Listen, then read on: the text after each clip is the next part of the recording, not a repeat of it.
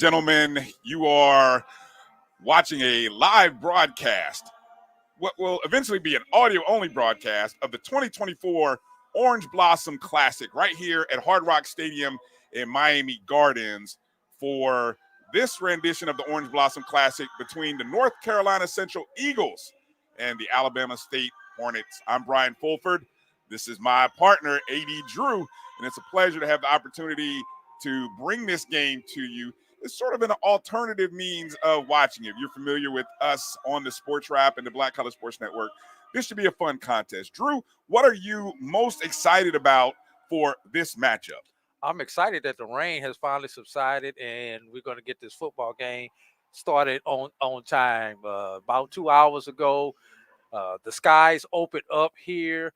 Your boy got caught up in it, and I'm still drying off, but we're still here to play some a great football team.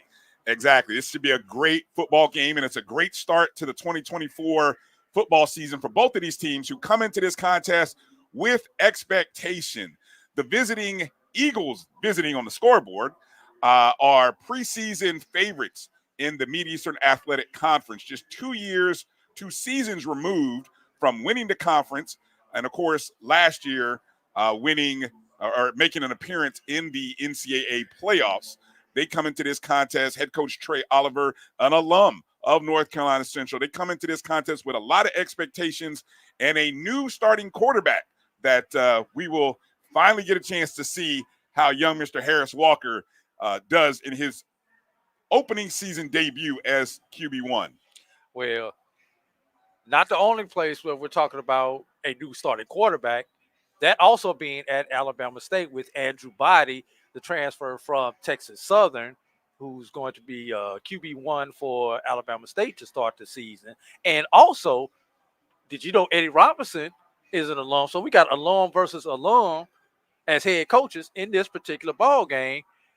Alabama State predicted to win the SWAC East, by the coaches. A lot of teams in there, the SWAC East, expect a lot out there, SWAC East. The SWAC looking to go 3-0 against BAC competition in this game. Or will the BAC, specifically North Carolina Central, take one away from the SWAC and bring that season series closer together in 3 hours? Well, we're looking forward to a great contest. A lot of eyes and ears. Hopefully your ears will be tuned in to this contest as we wait to see the debut of Andrew Body wearing some new colors, and then, of course, Harris Walker leading the Eagles. And so we've got the Hornets versus the Eagles. Someone's going to fly high, or someone just might get stung to open the 2024 season. We'll be back in just a moment with the start of the 2024 Orange Blossom Classic. It's never too early to plant the seed, to share the tradition, and instill a sense of pride in your HBCU with your little ones. HBCU Pride and Joy Children's Boutique helps you share your school spirit with a wide selection of adorable kids apparel and accessories officially licensed from your favorite HBCU. Visit hbcupridejoy.com and follow us on all social media at HBCU Pride Joy on Facebook and Twitter. Supermarket sushi, really? No. Wait, Troy, you work here? I'm never not working. Like Head & Shoulders Scalp Shield technology, up to 100% dandruff protection, even between washes. Never not working, huh? Oh, Troy, you're such a good teacher. Yeah, I know. Never not working. Never not working. Never, ever not working. Are you serious? Never not working. Dandruff protection that's never not working. Head & Shoulders Scalp Shield technology. Hey, grab me one too.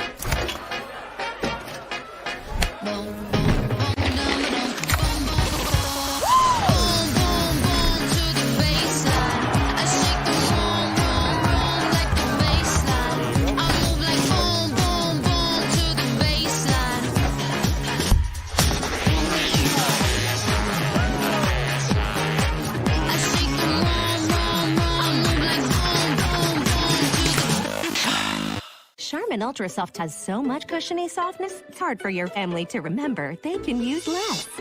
Sweet pillows of softness. This is soft. Holy Charmin. Oh, excuse me. Roll it back, everybody. Sorry. Charmin Ultra Soft is so cushiony soft, you'll want more, but it's so absorbent, you can use less, so it's always worth it. Now, what did we learn about using less? You gotta roll it back, everybody. We all go. Why not enjoy the go with Charmin? This is the Dean of the College of HBCU Sports, Kenyatta Cavill of Dr. Cavill's Inside the HBCU Sports Lab with Mike Washington and Charles Bishop. Come mix it up in the lab where the course lecture is in session every Tuesday from 6 o'clock p.m. Central Standard Time on Facebook Live, YouTube Spreaker, or the BCSN app, as we discuss all things about the HBCU sports culture, including exploring the week that was in the sporting HBCU diaspora, as well as the upcoming week of HBCU sports. With me, the Dean, the College of HBCU. At AutoMasters LLC, our mission is to serve our community by providing quality automobiles at affordable prices. All of our vehicles are inspected and certified to offer you the confidence in knowing you have a quality vehicle. Our goal is to provide you with a seamless process and positive experience for your automobile purchase. Financing recommendations and specific vehicle inquiries are available at your request. You can find us at www.automasters06.com and follow us on Facebook and Instagram. Also, please feel free to contact Terrence Miles at 601-927-7794. And oh yeah, tell him Sonia sent you.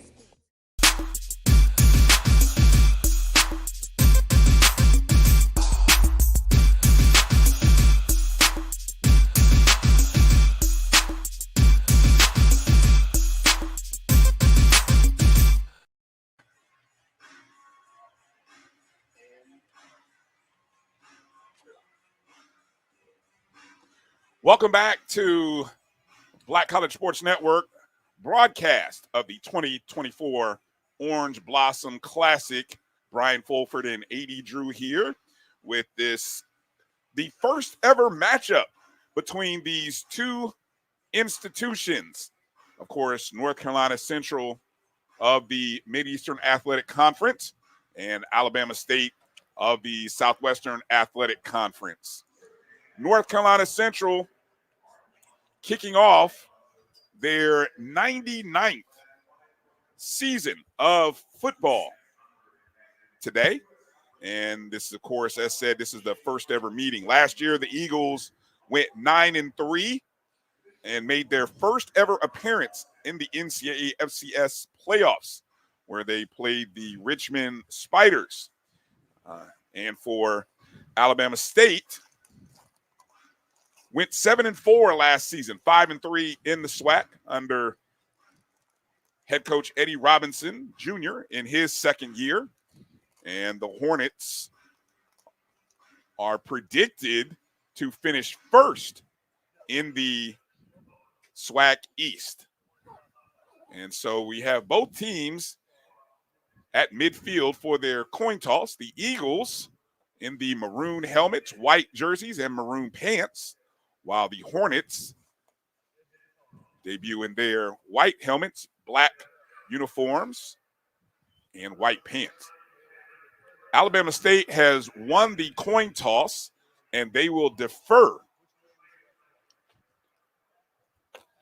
Not surprising. Both these teams like to feature the defense, so you figure they want to get their defense out on the field first. Let the offense see what's going on, and then hopefully get that, like the New England Patriots made famous, that close the first half off with the score, and then open the second half up with the score. Well, with Alabama State kicking off, we will get a chance to see redshirt junior Walker Harris as he leads the Eagles in their opening drive.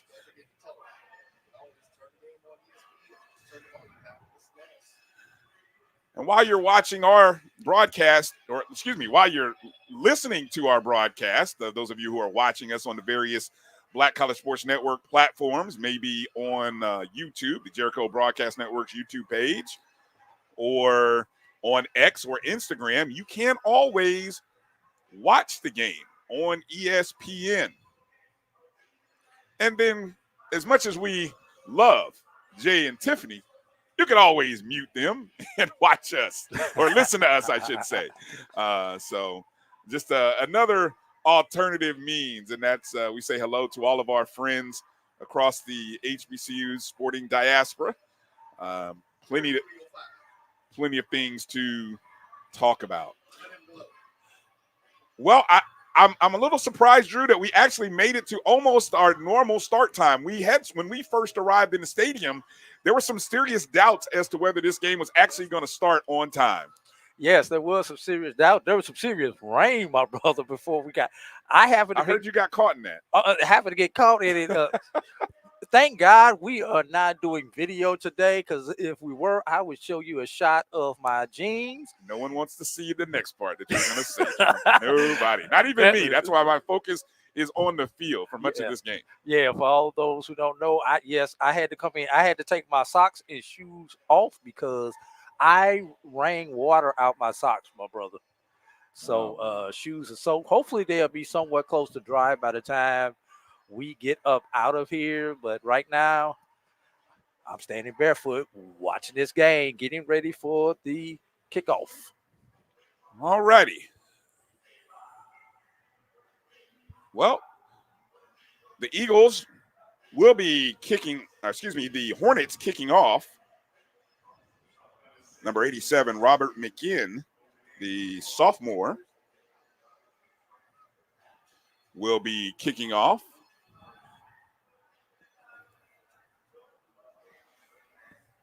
Correction, that appears to be number 37, Brandon Gilliam. Back to receive for North Carolina Central, standing on the goal line. You have number 7, Cole Jones. And number 81, Darrell Taylor. It's going to be Taylor, and he called fair catch on the 2-yard line. And so that will bring the ball out to the 25, and the season has begun for the Eagles and Hornets. Yeah, it's going to be great to see which one of these things. And one thing I want everyone to key on today is going to be on the special teams. Watching all of the action on yesterday. I think special teams played a large factor into the games that I was able to watch yesterday. Either you saw special teams win a game or lose a game. And for some teams that should have had resounding victories, special team errors were some of the things that kept other teams around on yesterday. Walker Harris comes out, the redshirt junior from Wake Forest, North Carolina. He starts in the shotgun. Twins to his left and right. Single back is Jamari Taylor. Man in motion. There's an inside handoff to Taylor. Plowing ahead, picking up maybe about 2 yards on the run is Taylor. Yeah, Bama State got a lot of players there in the box. Had about looked like they had about 6 or 7 of them in the box, and that's just a good play just to come out off tackle to the left, just trying to get a feel out of what's going on, trying to get the blood flowing. 2nd and 7, ball spotted on the 28. Got a bunch formation. Twins to Harris's far right. Taylor single back. Harris throwing to his right. Pass is complete to number 81. Darrell Taylor on the reception. And he's going to have enough for, I believe, a first down. No, correction. He only picked up 5 on the run as he is upended. And it'll be 3rd and 2.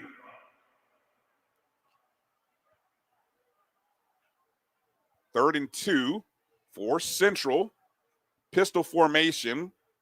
Harris and Taylor is behind him.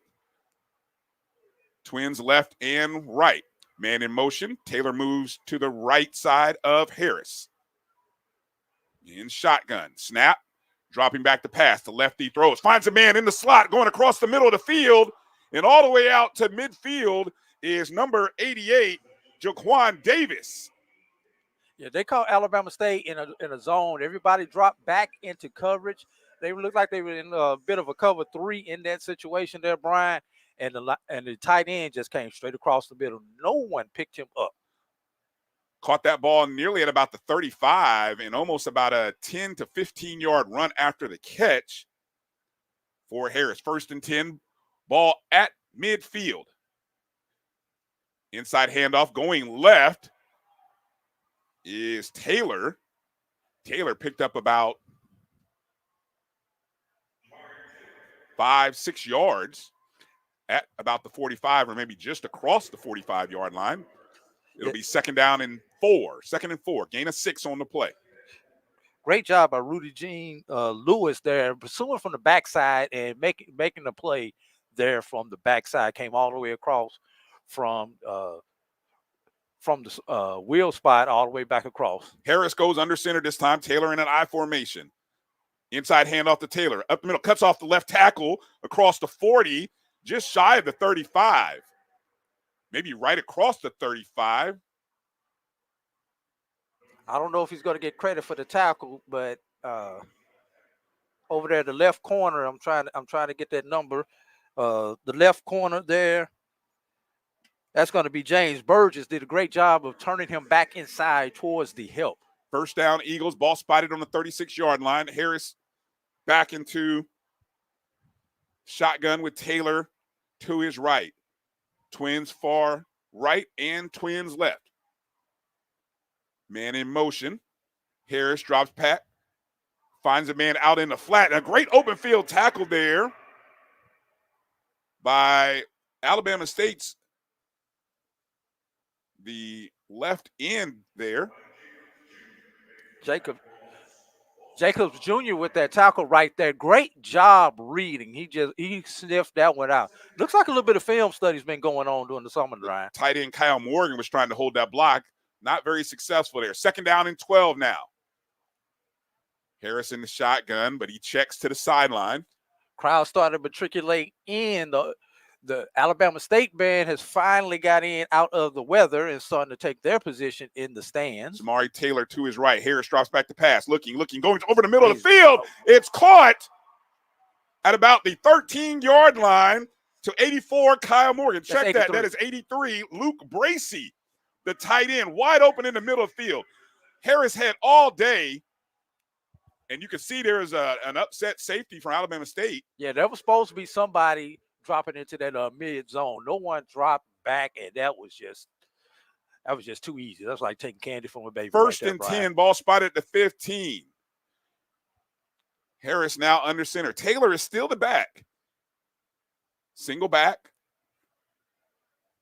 There's a double reverse coming around the right side, swinging left, and an open field tackle down just shy of the 10. That was number 81 who came from the right side to the left.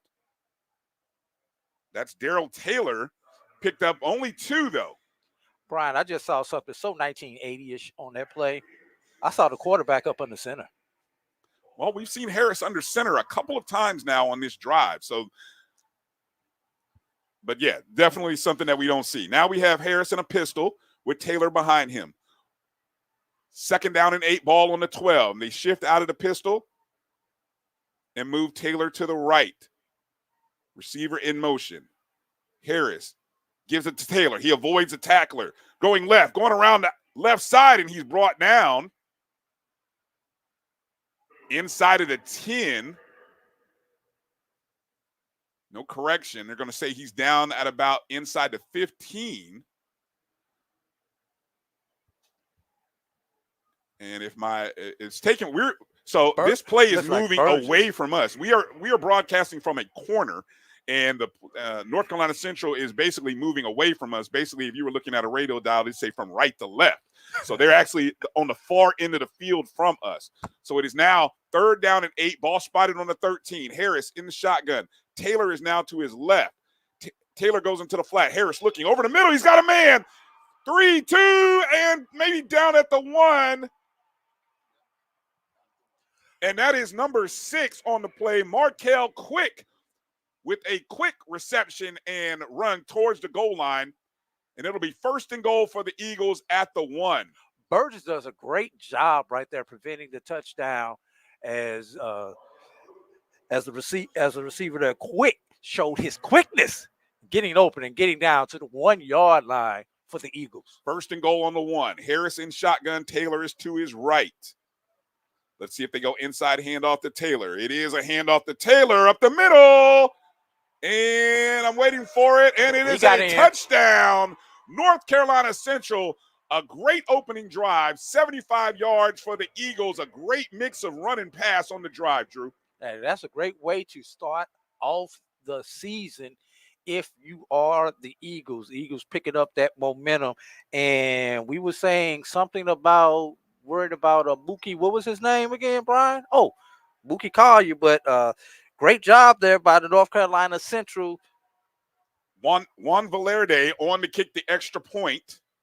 The snap, the hold, the kick is up, and it is good. So I was going to say great job there by Jamari Taylor trying to make everybody forget about that guy named Mookie.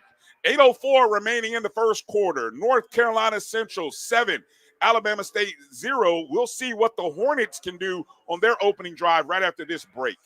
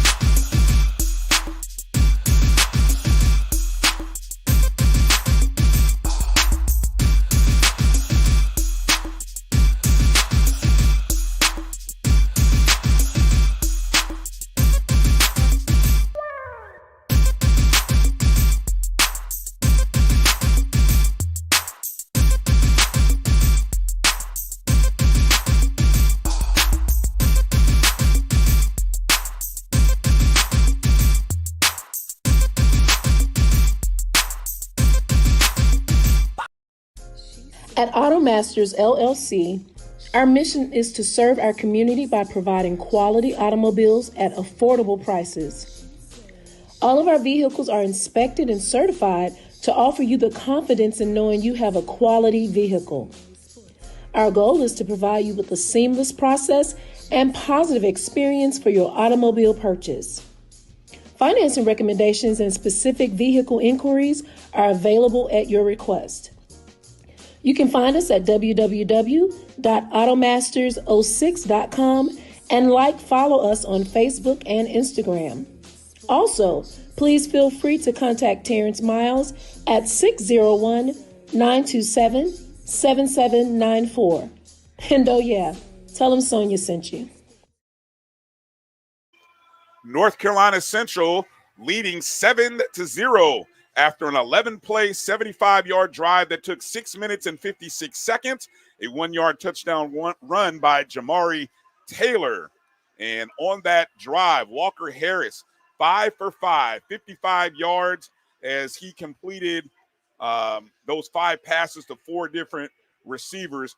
And Drew, our good friend, Mr. Joshua Sims, he's been telling folks about Walker Harris all off season, and I guess he was right. Yeah, I think he hit that one on the head. Harris on that drive, like you said, 55 yards. But what about Taylor there, my brother? He had 5 rushes for 17 yards on the drive and had the score. All right, North Carolina Central kicking away from us. Back to receive for Alabama State, Robert McMinn. And that ball, now that kick will go out of bounds. That kick there.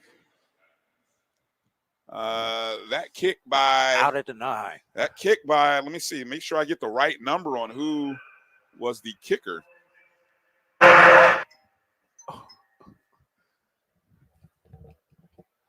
Okay, that on that kick there was number 89, Caleb Robinson. And so unfortunately, that ball rolled out of bounds. And so that ball we placed on the 35-yard line. First down.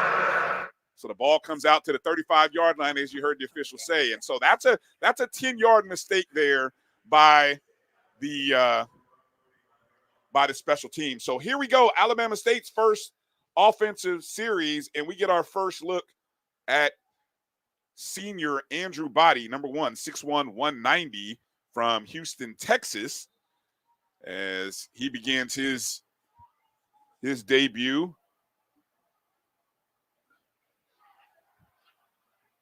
And they try to show a little misdirection there with a non-quarterback there, but it is Body. Is that misdirection or is that confusion? I don't know. More Body. There's an inside handoff around the left side and skirting out of bounds for a pickup of maybe about 5 or 6 yards on the play was number 23, Al Gates Jr. I think that's a gain of 8 on the play. Sorry, Drew. I think everybody was confused on that play. Looked like, I don't know if Bama State was confused and then they was doing it, and North Carolina Central was just as confused as Alabama State. But you had a bunch of people run around like chick with their heads cut off, and this looks like this is intentional. Well, Bama State. They have the starting quarterback and the backup quarterback on their Body keeps. He's going to pick up the first down as he gets across the 45 to the logo. So what's happening here is Alabama State's coming out with Body and backup quarterback number 4, Jonah O'Brien. And so they're showing flashes of O'Brien just to the left. And Body runs off the field, Brian, not to be cutting you off. Well, and now it is Jonah O'Brien who is in the shotgun. So I guess this is a true 2-quarterback system here. We'll see how this plays out. And now it's O'Brien in the shotgun with a single back to his right.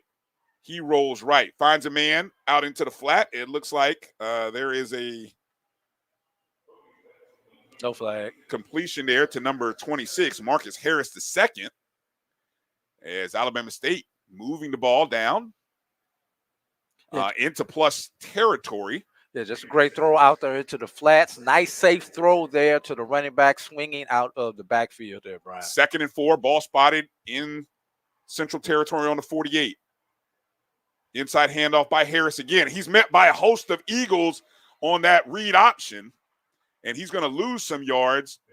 Looks like maybe about 2 yards back to midfield, back to the 50.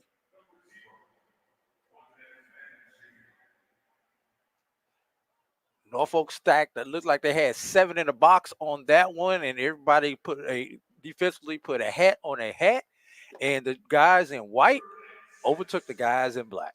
3rd down and 6. Again, Jonah O'Brien, and to his right is DeQuan Kinsey. O'Brien looking. He's scrambling. He's going to get the first down. He's going to slide as he gets across the 45. They say he slid at the 44. So it's a first down for O'Brien. So Jonah O'Brien, in case you did not know who Jonah O'Brien was, he's a 6'4" grad student from Calcon, Wisconsin, transferred from Eastern Illinois. Can somebody find that on Google for me? And now Andrew Body is back in shotgun. Body with a single back. Inside handoff. It's a double reverse to O'Brien, and he finds Body on the right side. And it's Body that goes out of bounds at the 35. So there's that. I don't know if you call it trickeration, but taking advantage of having 2 quarterbacks on the field. I mean, it's trickeration if that's a receiver or a tight end throwing that pass. The quarterback's throwing that pass, he's supposed to complete it. The question is, will the other quarterback have the hands to catch it? I can't imagine Coach Trey Oliver and the defensive staff had this scouted over the past month and a half. Where him scouting it, what is the rest of the SWAC going to say about this? 2nd down and 1 for the Hornets in Eagle territory. It's O'Brien now in the shotgun. He goes inside handoff, right side. And that is Kinsey. And he's going to be very close to the line or mark that he needed to get the first. He is actually short. So it is now 3rd and 1 Ball spotted at the 35. That looked like a great play. I'm surprised he did not pick up the first down on that. Great defense there by the Eagles. Yeah, great defense there. Looks like Isaiah Norris came in with the cleanup right there. 3rd and 1. O'Brien in the shotgun, single back to his right. He calls a receiver in motion. There's an inside handoff off the right guard, and he's going to have the first down. That one appeared to be a run there by Kinsey. O'Brien is still in the game. You know, Body's been in there for a few plays. Body has not thrown a pass yet. He's run the ball or they've handed the ball off with Body in there, whereas O'Brien, you're getting a little bit of mixture of both. It'll be interesting already to keep track of the snap count at the quarterback position. So it's 1st down and 10. Ball spotted on the 32-yard line for Alabama State. O'Brien in the shotgun. He's got a back to his left. Twins to the far left. He checks to the sideline. And before the delay of game, timeout, Alabama State. Be their first charge timeout of the half. So Alabama State calls a timeout with 2:56 remaining. We'll take a short break during this timeout. You're watching the 2024 Orange Blossom Classic on the Black College Sports Network. Hey, grab me one too.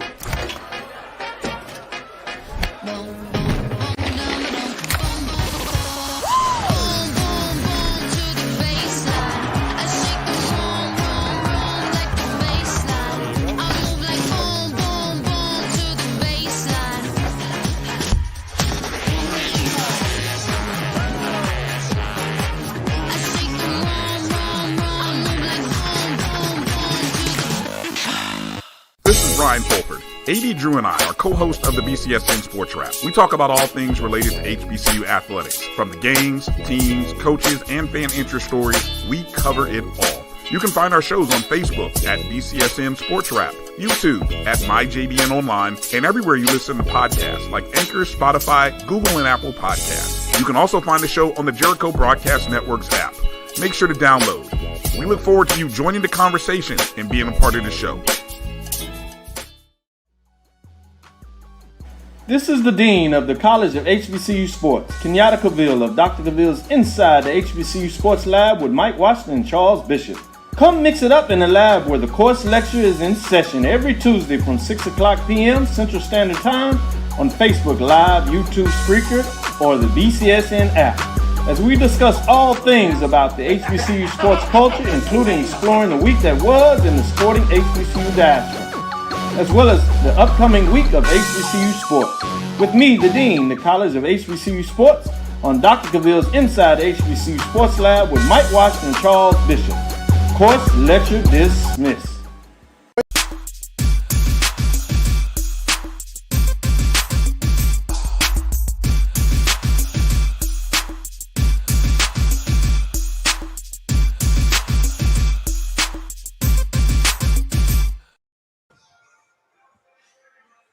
.256 remaining in the first quarter. Alabama State coming out of a timeout. And needless to say, they have thrown everybody watching and listening into chaos a bit as we try to figure out the game plan here. Of course, Andrew Body was listed as the QB1, much expected. And then Alabama State came out with 2 quarterbacks. So it's been Andrew Body and Jonah O'Brien from the first snap. Both have been on the field. Maybe more so, Jonah Bryan has been on the field more than Body, and they've used both quarterbacks in a myriad of ways. Yeah, it looks like Alabama State is, they got this 2-deep chart that they always give us for a game, Brian.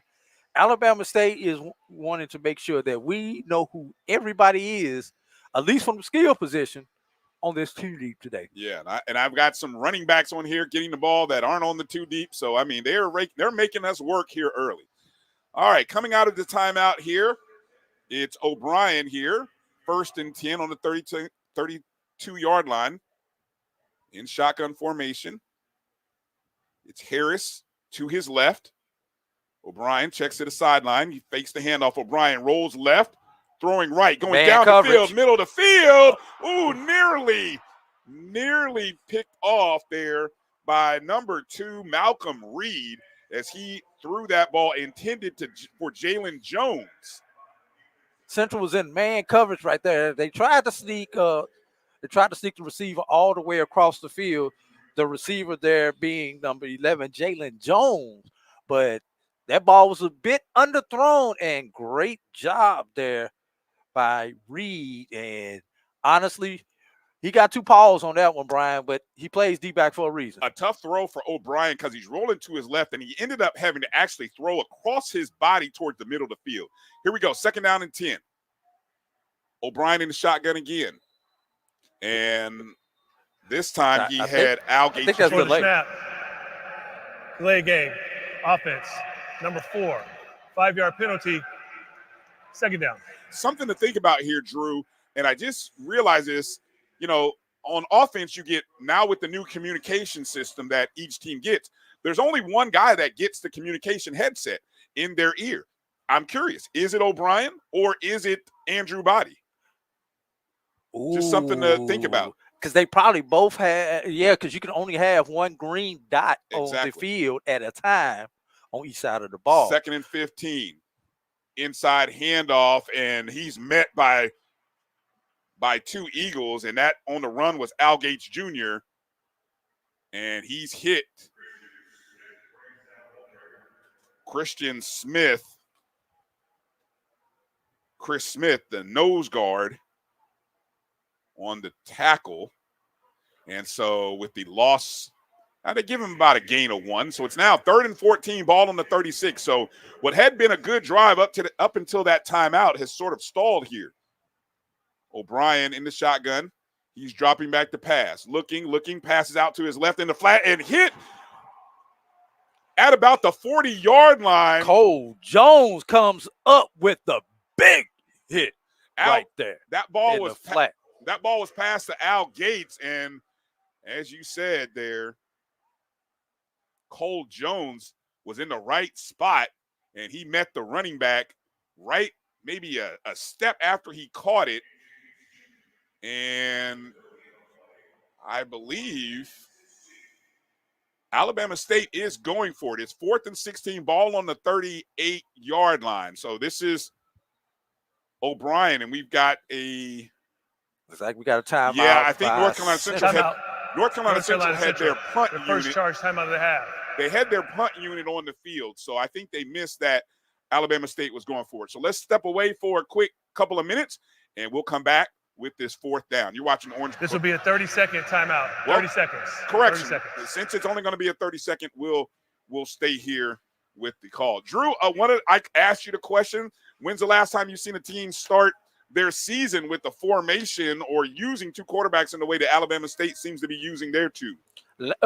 Not since I've coached high school football, Brian, and that's pushing 20 years ago, Brian. Over 20 years ago now.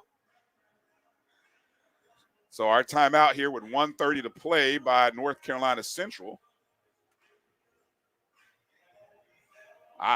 Well, you called it a 30-second timeout, but I noticed the red hat came out on the field, and so we've got a longer timeout. So with that said, we will step away for a break. You're listening to the 2024 Orange Blossom Classic right here on the Black College Sports Network. We'll be back in a couple of moments. Choice Hotels is a family of brands that helps you get the most for your money so you can be any traveler you want to be. You could be a free hot breakfast hero at a comfort hotel. Yes! That's how you waffle! Mr. This script got a plot twist at a Radisson Hotel. A business big leaguer. Go for key. Even the ultimate pool float inflator. With 22 brands and the best value for your money, Choice Hotels has a stay for any you. Book direct at choicehotels.com, where travels come true. Gotta get the corners.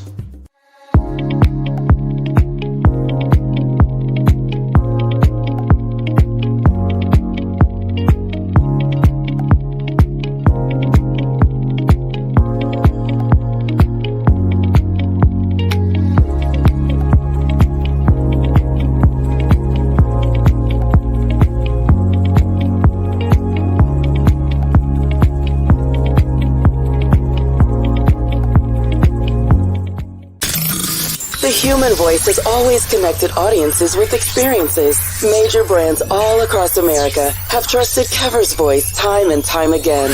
Conversational, powerhouse, intelligent, and sincere. That's the voice you need for your creative marketing process. KEAVERSVOICE.com. Kever's Voice, Kever's Voice, KeversVoice.com. Always on, all the time. Since 2002, Empowerment Resources, Inc., a nonprofit organization, has empowered more than 1,500 youth and adults in Duval and surrounding counties through its programs Journey into Womanhood, Girls Mentoring, Life Skills for Teens, and Parenting Education Coaching. To get involved with programs, volunteer, or donate, visit www.empowermentresourcesinc.org. Follow us on social media, facebook.com/empowerment.resources and instagram.com/empowermentJAX.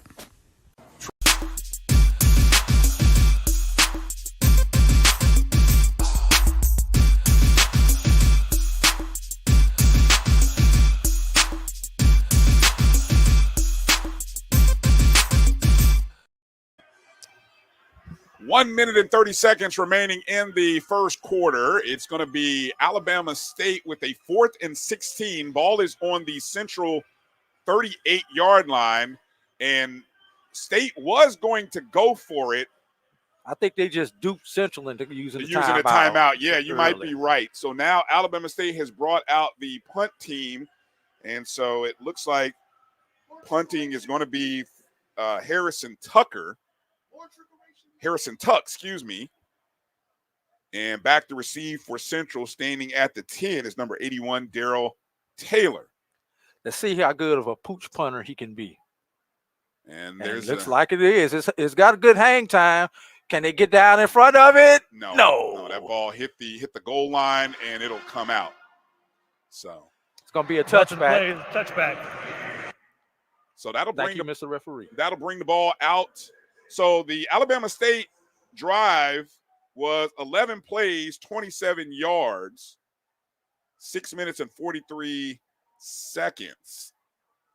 They did pick up 3 first downs on that drive, but I think towards the end of it, the North Carolina Central defense showed up, especially after the timeout, Drew. I think prior to the timeout, Alabama State had a lot of momentum on that drive until that occurred. So, and the thing about that timeout, Brian, Alabama State had to take the timeout because they did not want to delay a game. So, second possession for Walker Harris. Inside handoff, a nice move by number 4,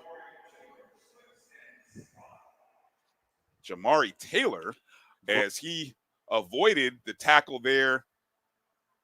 Great open field tackle there by Drake Johnson, though, Brian.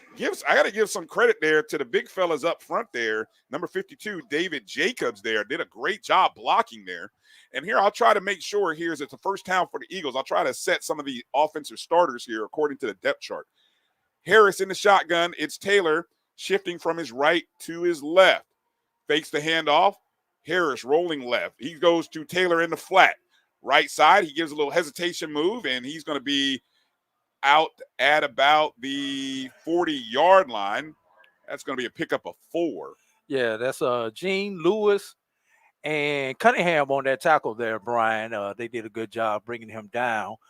And looks like we're going to have third and about, 6? 3rd and 6. The up front guys for third and 7 officially. The up front guys for North Carolina Central, according to the depth chart, you've got Ty Lawrence, A.C. McMorrow, the center, Noah McKinney, Jaquan Sprinkle, and Trey Richburg. And I think we're going to have end of the first quarter there, Brian. End of the first quarter. Well, at the end of 1, North Carolina Central 7, Alabama State 0. We'll come back with the second quarter. You're listening to the 2024 Orange Blossom Classic right here on the Black College Sports Network. We'll be back in a few moments. If you think all pads are exactly the same, think again. This is Always Ultra Thins reinvented with the Always Triple Protection System. This pad wicks gushes 90% faster, absorbs even more so you can feel dry, and locks odors in. Rethink your pad for up to 100% leak-free and odor-free comfort. with the totally reinvented Always Ultra Thins. This is always like never before. The Cuvée Group is a Florida-based marketing and training consulting firm. We help businesses communicate to their target audience and engage them in conversation. We also help to expand their audiences, which will ultimately result in growth for those organizations. In addition to being a certified constant contact specialist, my colleagues and I are also certified in John Maxwell Leadership Principles. We use these proven principles to conduct workshops, training, and private coaching sessions for individuals and companies looking to take things to the next level. Contact us to schedule a free consultation. Issues today, don't delay, call Cuvée. Nope. Nope. Come on, him? Ooh, I like him.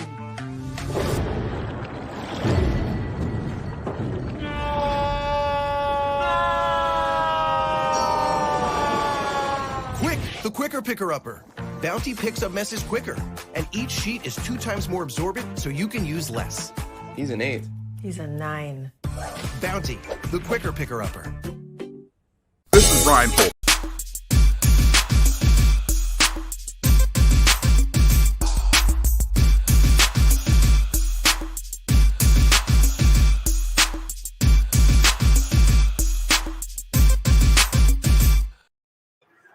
Welcome back to our audio-only broadcast of the 2024 Orange Blossom Classic right here in Miami Gardens, Florida. Bryan Fulford and A.D. Drew. Drew, it's good to have some of our BCSN family watching, or I should say listening. Family, not family. Well, and some of them are family, but it's good to have all of our BCSN friends watching and listening. Yeah, let's see. We got Kevin from Tally. Craig Hall, what's going on? HBCU band talk. Mary 305, Karen Griffin. I always know I'm gonna hear those two on here or see those two. Walter Harley says, "Go NC, see you." Let's see. Let me go down. Jeff Roberts. Aggie Pride. E. Walker. Let's see. Did I say Karen Griffin already? Swag fan 100. Terrence Hunter. I wonder if that's my boy Terrence Hunter. Who's a rattler from Albany, Georgia. M. Ford, 1974. Great year. Hey, here's a handle for you. I'd rather be golfing. Hey, me too. Yeah, but that's his handle. Oh, not in this weather, though. Yeah, not down here in South Florida today. Hey, and shout out to Sports Voice J-Dub, who's Samuel Walker in the house. Who's on the YouTube. And I saw the tweet that you put out there, J-Dub. Appreciate you, my brother.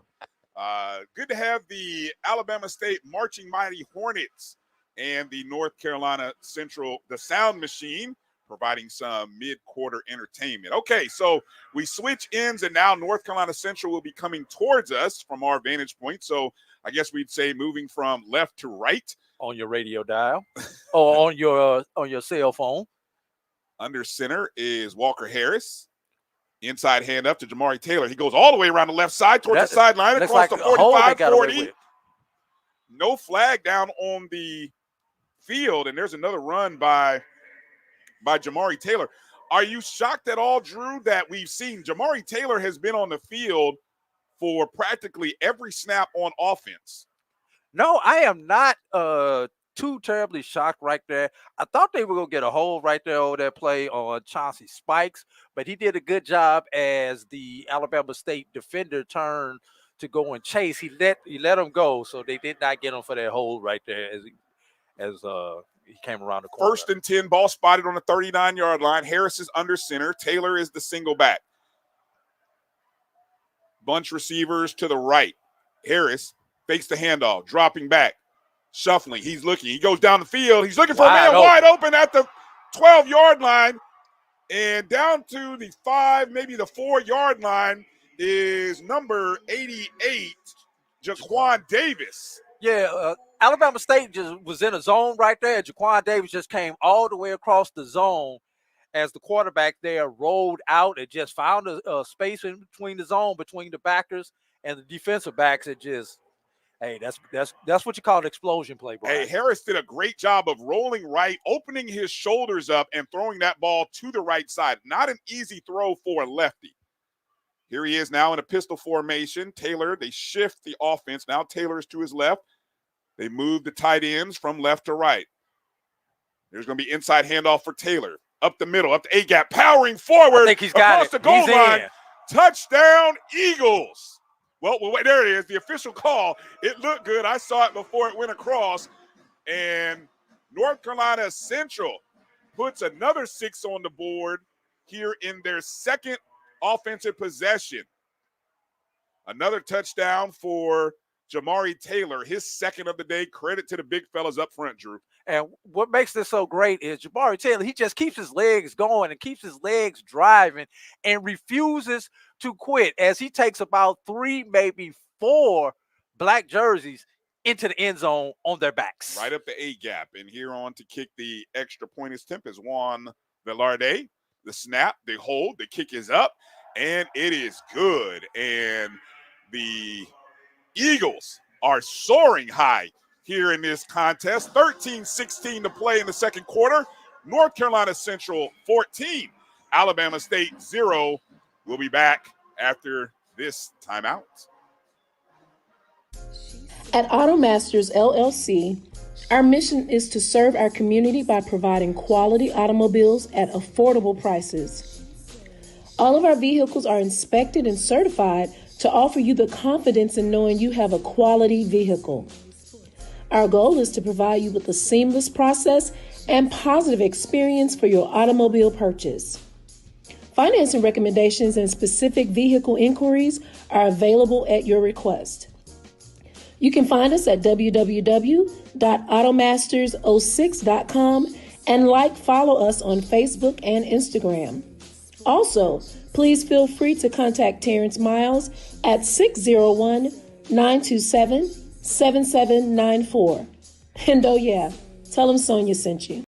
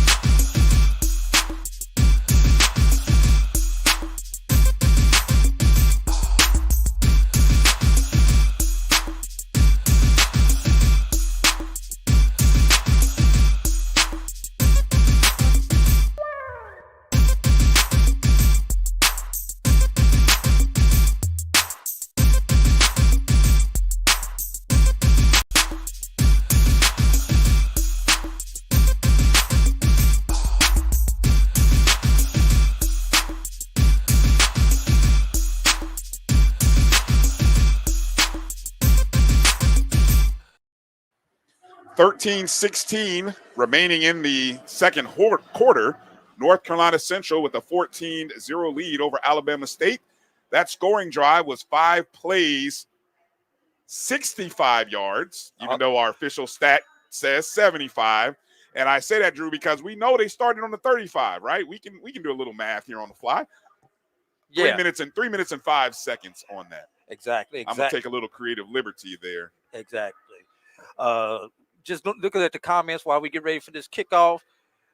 Clarence Kenny, most black college football teams don't have a good quarterback, but Central does because they develop players.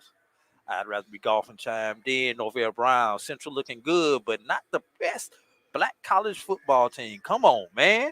All right. Keep those comments coming on YouTube, everybody. We'll try to get them in during this broadcast. The only place where you could do that at, Brian. Standing back on the goal line, back to receive for Bama State. And at the 5-yard line is Robert McKinn up the middle. He's got the same. Ooh. And he's brought down right just about the 28-yard line, a little shy of the 30. If he gets through that, Brian, he's got a lot of green grass in front of him, despite how wet it may be right now. A lot of green grass to the left. So back comes the Alabama State offense for their second possession. Let me get the big fellas up front going from left tackle across the right.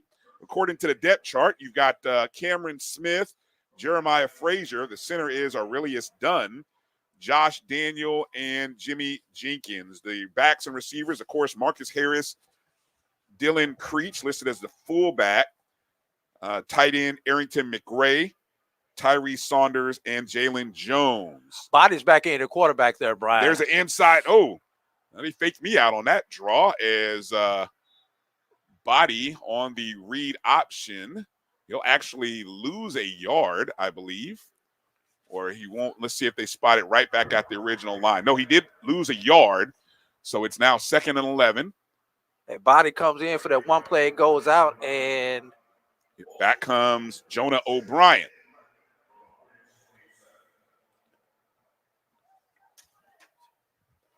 So O'Brien now with 5 receivers, 3 to his left.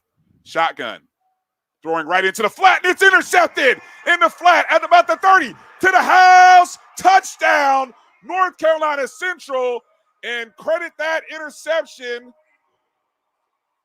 That's number 7, Is Cole that man? Jones. Cold-blooded. Cole Jones with the interception. That ball hung out there in the flat, and that it doesn't get any easier than that for a safety, as Jones just picked that off and took it back. That's a 27-yard touchdown return, and he had a few blockers in front of him, and Central now jumps out to a 20-0 lead over Alabama State. Hold your horses, Brian. There's a yellow handkerchief on the field. Let's see what that is all about. Well, I see special teams on the field, so maybe it's after the play. Yeah. A little too much celebration. Too much celebration. Somebody came in off the field, off the sideline, maybe. Maybe some people got into it behind the play, and you know that, hey, what you doing for dinner after this game? I don't know what I'm doing, but let's go somewhere and get some chicken wings or something. You know those conversations that we like to have in football, Brian. 32 yards on the return by Cole Jones, and we're still waiting to see what the call is. A lot of conversation. 12:23 remaining in the second quarter. And usually you don't see a whole lot of players around when they're doing this. Let's see what we got. Touchdown is good. After the play is over, unsportsmanlike conduct on the return team, number 91.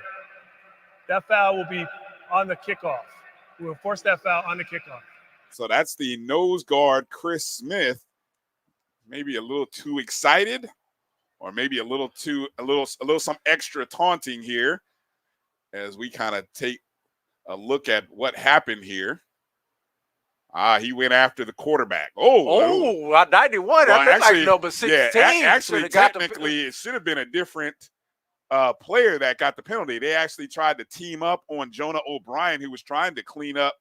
Makai McCall came in actually and gave a cheap shot there to the Alabama State quarterback there, Jonah O'Brien. He should have gotten the flag on that play. All right, on for the extra point is Juan Velarde. Central trying to go up 21 on State. The snap, hold, kick is up, and it is through the uprights.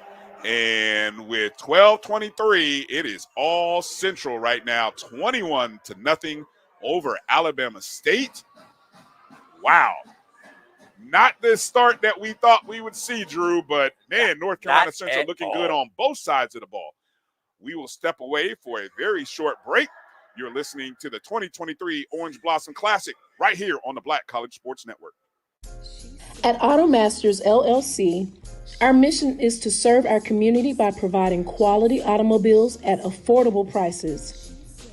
All of our vehicles are inspected and certified to offer you the confidence in knowing you have a quality vehicle. Our goal is to provide you with a seamless process and positive experience for your automobile purchase. Financing recommendations and specific vehicle inquiries are available at your request. You can find us at www.automasters06.com and follow us on Facebook and Instagram. Also, please feel free to contact Terrence Miles at 601-927-7794. And oh yeah, tell him.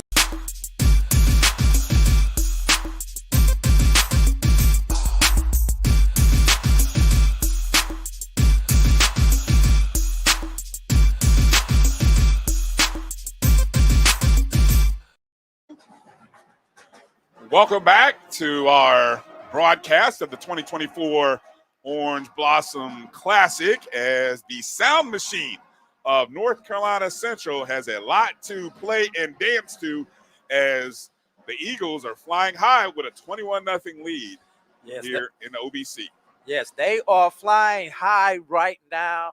They are out here. They are having fun, Brian. And it's easy to have fun when you're up 21-0.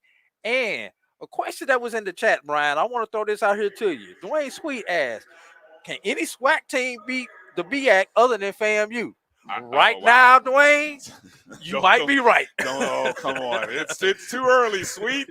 It's too early. It's week 1. Let's not go there with that. But definitely it is a good start for North Carolina Central and Alabama State. I know the instant overreaction, Drew, will be about the 2 quarterbacks that Alabama State has running in and out here. I know that's going to be the instant hot take reaction by a lot of people. Those of you who are in the chat, don't overreact to this too soon, okay? It's still early. Yeah, it is still early, but, you know, what do we talk about?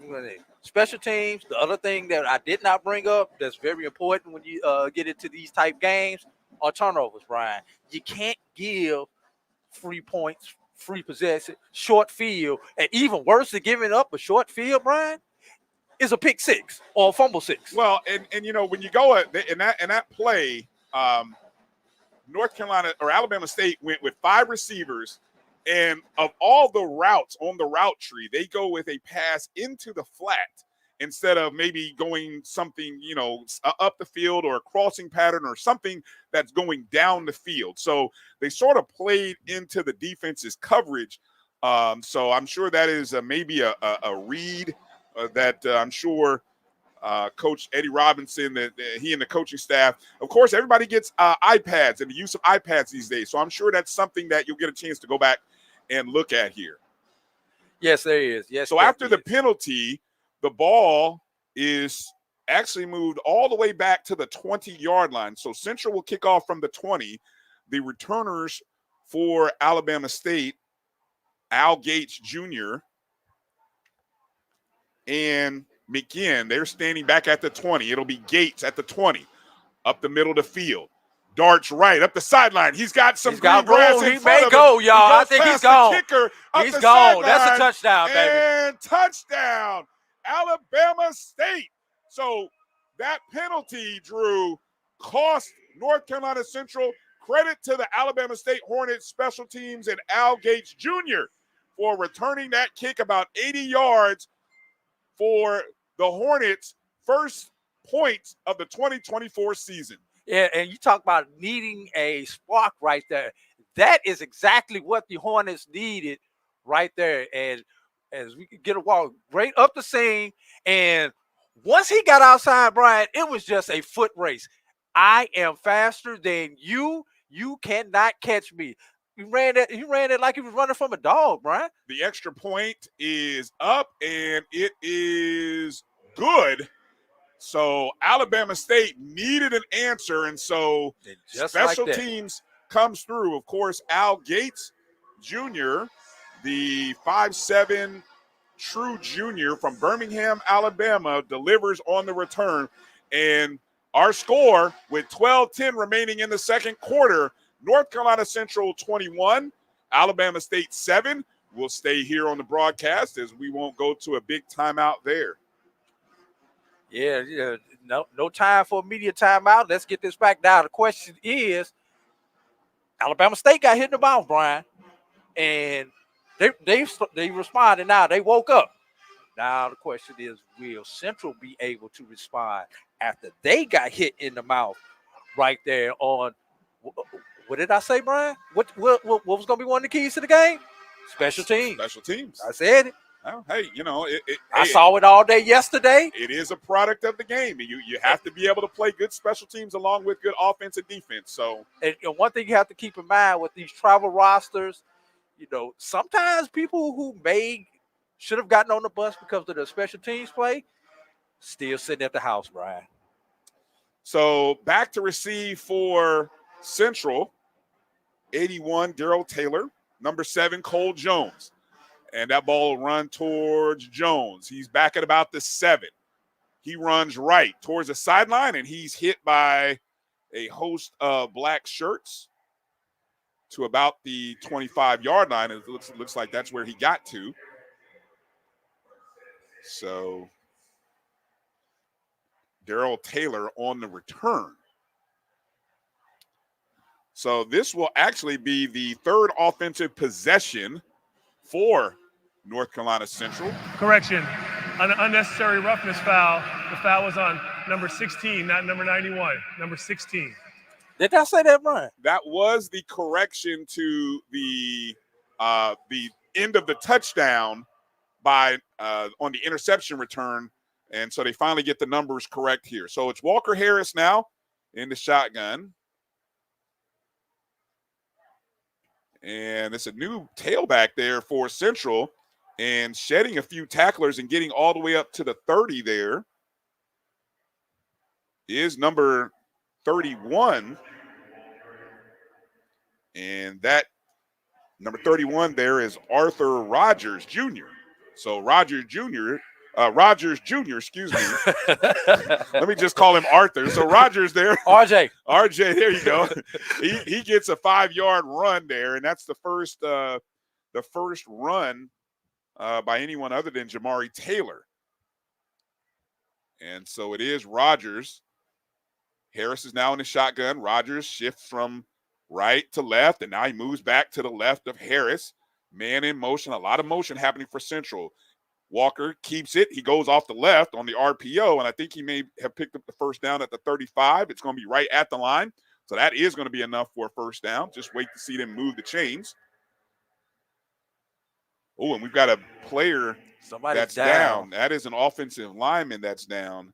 Let's see if we can pick up a number. And that's not good because he is on his side. Appears to be holding or favoring his right knee as I look at the trainers. Let's take a break here for a second. Let's take a break on the field for the injury timeout. You're listening to the 2024 Orange Blossom Classic right here on the Black College Sports Network.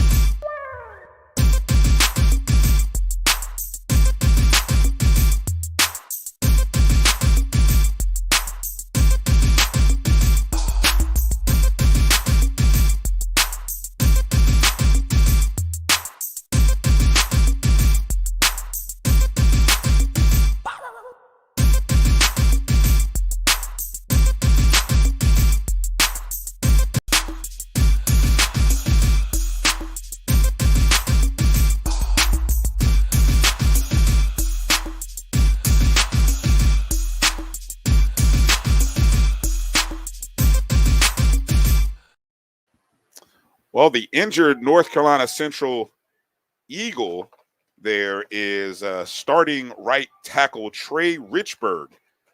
And he appears to be favoring his right knee as he was able to come off the field, but he was limping with some assistance. Richburg, 6'2", 305 from Matthews, North Carolina, Butler High School. Let's hope that this is nothing that's too serious, although he was favoring his right knee as they were bringing him off of the field there, Brian. So according to the depth chart, the backup right tackle is 66, Sean Burton. He is a redshirt freshman. So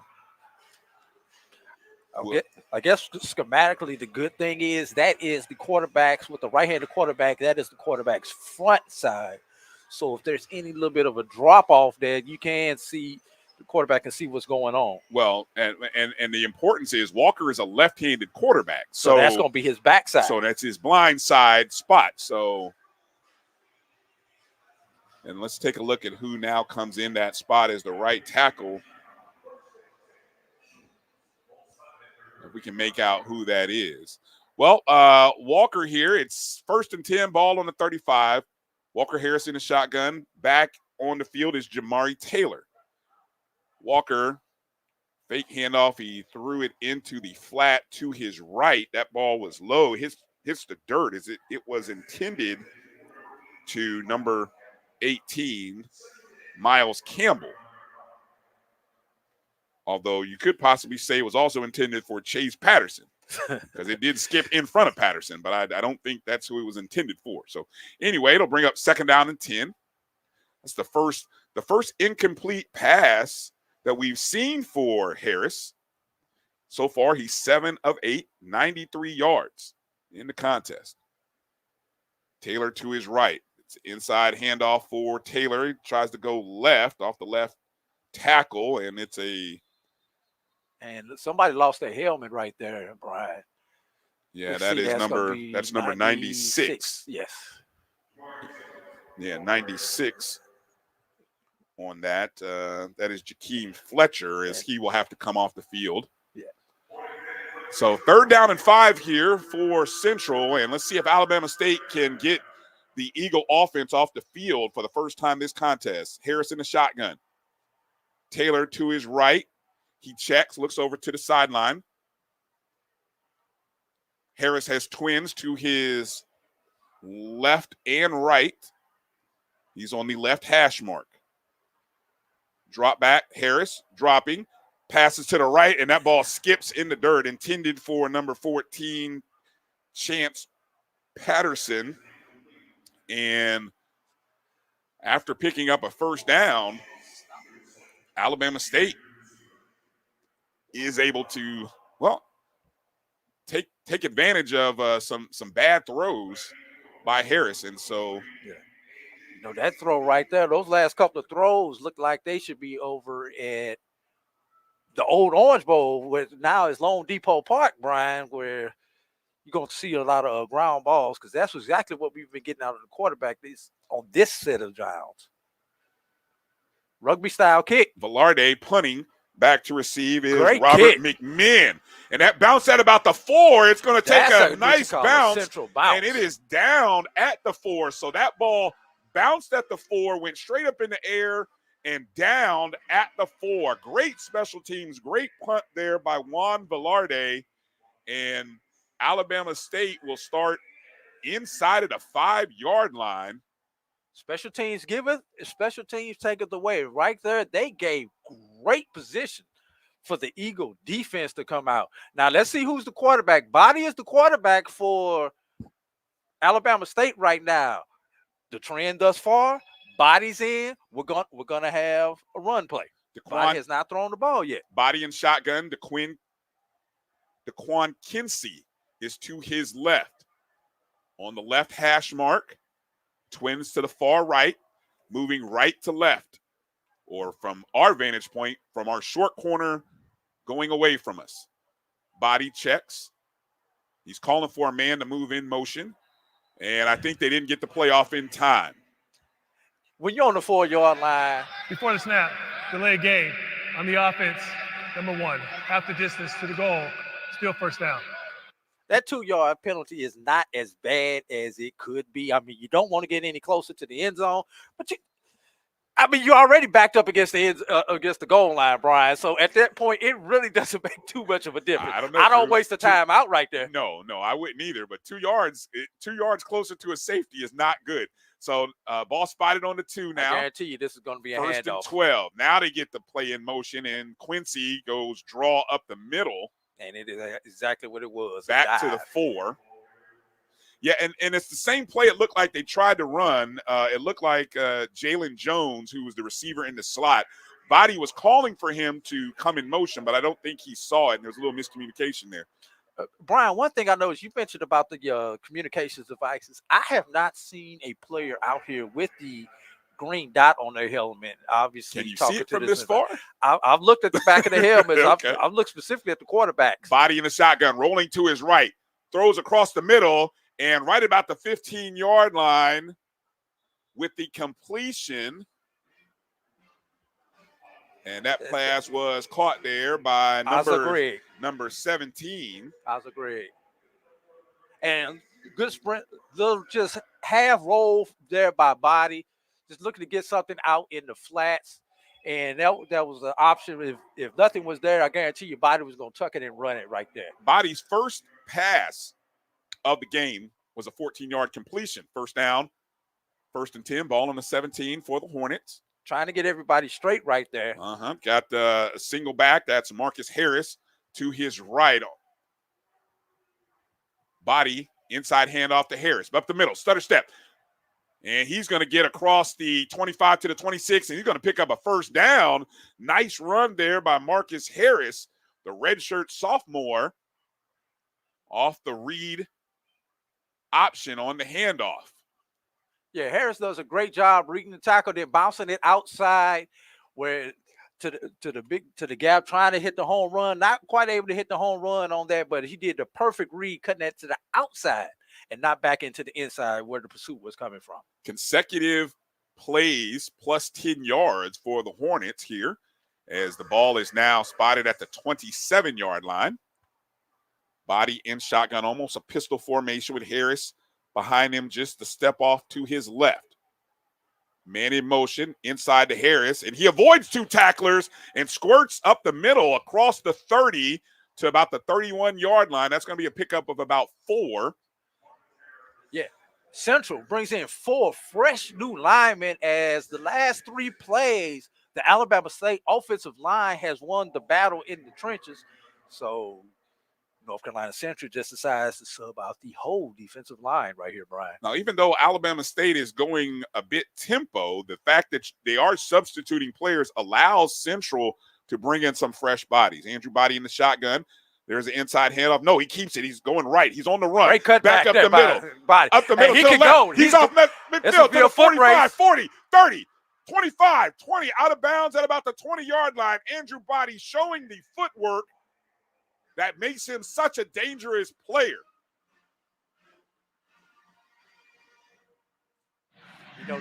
Holding. Offense. And that play is coming back. 10-yard penalty from the spot of the foul. Replay, second down.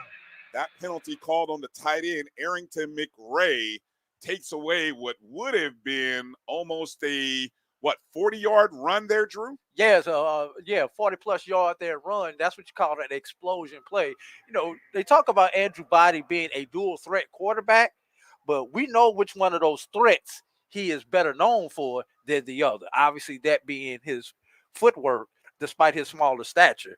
He's definitely a great runner. He's 6'1", 190, Drew. Get a man a little bit of credit. You believe he's 6'1"? You believe that if you want to. Second down and 8. I don't think that's correct, but this basketball. Well, that's what they say. 2nd and 8. Oh, and I think we've got a delay. Let's see. Before the snap. Nope. Timeout. Timeout is called. Alabama State. So it will. Second charge timeout of the half. It will be 2nd down and 8. 30-second timeout. Ball spotted on the 29. Now they tell us 30 seconds. I don't know. Last time we thought it was a 30 seconds and turned into a 3-minute, but it looks like it will be a 30 second timeout. 6:31 remaining here in the half. I'm about to say, I don't know where you saw that 9:56. I'm looking at I'm looking at the live stats here. I look down at my live stats instead of up on the screen, and so that's what threw me off. So it'll be 6:31 remaining. As coming up at halftime here, we've got the Sound Machine of North Carolina Central and the Marching Mighty Hornets of Alabama State going to do battle. PSA, Brian, y'all be nice in that chat room. Where's Dr. Lori at when you need her? All right, back on the field come the Hornets. Second down and 8, ball on the 29. Andrew Body in the shotgun. Body keeps right side. He actually ran into a moving tape, but he finds his way out along the right side, up the right sideline, and he is tossed out of bounds, picking up a first down. Great job by Andrew Body making something out of what could have been a loss, but there is a flag back at about where that bump to the outside occurred. It might be holding. Andrew Body looked a little Barry Sanders-ish. Did I say that right? Barry Sanders-ish on that play. You got all that out, yeah. As he bumped it to. Well, they don't. I see laundry. Maybe that's some dirt on the field. I don't know. I swear that's a yellow flag out there. That's behind a yellow Andrew something Body. out there. Okay, well, they say it's a first down. So 1st and 10, Probably ball on the a piece of tape. 41. Here comes a corner blitz. Body avoids it. He's running left around the outside, across midfield into plus territory as Central had a corner blitz coming. Body did a great job of reading it and spinning out of it. And he picks up another first down. Yeah, some official is missing a flag, Drew, because I swear that is a yellow flag that's out there. I think that's just a piece of tape, Brian. Okay, maybe so. All right. It sure looks like a flag. So now a quarterback change. Jonah O'Brien now comes in. The back to his right is number 20, Jamari Holtzclaw. And up the middle is Holtzclaw, breaking out to the left. And he slips down at about the 30-yard line. Somebody hit that Buffalo Wild Wings button because he could have been gone. I was not ready for that analogy there, Brian. No. Well, he squirted out of that potential tackle. Nice run there by Jamari Holtzclaw. And O'Brien scrambling. Oh, he's got to do something. He's going to take a sack there. And he's going to fall all the way back to the 38. Yeah, all the way back to the 38-yard line. Credit to Cole Jones for being there on the sack. And just like that, Andrew Body comes back in. Yeah, there was all kinds of – there was nothing but white jerseys surrounding O'Brien. I don't think his offensive line picked up what was happening there. So now Body is back in. Sometimes that's what happens when you go tempo, Brian. Body fakes up the middle. He's got a lot of room up there. He may 20, go all the way. 15, 10, 5. That's touchdown. A touchdown. Touchdown, Andrew Body. He gets hit in the end zone, and there comes the extra. No flag, but give a touchdown on the read option run there by Andrew Body, and the Hornets put 6 on the board. And this is the first offensive possession that the Hornets have scored a touchdown, and they've cut the deficit. If they convert the extra point to 7. Body just got away from the linebacker there in the middle of the field. And the extra point attempt here by Alabama State. The snap, the hold, the kick is up. And it is good by Baylor Cannon.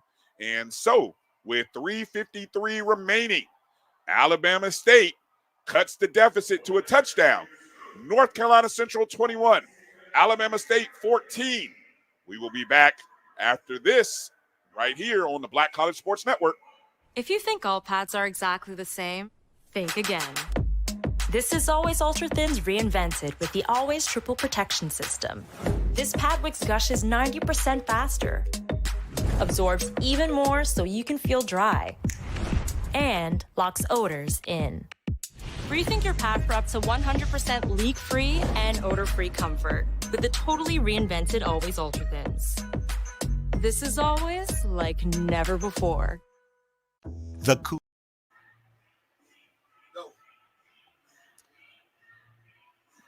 3:53 remaining here till halftime. As I was trying to look for the actual plays on that drive. My stats program not pulling up exactly as quickly as I'd like it. Okay, snap, kick here by Alabama State, and back to receive on the 2-yard line. And up the sideline, got a big hole for number 81, Darrell Taylor, on the return. And an Alabama State defender hit him, didn't tackle him, so he bounced off of it and got another 5 yards after the hit. Darrell Taylor on the return, all the way back out to the, let's see, they're going to spot that at the 35, at the 36-yard line. So a nice run from about the 2 or 3 yard line, Drew. That was Brandon Gillum, the kicker, who actually made the hit to slow him down, Brian. Talk about a kicker not being afraid to get his hat dirty. Yeah, he came in there. Now, imagine if he would have just wrapped up. But, you know, I think he did his job. Oh, here comes the North Carolina Central offense. Walker Harris in shotgun. Taylor to his right. Inside handoff to Taylor. Tries to skirt the first defender. Jamari Taylor maybe picked up about 3 yards on that to the 38-yard line. Something we got to keep in mind, Brian, you know, we've got the new 2-minute timeout. So let's see how these two teams play with that, similar to the 2-minute warning in the NFL. 2nd and 8. Harris in the shotgun. It's Taylor to his right. Single receiver to his right. Coming towards us, moving right to left. Harris looking, passes out to his left. Pass is complete, just shy of midfield. That pass looks like it was complete to 88, Jaquan Davis. Joaquin Davis. Excuse me. And Joaquin just finds a spot, just sits down in the middle of the zone and just pick up as much as he can while he waits on the Alabama State Hornets to swarm him. Beautiful throw there by Harris, the lefty, throwing to his left.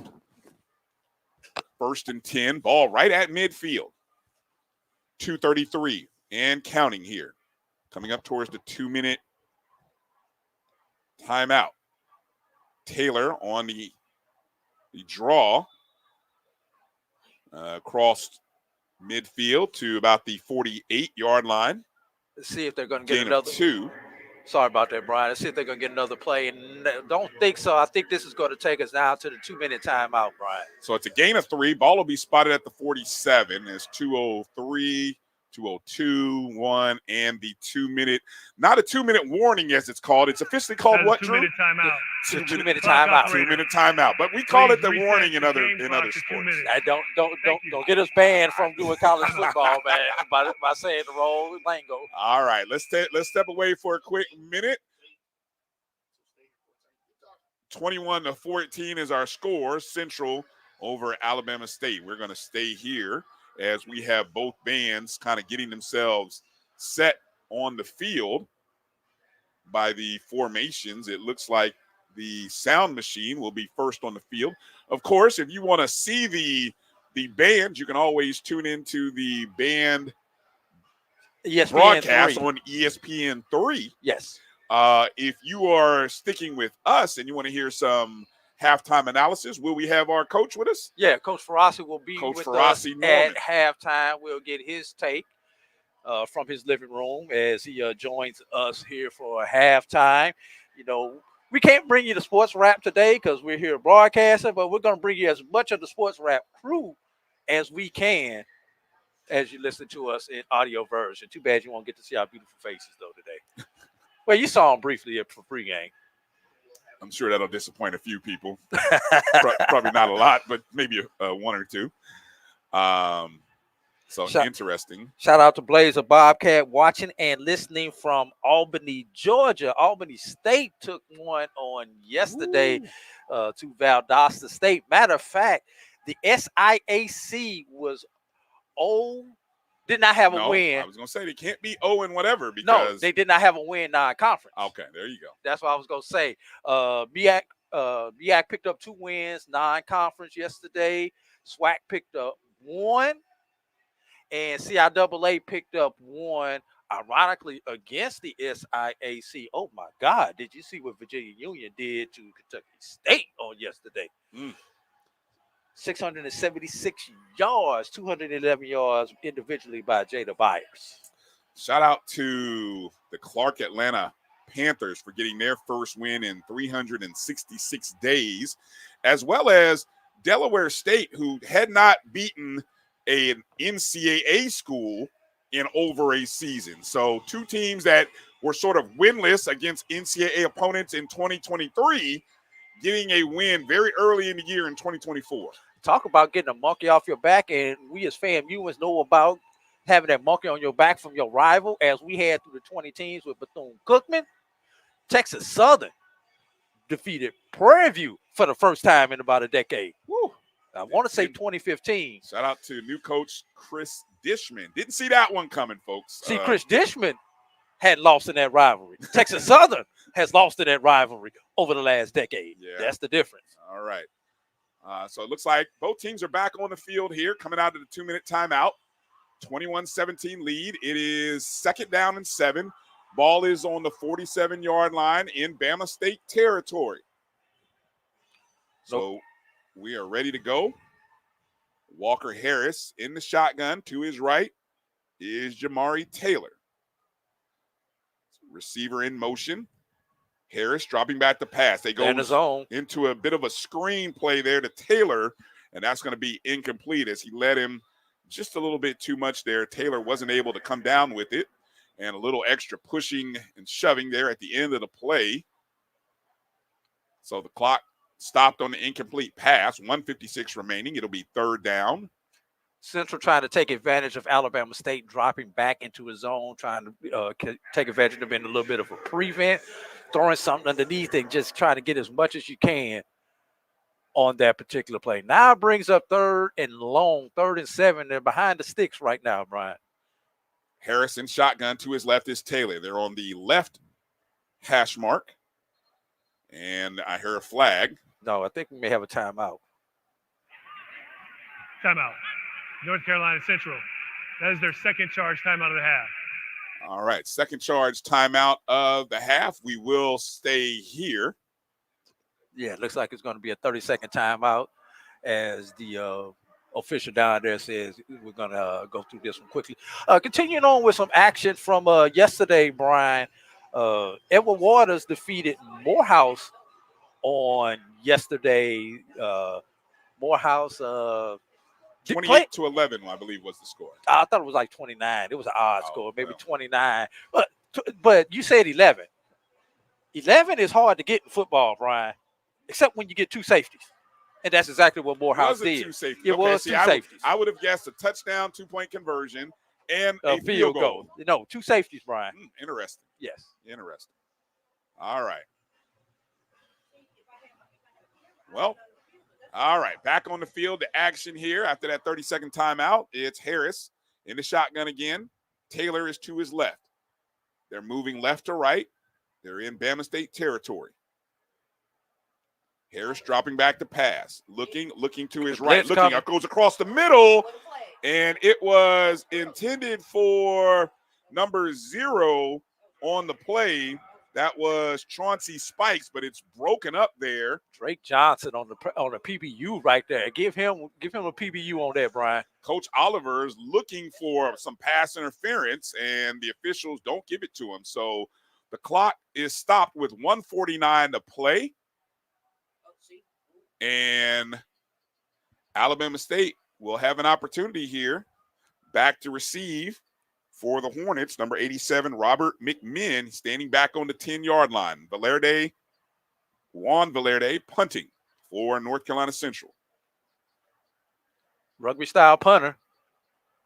And McMinn's going to call fair catch with a little bit of traffic around him, but he fair caught it. Looks like at about the 12, no, they say the 11-yard line. So Alabama State with 2 timeouts here. So let's see how they matriculate down the field there. First of all, who's your guess on quarterback for this series? I'm going to go Body. I think they have come out with Andrew Body for practically every starting drive except maybe one. Looks like they did spot it at the 12, Brian. Okay.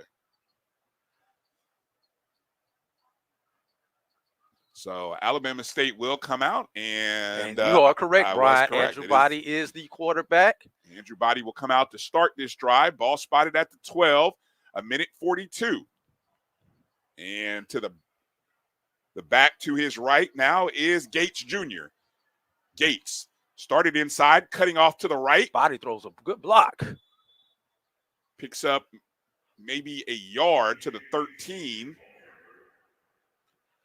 He's passed the ball. He's rushed the ball. He's caught the ball, and now he's throwing blocks, Brian. I see him try to do everything. Well, I don't know about that block, Drew. I looked at the replay. It was a quarterback block, but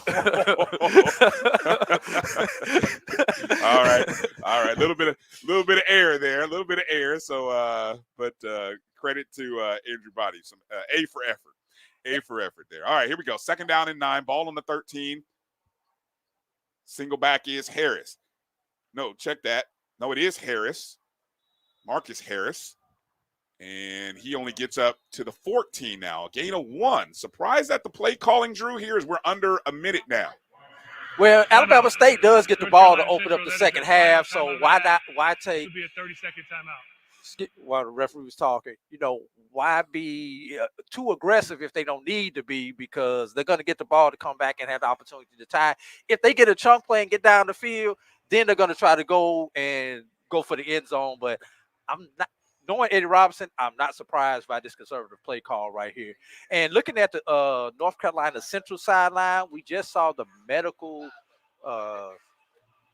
cart, if that's what we want to call it, head to the sideline, and the player who was injured earlier, Trey Richburg, is being put on the cart. So, go ahead and say a shout out to whoever you pray to that this young man is going to return healthy. Here we go. Body in the shotgun. Gates to his right. Twin receivers to his right and left. Won't be surprised if Body decides to keep this if there's nothing good here.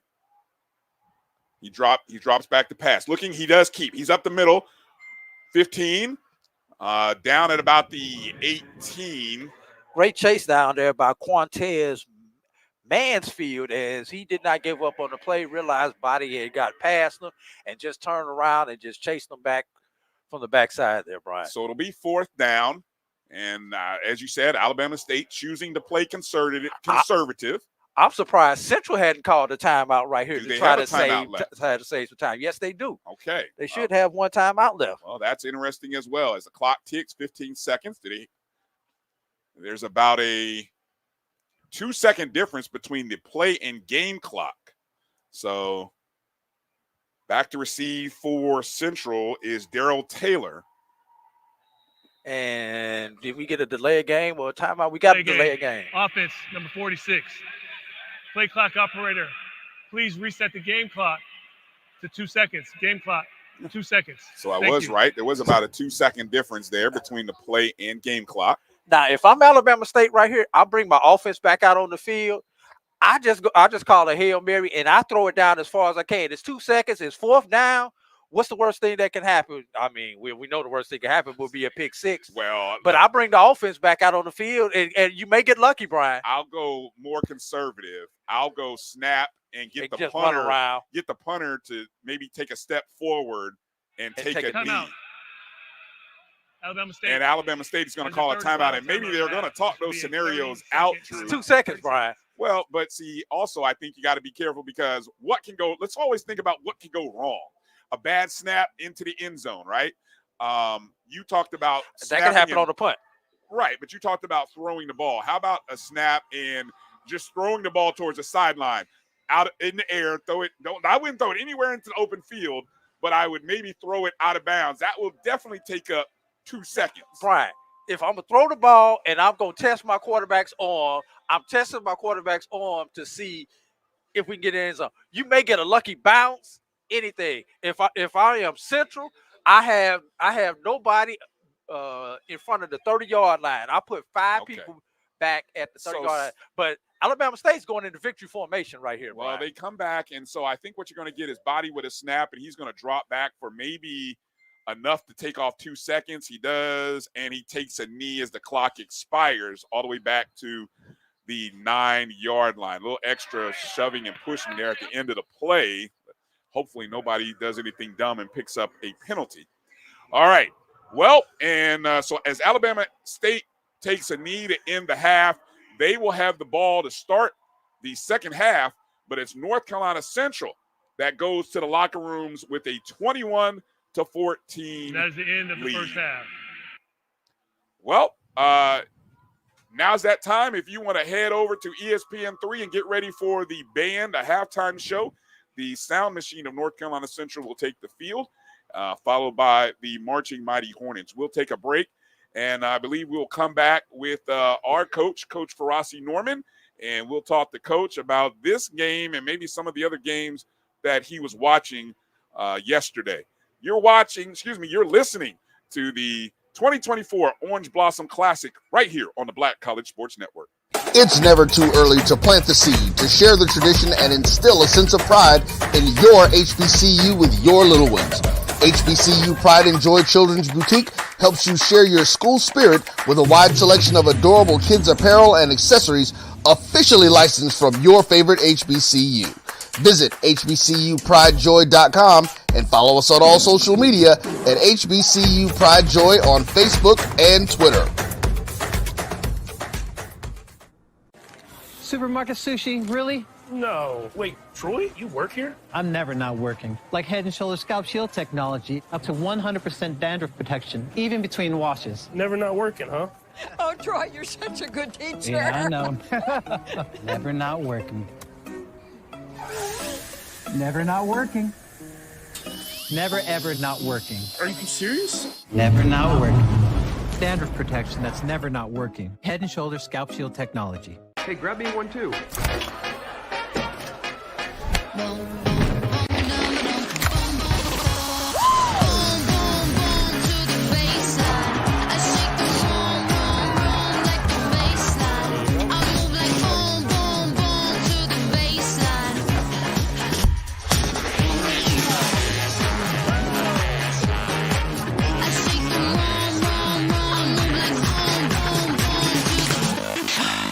Charmin Ultra Soft has so much cushiony softness, it's hard for your family to remember they can use less. Sweet pillows of softness. This is soft. Holy Charmin. Oh, excuse me. Roll it back, everybody. Sorry. Charmin Ultra Soft is so cushiony soft, you'll want more, but it's so absorbent, you can use less, so it's always worth it. Now, what did we learn about using less? You gotta roll it back, everybody. We all go. Why not enjoy the go? Audio check, Coach. Can you hear me? I'm hearing a lot of static and feedback in my head. It's never too early to plant the seed, to share the tradition, and instill a sense of pride in your HBCU with your little ones.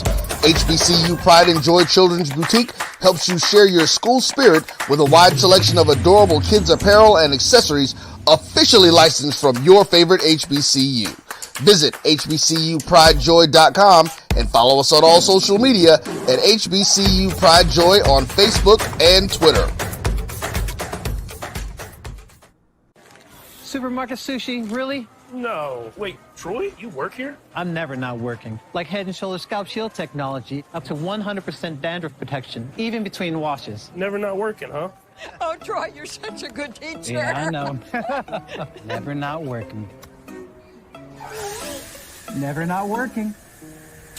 Never ever not working. Are you serious? Never not working. Dandruff protection that's never not working. Head & Shoulders Scalp Shield technology. Hey, grab me one too.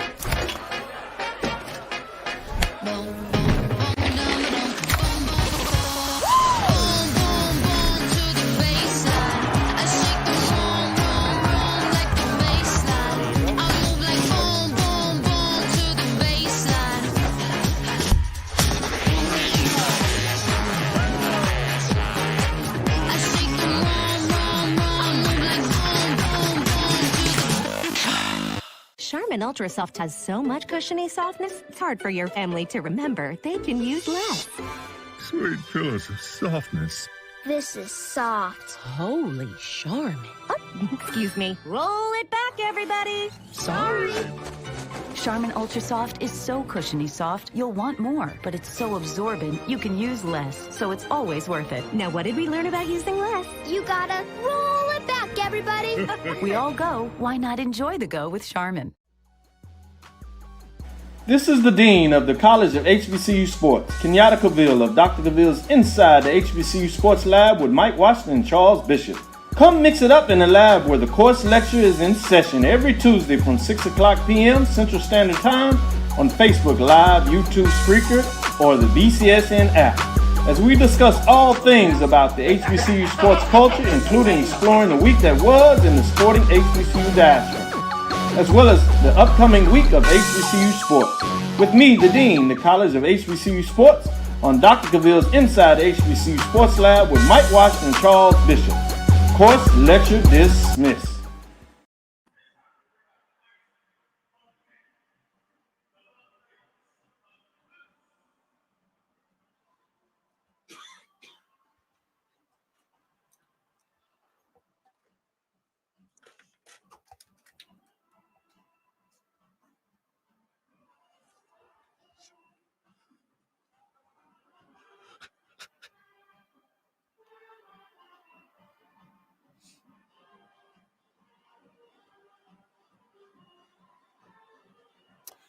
All right, it's halftime here at the Orange Blossom Classic. North Carolina Central with a 21-14 lead. And joining us right now is our coach on the BCSN Porch Wrap, head coach Farasi Norman. Coach, how you doing? Hey, we're doing well, man. Doing well. Drew got wet. Oh, did I? Yeah, we managed to survive and didn't get soaked, but we managed to start the game on time, so that's a good thing. Yeah. Speaking of the game, Coach, give me your reaction.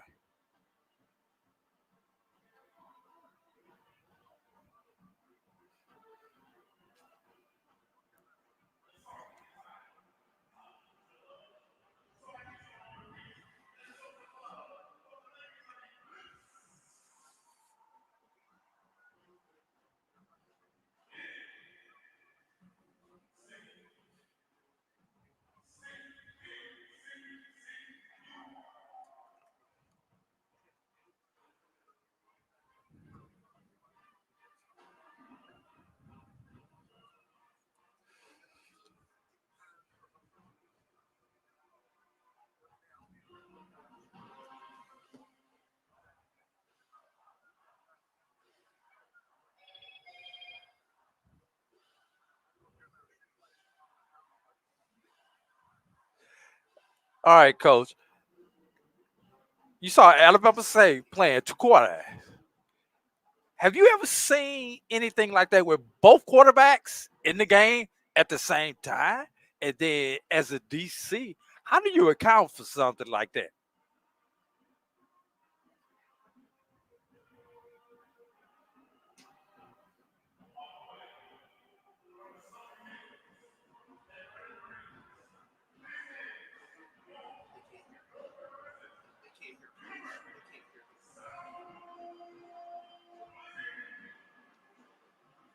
Stop. Tell them we can hear. They didn't stop them. They can't cheer them, so stop. I know. Hey.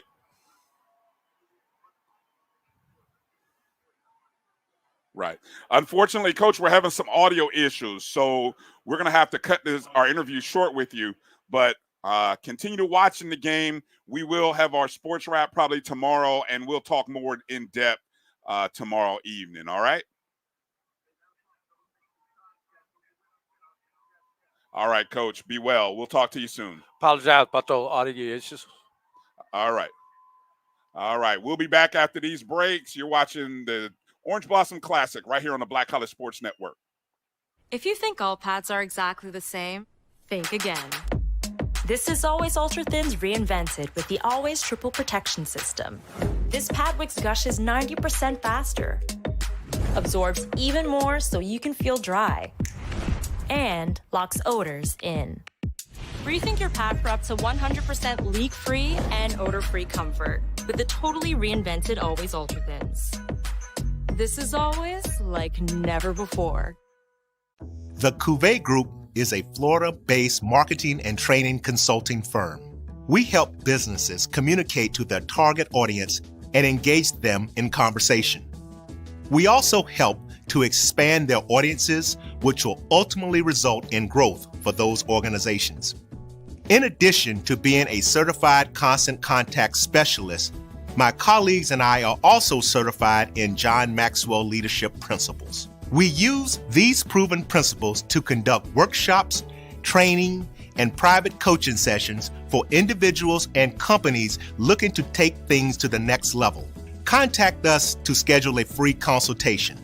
Issues today, don't delay, call Cuvée. Nope.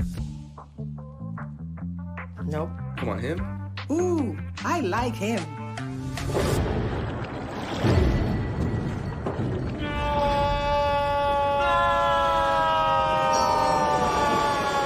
Quick, the quicker picker-upper. Bounty picks up message quicker, and each sheet is 2 times more absorbent so you can use less. He's an 8. He's a 9. Bounty, the quicker picker-upper. This is Bryan Fulford. A.D. Drew and I are co-hosts of the BCSN Sports Wrap. We talk about all things related to HBCU athletics. From the games, teams, coaches, and fan interest stories, we cover it all. You can find our shows on Facebook at BCSN Sports Wrap, YouTube at MyJBN Online, and everywhere you listen to podcasts like Anchor, Spotify, Google, and Apple Podcasts. You can also find the show on the Jericho Broadcast Network's app. Make sure to download. We look forward to you joining the conversation and being a part of the show.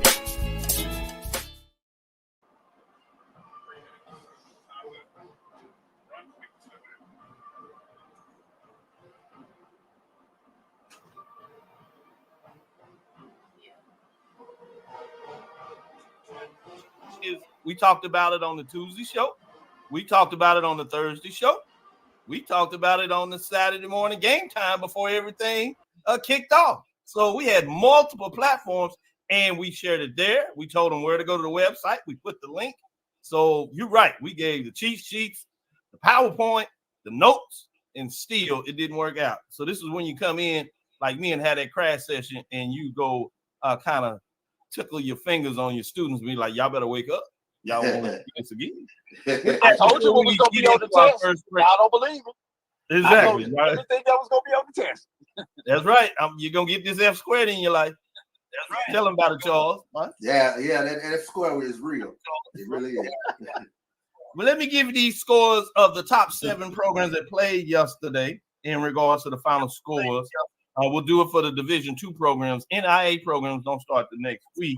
Then we'll take a quick break. We'll get in on the other side, and we have one of our first coaching interviews of this early season, and we talk about that on the other side. Let me give these scores first. We had number 2 Florida A&M with another huge come from behind as they defeat South Carolina State Bulldogs. The Rattlers improved to 2-0 on the early season, while the Bulldogs fall to 0-1, 22-18. Jackson State played on Thursday night, and they fall to 0-1 as they lost to the ULM Warhawks, who are 1-0, and that score was 30-14. That game was 14-14 in the second half before it kind of fell apart. And number 4, the Howard Bison, who also played on Saturday, fell to 0-1, lost to Rutgers Scarlet Knights, who are 1-0, 44-7, with the coach of the Bisons being concerned with a late score he thought that took place by Rutgers. You have number 6, the Morgan State Bears. They defeat Hampton, number 16 in my overall preseason index, 30-28. Pirates scored a late touchdown, but it was not enough as the Morgan State Bears are 1-0. Division II wise, you have number 1 Virginia Union that just put a beat down on the Thoroughbreds. Virginia Union, the Panthers improved to 1-0. Thoroughbreds are down to 0-1. 69-7 was the score, and that was on HBCU Go. Number 4, the Panthers of Clark Atlanta University that I told everybody to keep their eyes on. Road win at number 7, Fort Valley State, who are 0-1, both in overall and conference records, 45-42. Clark Atlanta was really pulling away from in the second half. The Wildcats had a vaunted push late, but it was not to do. So we see all that in terms of on the griot and the rat poison that was put out there worked well in terms of getting this done. I'll take full credit for that. Just kidding. At number 5, Miles Golden Bears, they fall 0-1. They lose a tough one. The West Alabama Tigers, 16-15. With that, let's take our first break. We'll come back on the other side, and we'll have our segment with our first coach surprise to get you on. And you'll find out who that is after this break. Stick with us. We'll be right back. At Automasters LLC, our mission is to serve our community by providing quality automobiles at affordable prices. All of our vehicles are inspected and certified to offer you the confidence in knowing you have a quality vehicle. Our goal is to provide you with a seamless process and positive experience for your automobile purchase. Financing recommendations and specific vehicle inquiries are available at your request. You can find us at www.automasters06.com and follow us on Facebook and Instagram. Also, please feel free to contact Terrence Miles at 601-927-7794. And oh yeah, tell him Sonia sent you.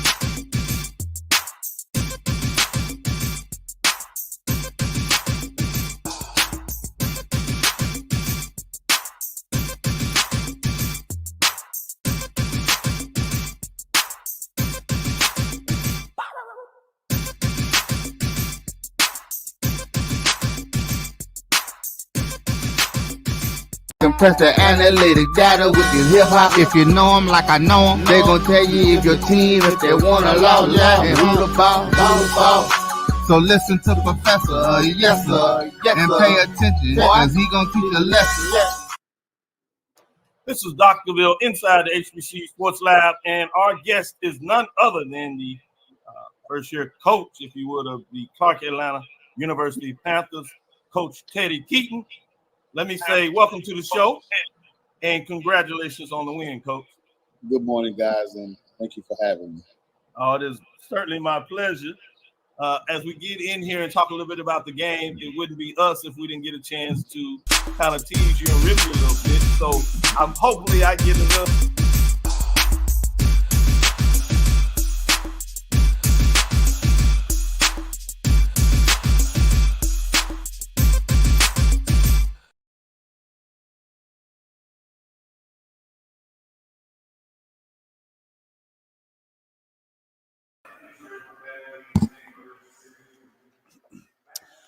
Well, we are back live here at Hard Rock Stadium here in Miami Gardens.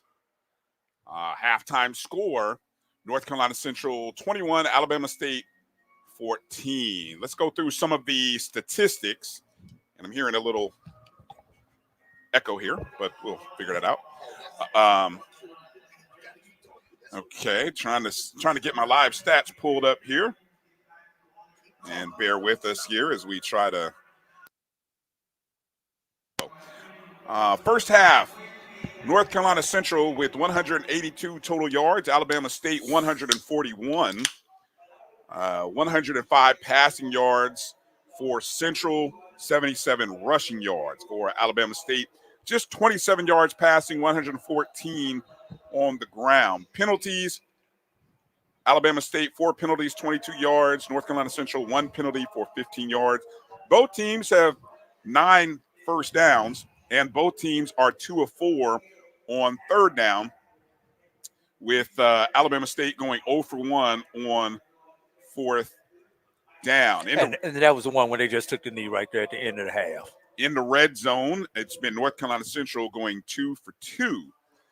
Time of possession is almost even. Alabama State 15-21 to 14-39 for Central. Some individual statistics.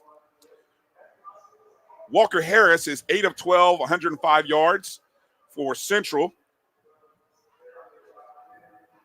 And Jamari Taylor, 11 carries, 64 yards, and 2 touchdowns, an average of 5.8. Harris has one run for 5 yards. Also for Central, number 31, Arthur Rogers has a carry for 5 yards. And then number 81, Darrell Taylor, has 1 run for 3 yards. Leading the receiving corps for Central is number 88, Jaquan Davis, 3 catches, 63 yards. Also, number 6, Markel Quick, 2 catches for 10. Number 83, Luke Bracey, 1 catch for 23. Taylor, 1 catch for 5 yards. Well, I should clarify that. Darrell Taylor, 1 catch for 5 yards. And then Jamari Taylor, 1 catch for 4 yards. For Alabama State, 2 quarterbacks have thrown passes. Jonah O'Brien, 3 for 5, 13 yards, and the 1 interception, which was a pick 6. And Andrew Body, 1 for 1 for 14 yards. On the ground, it's been Andrew Body leading the carries, 7 carries, 75 yards, and the touchdown. Of course, the long was a 38-yard run. And then the 3 running backs for Alabama State, they are led by number 20, Jamari Hosclaw. He has a carry for 18 yards. Then you have Marcus Harris II, 3 carries for 15 yards. And Al Gates Jr., 3 for 15. Also carrying on the ground, number 3,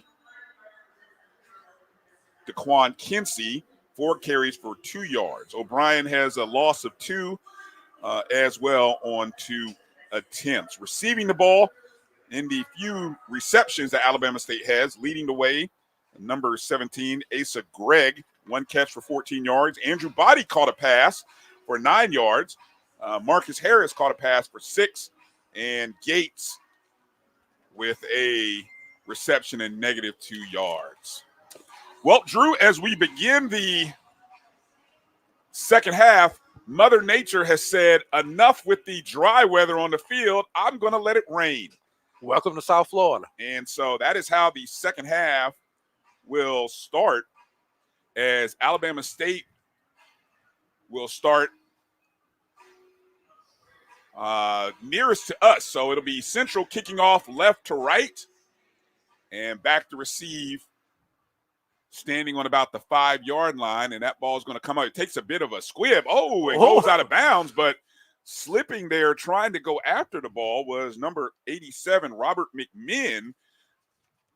And if I'm not mistaken, Drew, catch me if I'm wrong, is this the second punt or second kickoff that has gone out of bounds by North Carolina Central? Yes, except that one was not as intentional as the first one. I think if Mim doesn't slip right there, he actually fields that ball. And thank God for Alabama State that the ball continued to carry on out of bounds. Well, it did rain prior to kickoff. Boy, did it. Yeah. I'll tell you all about it. From about 12:30 Eastern till maybe about 2 o'clock, yes. it did rain. So it did dry up enough for us to go through pregame and for the game to start on time. And now the same amount of rain. So hopefully it's just rain and nothing else. So the ball has come out to the 35-yard line for Bama State. And in the shotgun is Andrew Body. And this is very interesting. A timeout to open up the half. Wow. That's not good. That's never good. Timeout.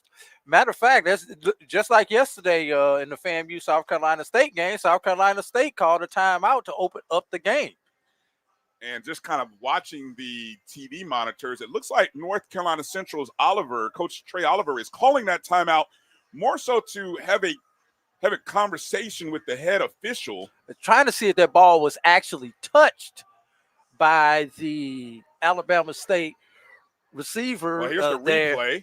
Let's see. It was touched. It was touched. Which means that's a challenge, if anything. Well, but so the ball, if he touched it, that ball would have gone out at about the 11-yard line, the 3-yard line.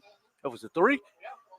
Wow. So that is a heads-up play by Coach Oliver, and the replay clearly shows that and I think that's why he called the timeout. That the Alabama State receiver touched the ball, and that the ball should not be at the 35. So, hey, if you're going to use a timeout, this is a heads-up play by Coach Trey Oliver here. And they're going to the monitors right here. Yeah. So that's a great job by somebody, one of the coaches. We're taking a look at it on our internal monitor. Oh, yeah. He clearly touched it, and it goes out, at about the 4-3-yard line. Inside the 5-yard line. So Robert McMinn, as he was trying to field it, well, he was off on the field, and he never could catch up to it when it went away from him. So, and that's that's a hard play to pick up live for the official, considering where the official starts at the pylon. And, that was hard to see with the naked eye, but the replay that we have here in our radio broadcast booth clearly shows that it hit off the thumb and the forefinger. The ball was touched by the receiving team. The ball will be placed on the 4-yard line. First down, Alabama State. That changes your offensive play calling. It does. And now Central will not be charged a timeout. And Central is not charged a timeout. Heads up play by Coach Oliver or whoever in the coaching staff for North Carolina Central was up in the replay area and saw that.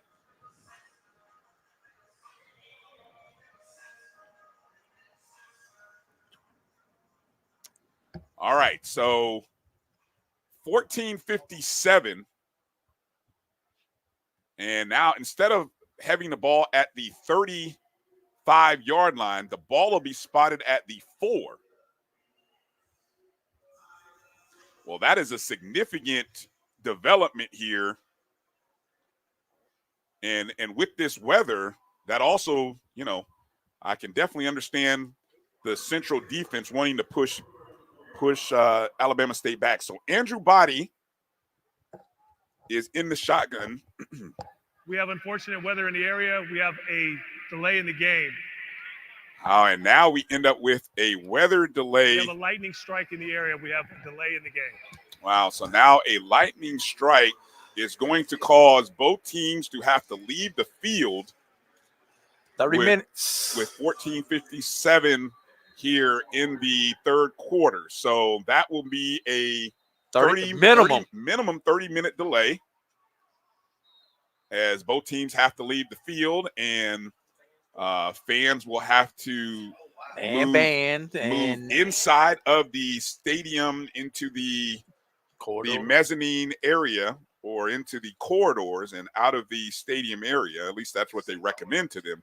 Although the beauty of Hard Rock Stadium is you have sort of this covering that covers about half of the lower bowl. So people had already started moving further away from the rain, but I guess the weather advisement says to seek shelter inside the nearest protected area or inside the stadium. So, I guess what that means for us, for those of you who are listening and watching our broadcast, I know you'll probably get a chance to watch a little of the replay from Dr. Cavill's Inside the HBCU Sports Lab. I know it sounded like Coach Teddy Keaton joined the show this morning. So you'll get a chance to watch a replay of Dr. Cavill's Inside the HBCU Sports Lab from this morning. And we'll give ourselves about, 30 minutes. And we'll come back, and hopefully we have no other lightning strikes, because every time that there is a strike, the clock resets. Correct, Drew? This is not FAMU where we want to see people strike, and strike again. We do not want to see the weather act like it's in Tallahassee.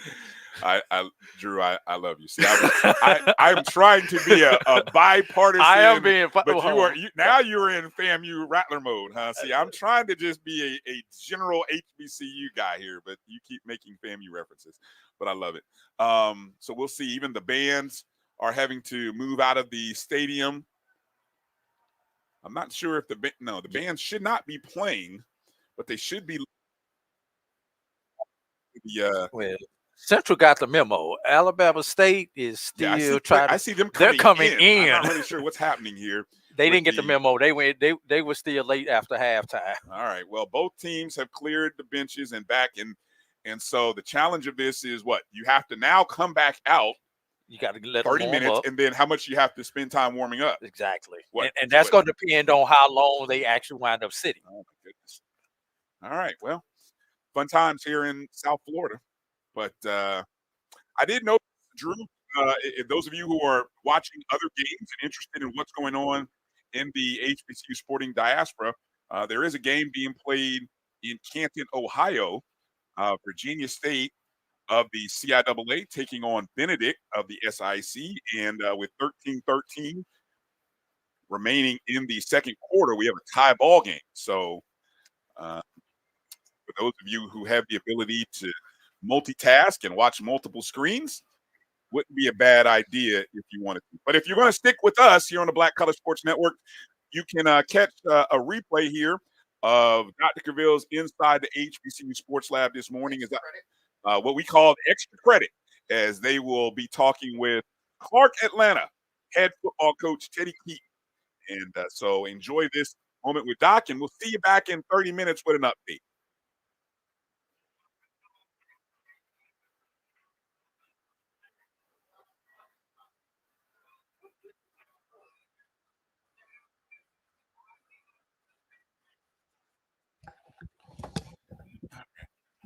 That's a female whitehead. Yeah. I ain't never seen female whitehead. I done seen female whitehead. I ain't saying anything the first time I done seen a female whitehead though.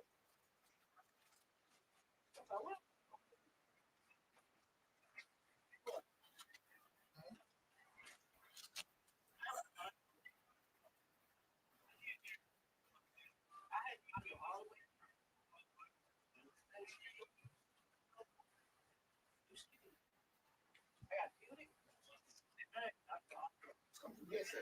No.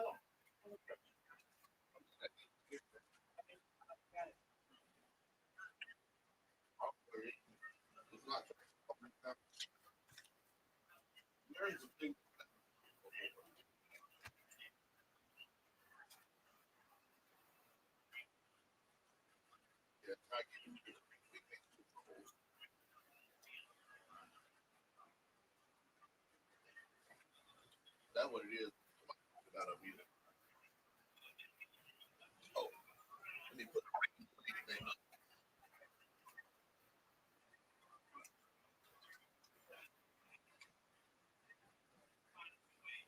I got a huge barbecue. This one is just a creature of that stuff. A little bit visible. Come out, boy.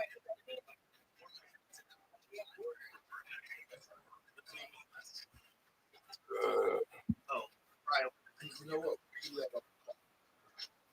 I have 23 minutes.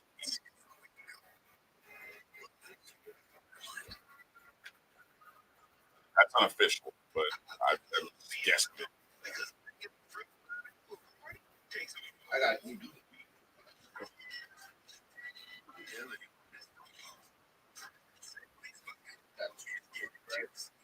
now it's about 22.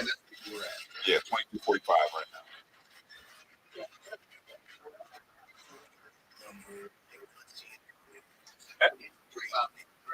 Oh, 22:30 now. So if you add 20, that's 5:30.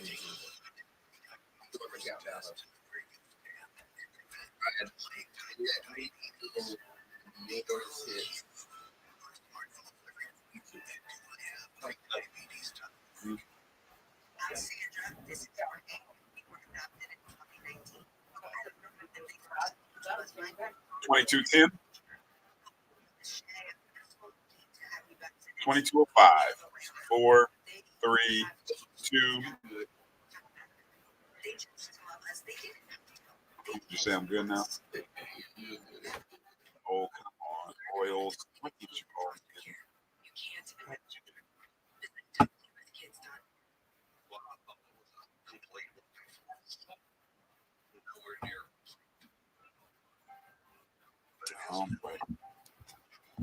Oh, WNBA. Adolescents. Knows how to stress me at NFL. All right, well, I might be able to hit my fantasy draft now that we're in a delay. Who knows? It comes up at 6. I might be able to get on. Uh-oh, Coco Golf is down in the second set. I think it's time to bet against her. They're going up against Emma Navarro. No, she lost the first set 6-3.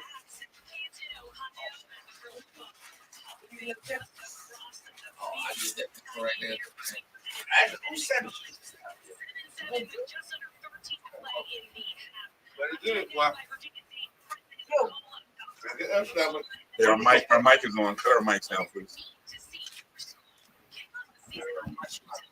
I don't know. I just got a text from Doc saying our mics are on.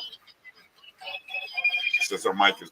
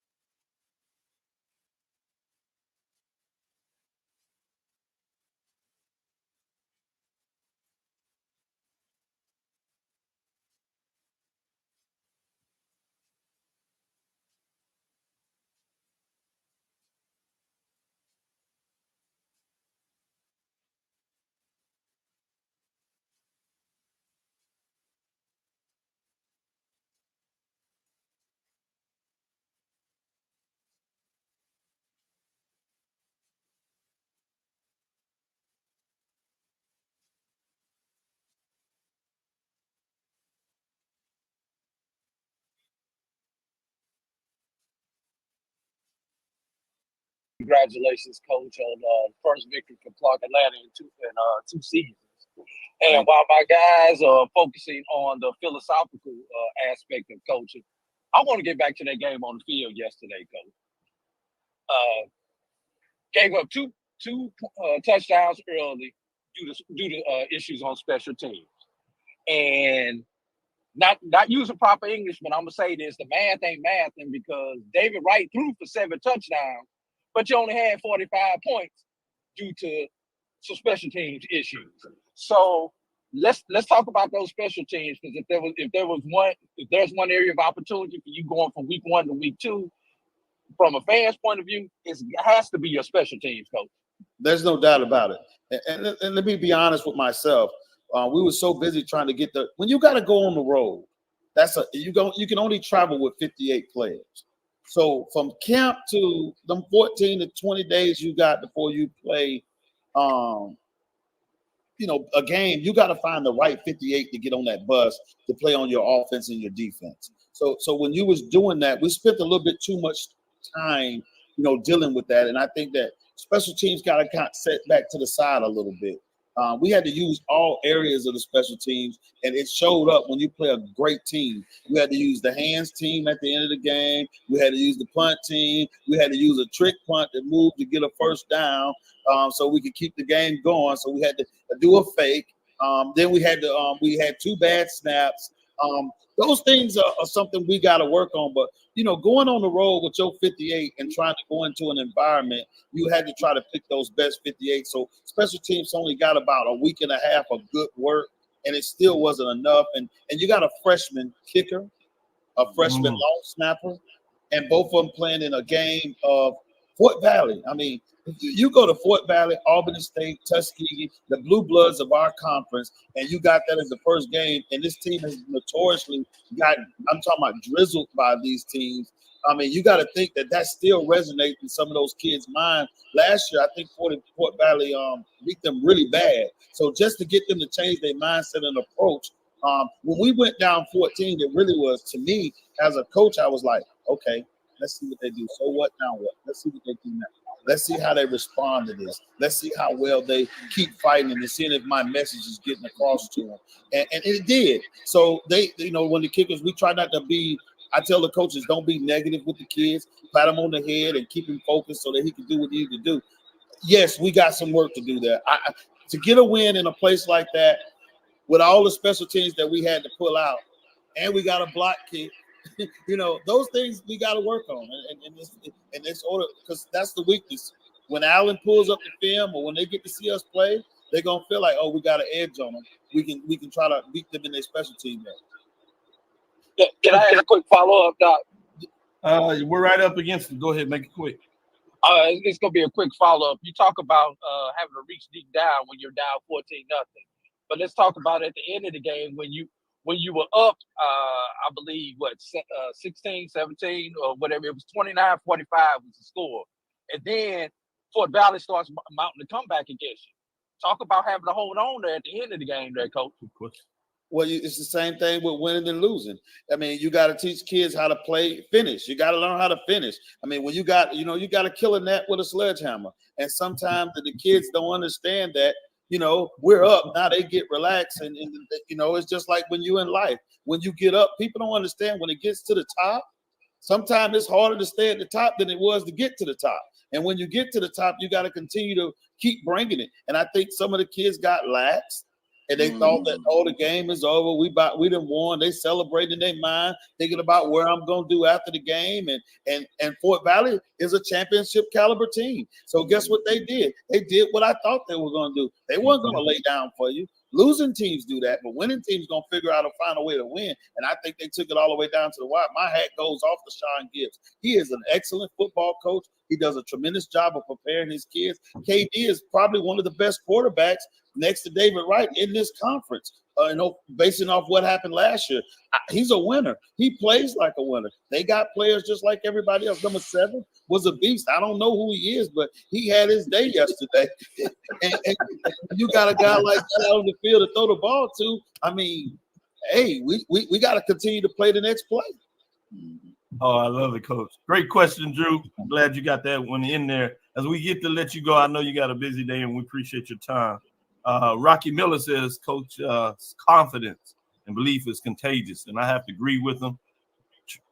Charles and I had a chance to interview you during the SIAC Media Day in Atlanta over there at the College Football Hall of Fame, and I automatically knew. I saw because of Drew told us to keep an eye on you in terms of Allen, but after that dialogue, I was like, yeah, they'll be all right.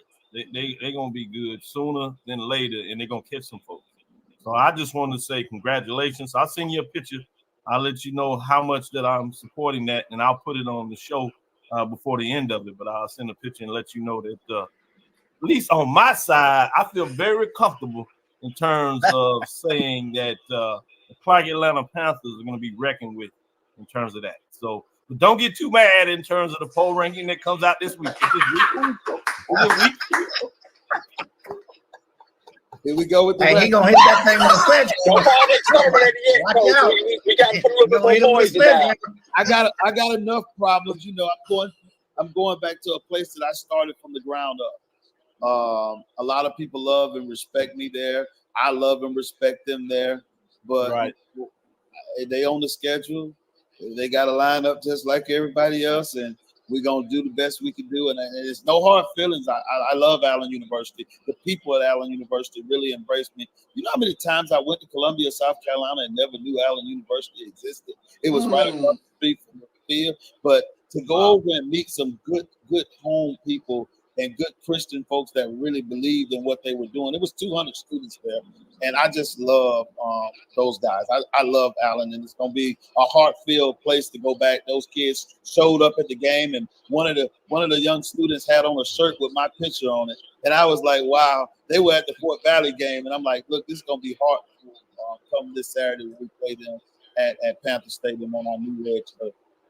Certainly, and I agree with that. I hate going to say it again, rat poison, you know. That close went around. I agree with Chuck. The red field is different. I mean,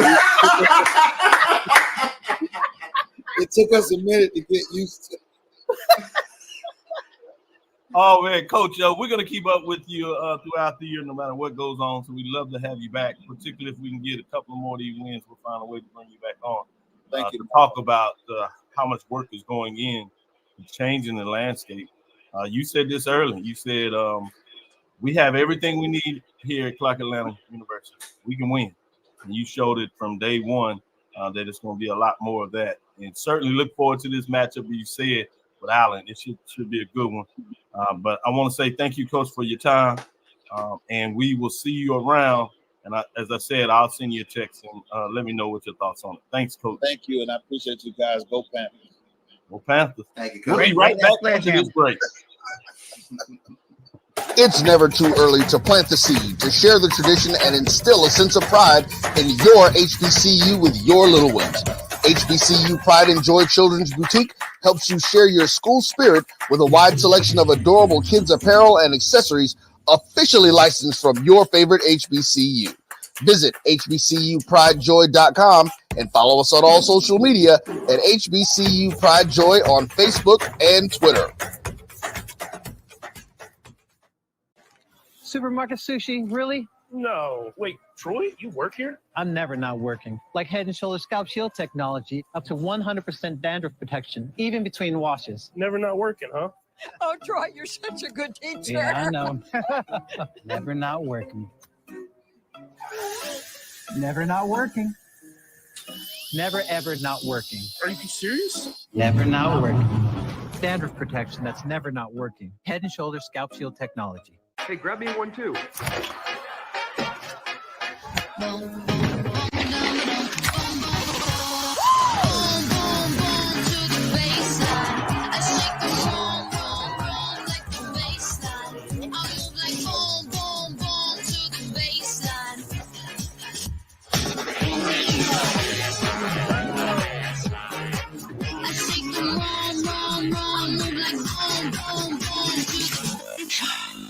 Charmin Ultra Soft has so much cushiony softness, it's hard for your family to remember they can use less.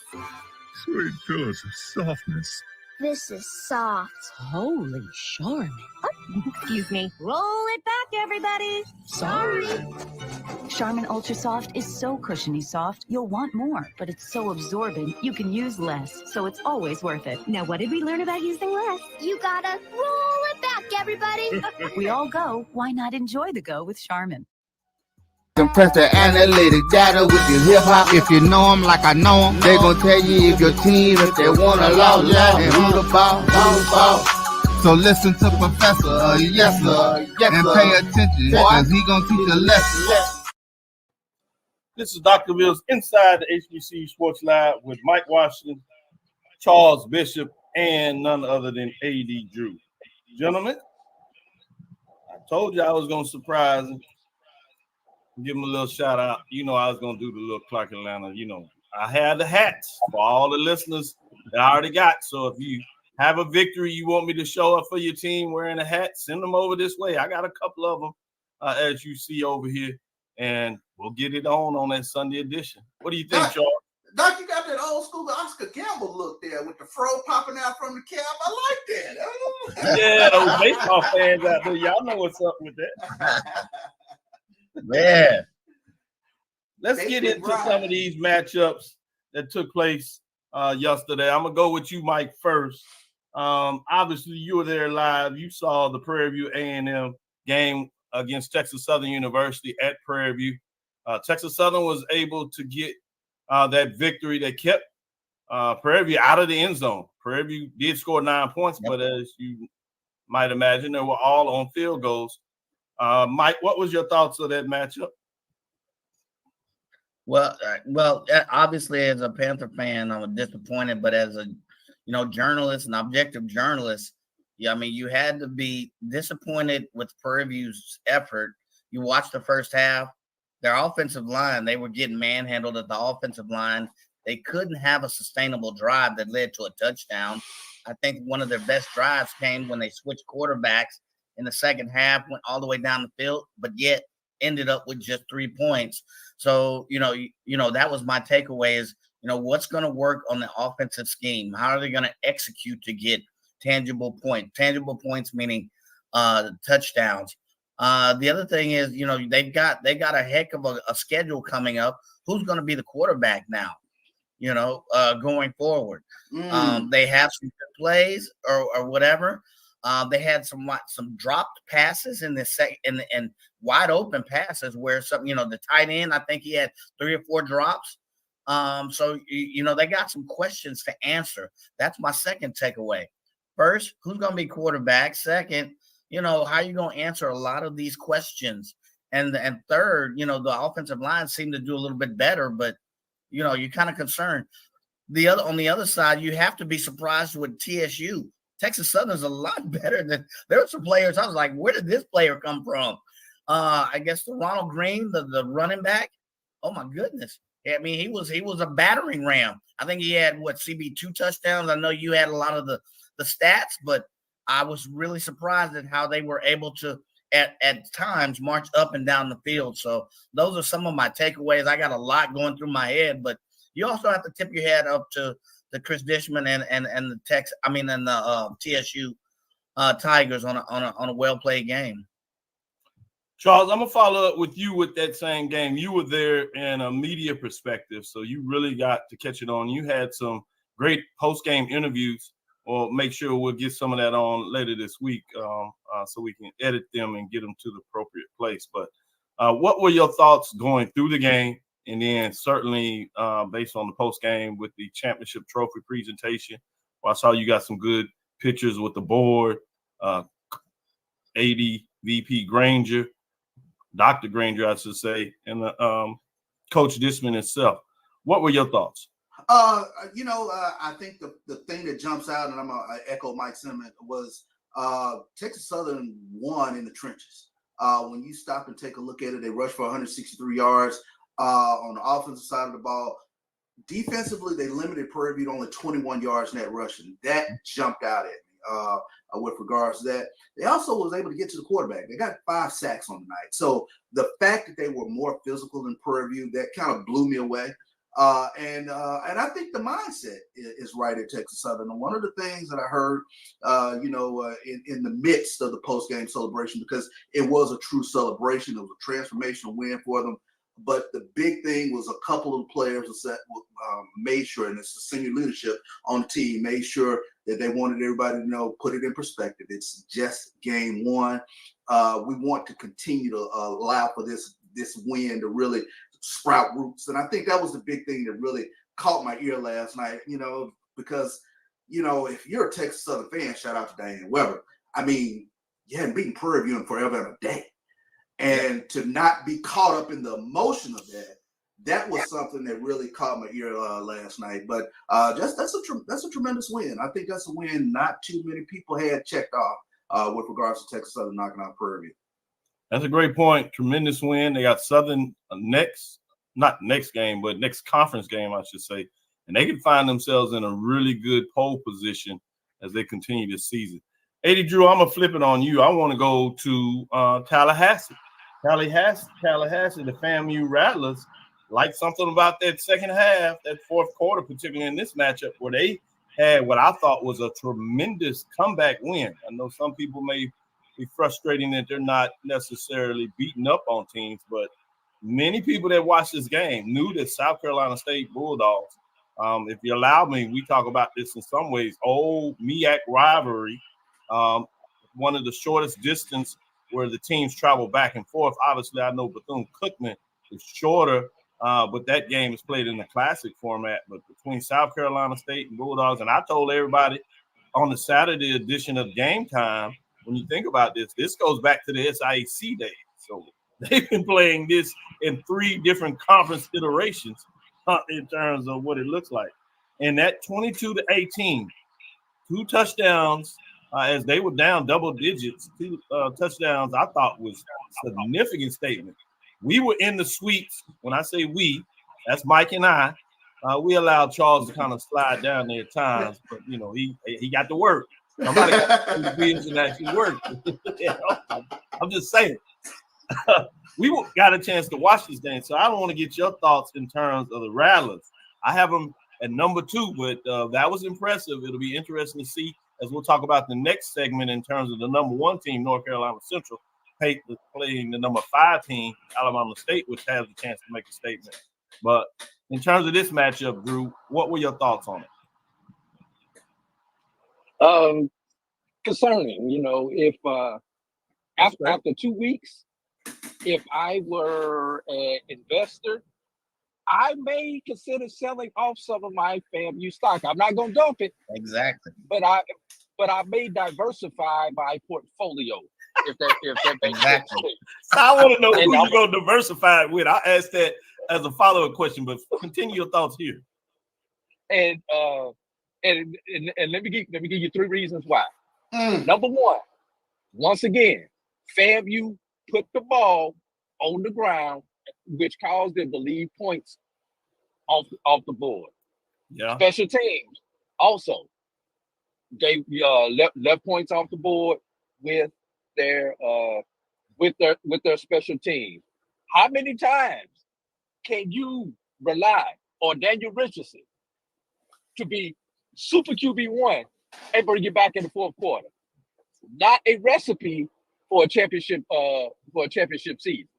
You'll beat some teams. He's not Patrick Mahomes, where I'm gonna bet on, but even Patrick Mahomes fails at certain points in time. So yeah, I am tremendously concerned about what's going on. Once again, FAMU gave up a lot on the ground also. So the run defense has got to tighten up if FAMU is going to get back to championship, remain at championship level.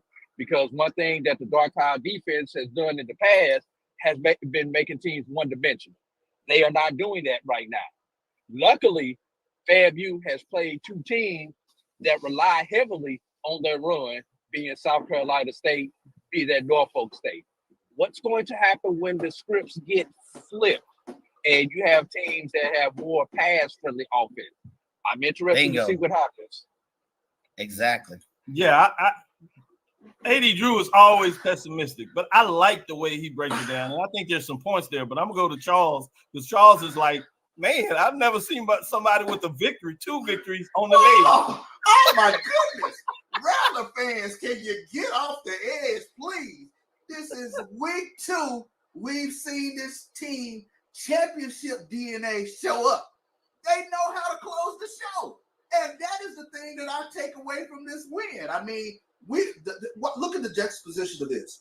We took a look at 2 teams, Clark Atlanta and Texas Southern, that are in the process of learning how to finish out games. That FAMU team, the thing that scares me most about them is when the lights are the brightest, when their back is up against the wall, and you got to strike again. Listen, they actually do it. So, I mean, why are we diversifying the portfolio? That's a championship caliber team. They win it. While we're talking about diversifying the portfolio, let me follow up with this, Drew, and I want all of y'all to get in here. I think you kind of gave some cheat notes on this. But talking about stocks, Bulls up, Bears down, sticking with you, Charles, and I'm coming back to Mike and then you, Drew. Out of these 3 teams, where is your stock?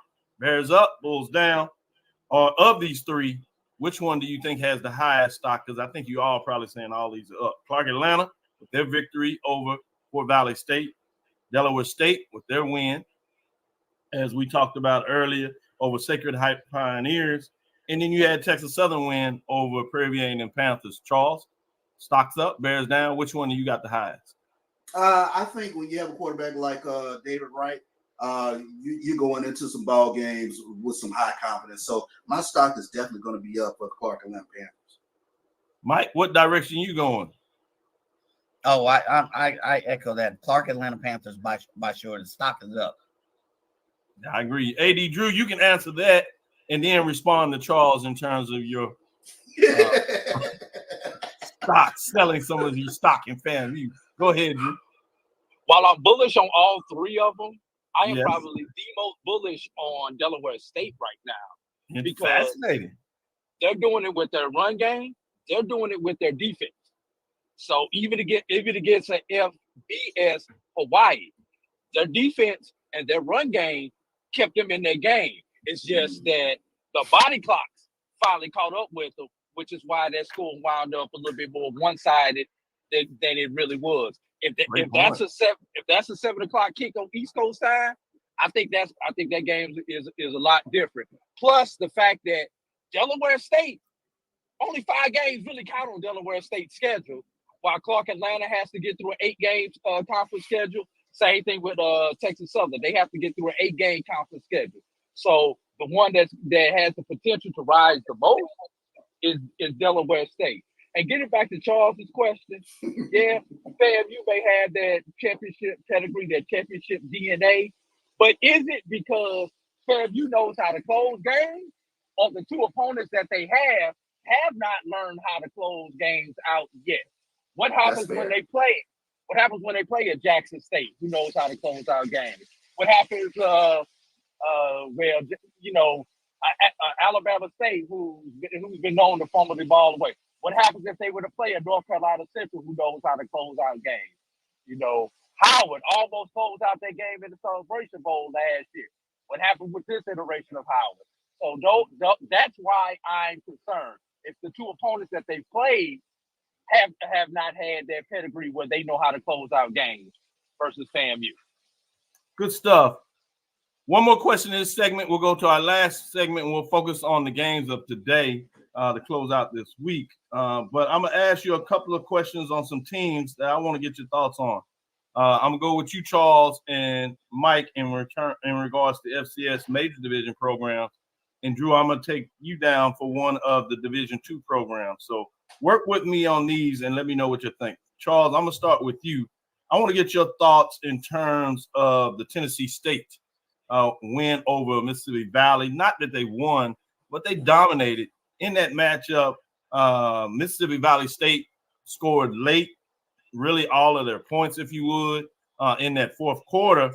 But number 11, Tennessee State Tigers go to 1-0, defeat number 19, Mississippi Valley State Delta Devils that fall at 0-0, 41-21.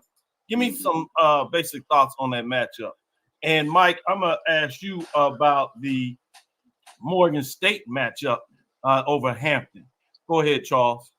I mean, I think when you take a look at it, there was a dominant performance from Tennessee State. I would have liked to have seen a little bit more from Mississippi Valley. That was a little surprising. I mean, because I thought they had a starting quarterback who, and Tajarian Williams, who I assumed would be a little bit more in the flow of the game, but he was only 4 of 11 passing for 30 yards. And Valley ended up using 3 different quarterbacks. So that's not a good thing, especially when I thought Tajarian Williams was sort of going to take that next step. I wanted this game to be a little bit closer, but Tennessee State did what they had to do. It was a dominant performance in regards to Draylon Ellis, 357 yards in the air. That's huge. Good stuff. And as I come to you, Mike, with that Morgan State matchup over Hampton, Drew, I'm going to ask you to either pick between one of these two.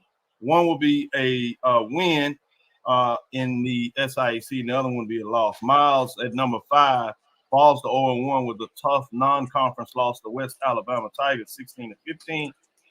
Or you can talk about the win of Edward Waters coming from behind to defeat Morehouse, 28-11. Before we do that, Mike, I want to get your thoughts on this Morgan State matchup as they got it done. Everybody kind of had one eye on Morgan. I have them as high ranked as number 6. They defeat Hampton Pirates, who many people thought had probably one of the best quarterbacks coming back at the major division level, but there was a coaching change, and we know how that tends to affect things. 30-28, they had a double-digit lead late in that game. Hampton scored a touchdown late to kind of close things up. But what were your thoughts about Morgan State going on the road and getting it done against the Hampton Pirates? Well, first thing that surprised me, I looked at this game kind of with a side eye. I thought, actually, to be honest, I thought Hampton would come out with a victory since it was on the road. I gave them kind of home field advantage. Morgan State surprised me in that they were able to run the ball relatively well. So, I mean, they had, they were kind of balanced. They had 55, rushing attempts, versus, so many, what it was like only 8 passing. So, balance is certainly off from that. They were more rushing heavy then. They held the ball for 43 minutes versus Hampton only holding the ball for 20, 22 minutes, give or take. So they held the ball for twice as long. They controlled the clock. They controlled the game. They had a halftime lead, and they were able to, for the most part, maintain it, except in the third quarter when Hampton rallied back. The other thing is the quarterback Smith for Morgan. He only had about 80 yards. You typically expect more of the quarterback. So while it was a tough win on the road, I'll put quotes on it and say it's a tough win. But I think I'm going to need to see a little bit more from Morgan State before I say, all right, they're a bona fide, top 5. I'd keep them in the top 10.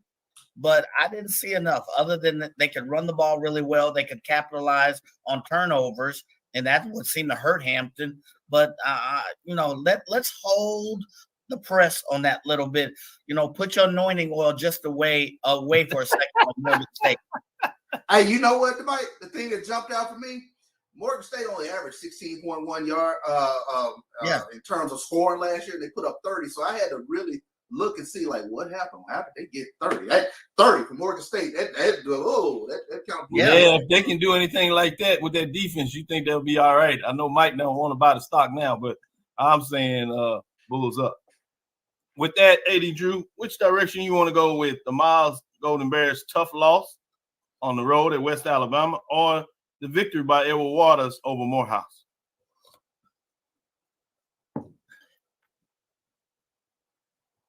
I think you're muted there, Drew. I'm actually have to go with the Edward Waters Morehouse game because I actually had the opportunity to catch a lot of that game. And the word of the day for that game was sloppy. Both teams turned the ball over a lot. Don't have the final stats in front of me, but I do know for a fact Morehouse threw 5 interceptions in that game.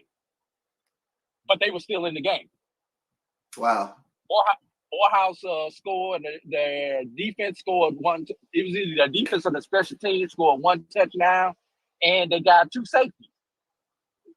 When the last time we seen two safeties in a college football game by the same team? Kind of hard to do. Head scratcher. Coach Keaton says he don't know players' names. I'm gonna give him a name to go ahead and put up on the board. So for when they play Edward Waters, you better figure out the name Johnny Jones and figure out why Morehouse left him so wide open, because he was the offense for Edward Waters for yesterday. So I don't know who's throwing him the ball, but I sure know who's on the back end of the receptions for Morehouse as for Edward Waters, as he accounted for a couple of their touchdowns and a chunk of their yards offensively. So, but Edward Waters, a team that we were so bullish on coming into the season, they are hold right now. I got to see better out of Edward Waters, or I may have to put them on the market and see what I can get out of them if I see another performance like this in week 2. Man, boy, you talking about a group of gambler in New York Stock Exchange. A.D. Drew not playing with folks. He's trading stocks up and down. He's planning on winning. Everybody else may not be in Atlanta. Yeah, everybody else may not be in Atlanta for the Celebration Bowl, but I'll be damned if A.D. Drew is not going to be there in terms of where his stock is going, because he's going to make sure he has the right one. With that being said, let me give a shout out to Winston-Salem Rams, the Fighting Gators, as Charles has nicknamed them. I love it.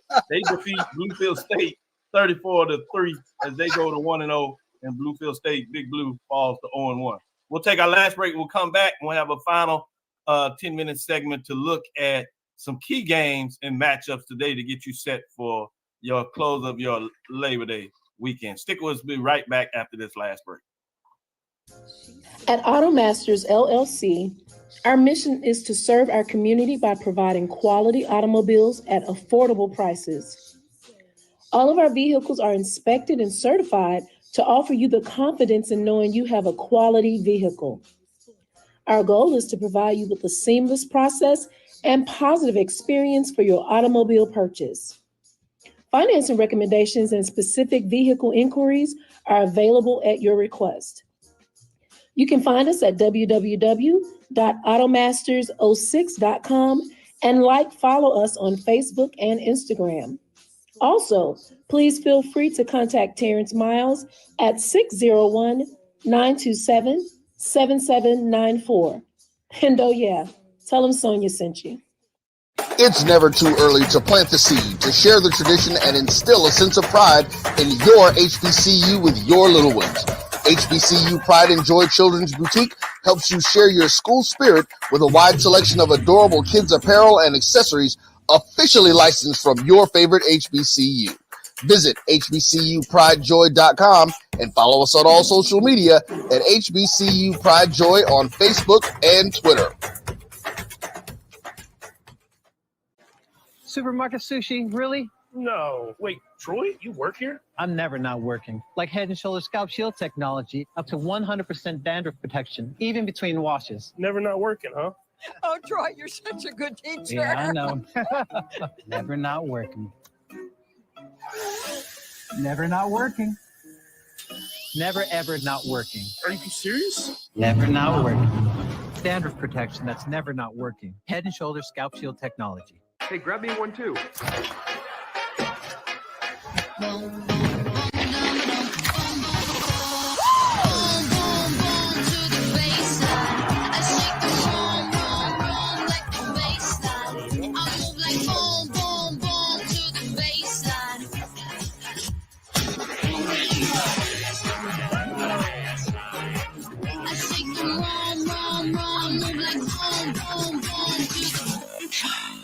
Charmin Ultra Soft has so much cushiony softness, it's hard for your family to remember they can use less. Sweet pillows of softness. This is soft. Holy Charmin. Oh, excuse me. Roll it back, everybody. Sorry. Charmin Ultra Soft is so cushiony soft, you'll want more, but it's so absorbent, you can use less, so it's always worth it. Now, what did we learn about using less? You gotta roll it back, everybody. We all go. Why not enjoy the go with Charmin? Compress the analytic data with the hip hop. If you know them like I know them, they gon' tell you if your team, if they wanna lose, and who the ball. So listen to Professor, yes sir, and pay attention, cause he gon' teach a lesson. Before we get into these matchups today, I want to remind everybody that follows us, you can check out the game. If you would, go ahead and put it on ESPN, turn the volume down and listen to us as we will do the radio play-by-play. You can catch it right here on my JBN, various social media platforms that we all send that to. So that's Twitter, X, Instagram. You can follow all those. You can even do it from our perspective on Inside the HBCU Sports Lab and follow it on Facebook. And then we'll have it later for you on demand in regards to YouTube. But follow Jericho on my JBN 1 BCSN. You can check it out to make sure you get the broadcast in terms of our voice and you get all the insights. So I want to make sure I did that. Support us so we can support you. With that being said, let's get in these three matchups today. I'm going to start with you, Drew, in terms of this Virginia State versus, and that's number 2 Virginia State versus number 6 Benedict in this CIAA SIAC matchup. I know everybody at that level doesn't necessarily get between these matchups of conferences, but you know me, I love it. It's a 5 p.m. Central Time kickoff that's on the NFL Network, Hall of Fame Classic. If that matchup, I think it's 3 versus 5. It should be 3. With that being said, A.D. Drew, what's your thoughts in terms of this matchup? Speaking of cross conferences, Doc, CIAA did have the only victory on the Division II side in a non-conference matchup as Virginia Union mollywopped Kentucky State on yesterday. Right. BAC had 2 victories with Delaware State and Morgan, and the SWAC did not have a victory, nor the SIAC had a victory in the non-conference matchup on yesterday. But getting to today's you already game, counting out your FAMU victory over South Carolina State? Oh, I'm sorry. I Come on now. don't know why my mind Come on now. Come on, Drew. They are in the SWAC now. My goodness. They are in the SWAC now. And the bad part is, I rehearsed that in my head about 5 times coming in, and I still got it wrong. You know I had to get you. It's all good, but go ahead. Yeah. Getting back to this game today, Benedict. I wonder what Benedict's going to put on the field, because I swear I saw all of Benedict's returning players in Tallahassee on yesterday. So I'm really curious as to see what kind of product Benedict is going to put out there against Dr. Henry Frazier and Virginia State, who does have a little bit of camaraderie as they're bringing a lot of their players back. So that's going to be what I am going to be looking for. How quick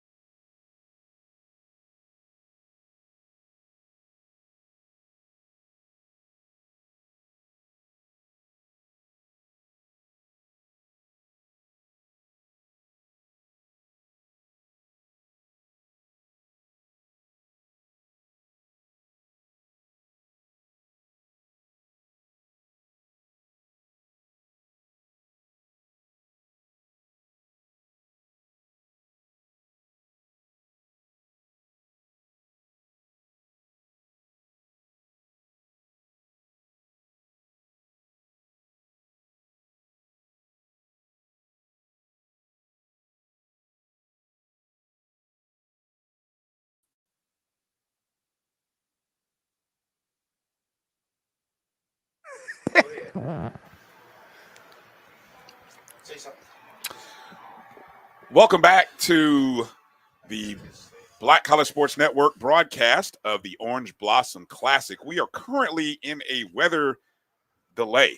I don't know if it's the extension of the second or it's the official third. Well, we actually ran 3 seconds off in the third quarter, Brian.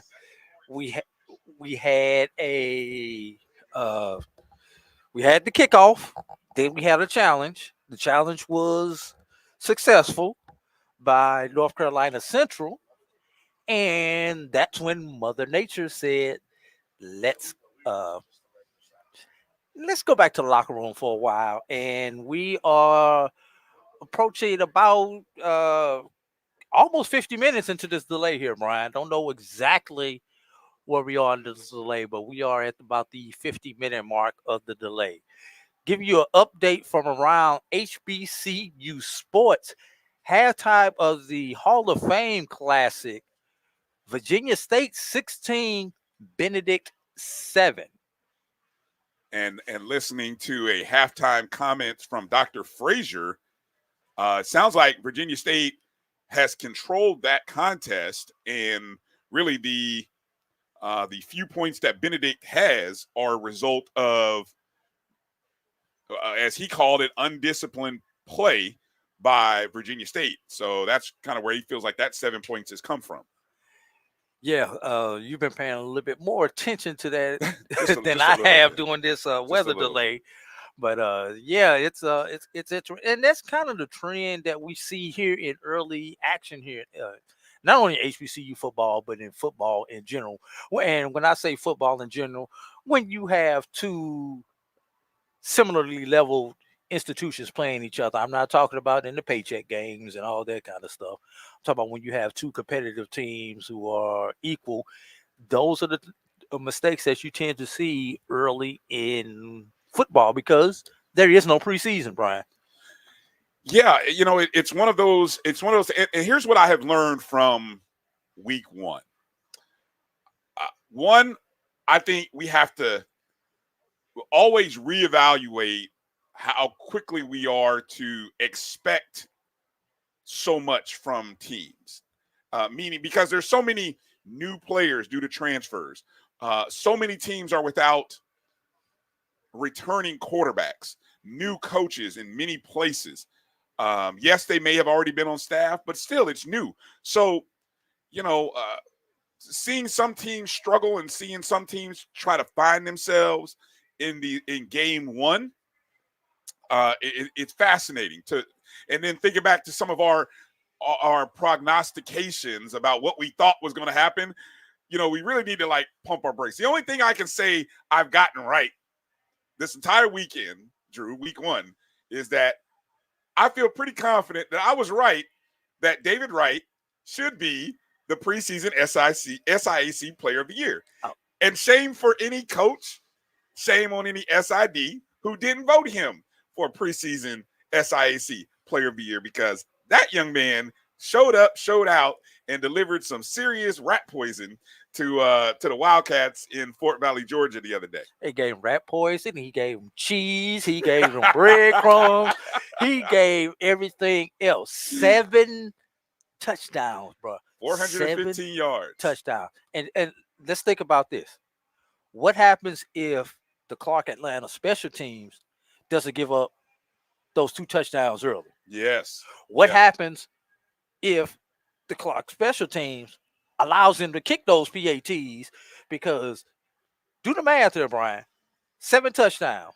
Yeah. 7 times 7 is 49. Yeah. But Clark only had 45. I heard you say that, and I wasn't doing the math. And I heard you on the show saying the math wasn't mathing. And I didn't think about that. And I was like, oh, wait a minute, he's right. So yeah, that's something that I know Coach will get figured out here in the upcoming weeks. Yeah. And that's probably one of those points of emphasis what they'll be working on. And also, I also feel confident in saying that Virginia Union, pretty good. 676 total yards. They might still be running on Kentucky State right now. What day is it? Is it Sunday? It's Sunday, 6 o'clock Eastern time. They might still be running the ball. I think Jada Byers just got another carry. He was at 211 yesterday. I think you might have hit 250 if you really think about it right now, the way that young man was running. The way that man was running. And he only had like 14, 15 carries. I saw the stats earlier, don't remember the number off the top of my head, but it wasn't like he had 30 carries for 200 yards, man. I mean, he just ran. And he left in the third quarter. Mm-hmm. He did, yeah. So, I mean, he could have had another. When that last year he almost went for 3 bills? Or was that 2 years ago? It was 2 years ago. I mean, he's had such a long career there at Virginia Union. And he's had so many highlights. It's just hard to keep up with Jada Byers. And we're starting to get a little bit of activity. When I say little bit, I definitely mean little bit. You know, some people are coming to get the stuff that they left in the stands and go back under shelter. I see, security is still holding their posts. So that tells me that we're going to have some type of activity. It almost looks like you ever been to those Black Friday sales when the security guards outside of Walmart or Target say you can't come in until 8 o'clock, and then they step out the way and just let everybody run on in. That's what it looked like. All the security people are positioned at the gates in the lower bowl here in Miami Gardens, Florida. It's such a great day today. Can I say that, Brian? It is. I mean, it's such a great day here. The one thing that I was impressed with coming down was the weather. Outside of the rain, it was not hot coming down here. Normally when you come down here, especially this time of the year, it is hot, it is humid. And in South Florida, you're going to get those pop-up showers. This was not what we expected. And we can recall the last few years that we've been here, obviously watching Florida A&M and Jackson State play the last 3 years here in the Orange Blossom. Heat was it was tough. It was the name of the tough, game. especially on the fans. This time the fans had to deal with a different weather element, which was the rain. And speaking of dealing with weather elements, if you are a classic promoter or whatever, suggestion, no offense, Dr. Jason Cable, I don't know if I'm inviting Alabama State back. 2020, was it 2022? BX Challenge, rain. Think it was 2021 rain, BX Swag Challenge. Think it was 2022 Magic City Classic, rain. Now we've got rain this year. I may be off of those years, but seems like once a year Alabama State's getting involved with a classic where the skies just open up. I guess wash all of those sins away from beating Tuskegee for the last 3 years. Wow. Or beating Alabama A&M for the last 3 years. You can call it however you want to call it. Yeah, definitely. Well, as we kind of look out on the field, I can see the Alabama State Hornets are in the tunnel itching to come out. And it's been about, it's currently 6:09. So we're right at about an hour now, Brian, if I remember correctly. Right. Yeah, we're almost at about an hour since the last hit. And it's going to be interesting to see how many fans actually stick around for the restart of the second half. Yeah, that's always a challenge too, because obviously it is a Sunday. It is the holiday, though. It's a holiday weekend, so it's interesting to see where if fans are hanging out in the mezzanine area out there and what that's all like. So we'll see here shortly. Well, the Dr. Lori says don't blame them for the South Florida weather. No, wouldn't blame anybody. So I'm starting to see, the entire Alabama State team is they're itching to get out. But we did have North Carolina Central who actually came on the field and got ran back off the field. Yeah, they came out sort of on our clock when I tweeted out on the I sent a tweet out on the Black College Sports Network Twitter feed that the estimated start time was 5:45. Well, either Central was paying attention to our tweet or they were on a similar clock, because right about that time is when they came out And then they were excited to come back on the field. The music started playing again, and they were pushed back out to the locker room. So, and again, that was 5:45-ish.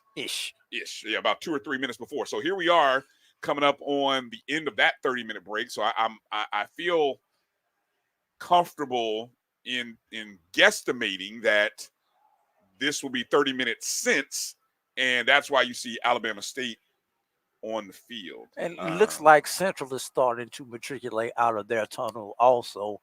And probably what you're going to see right here, Brian, you're probably going to see a kind of similar to after the bands get done at halftime and you get those last 3-4 minutes to get loose. You're probably going to see some type of similar type warm-up for both teams right now as they've been sitting for an hour.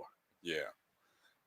This rain delay, Drew, did give me an opportunity to get in my fantasy draft, which my fantasy NFL draft that I actually thought I was going to have to miss. That's bad timing on your part. Who schedules a fantasy NFL draft when they know they have a play-by-play to call of I didn't personally schedule it because I'm not the commissioner. I'm just a guy, and I'm probably the only guy that has an obligation on Sunday late afternoon. Now, Brian, everybody else is probably sitting in their computer. I'm supposed to talk about you. Oh, go ahead. Because if we wasn't here in Miami doing this game, we'd be on the BCSN Sports Wrap right now live. So you'd be screwed either way. Well, no, I would be just as easily distracted by trying to draft and do the show at the same time. All right, there's the horn. We have officials, we have players. Now we are going to have warm-up time, I'm assuming. Both teams excitedly come back onto the field. And the fans start coming back down the tunnel, trying to find their seats. There's going to be a shortage of paper towels in the restrooms right now, Brian, because I think people go and get paper towels so they can wipe their seats off. But I guess here in this stadium, it's not as bad as in most stadiums because of the sun cover that they have. Most of the seats are going to remain pretty dry. Official restart 6:23. Okay, just found out the official restart is 6:23, so that means 8 minutes from now. 10 minutes actually. I mean, I'm looking at the clock. It's 6:13 right now, and so 6:23 would be 10 minutes. 10 minutes. From now. So faster than my my watch. We'll go ahead and post a note here and let our friends know on social. We'll see if there's a tweet or anything. Well, I'm just seeing something from Alabama State. They're saying it's set to restart at 6:30 Eastern time. I got mine from somebody else. Okay, somebody in football ops said 6:23. Okay.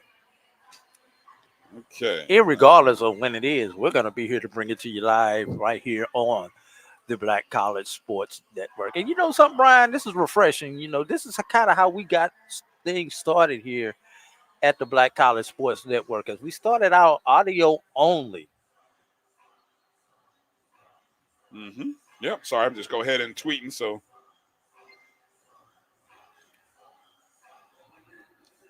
set to resume at 6:23 Eastern, according to game operation. Just to bring everybody up to date, where we are here in the second half, North Carolina Central kicked off.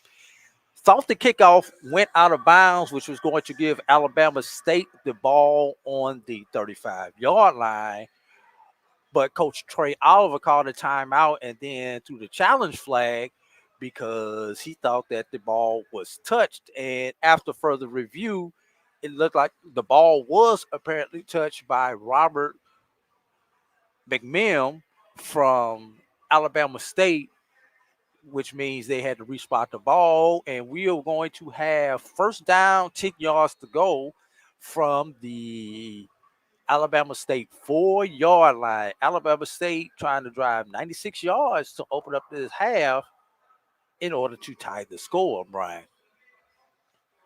Yeah, it'll be interesting to see how that play factors in. I mean, obviously a big difference from starting on your 35 to starting on your 4.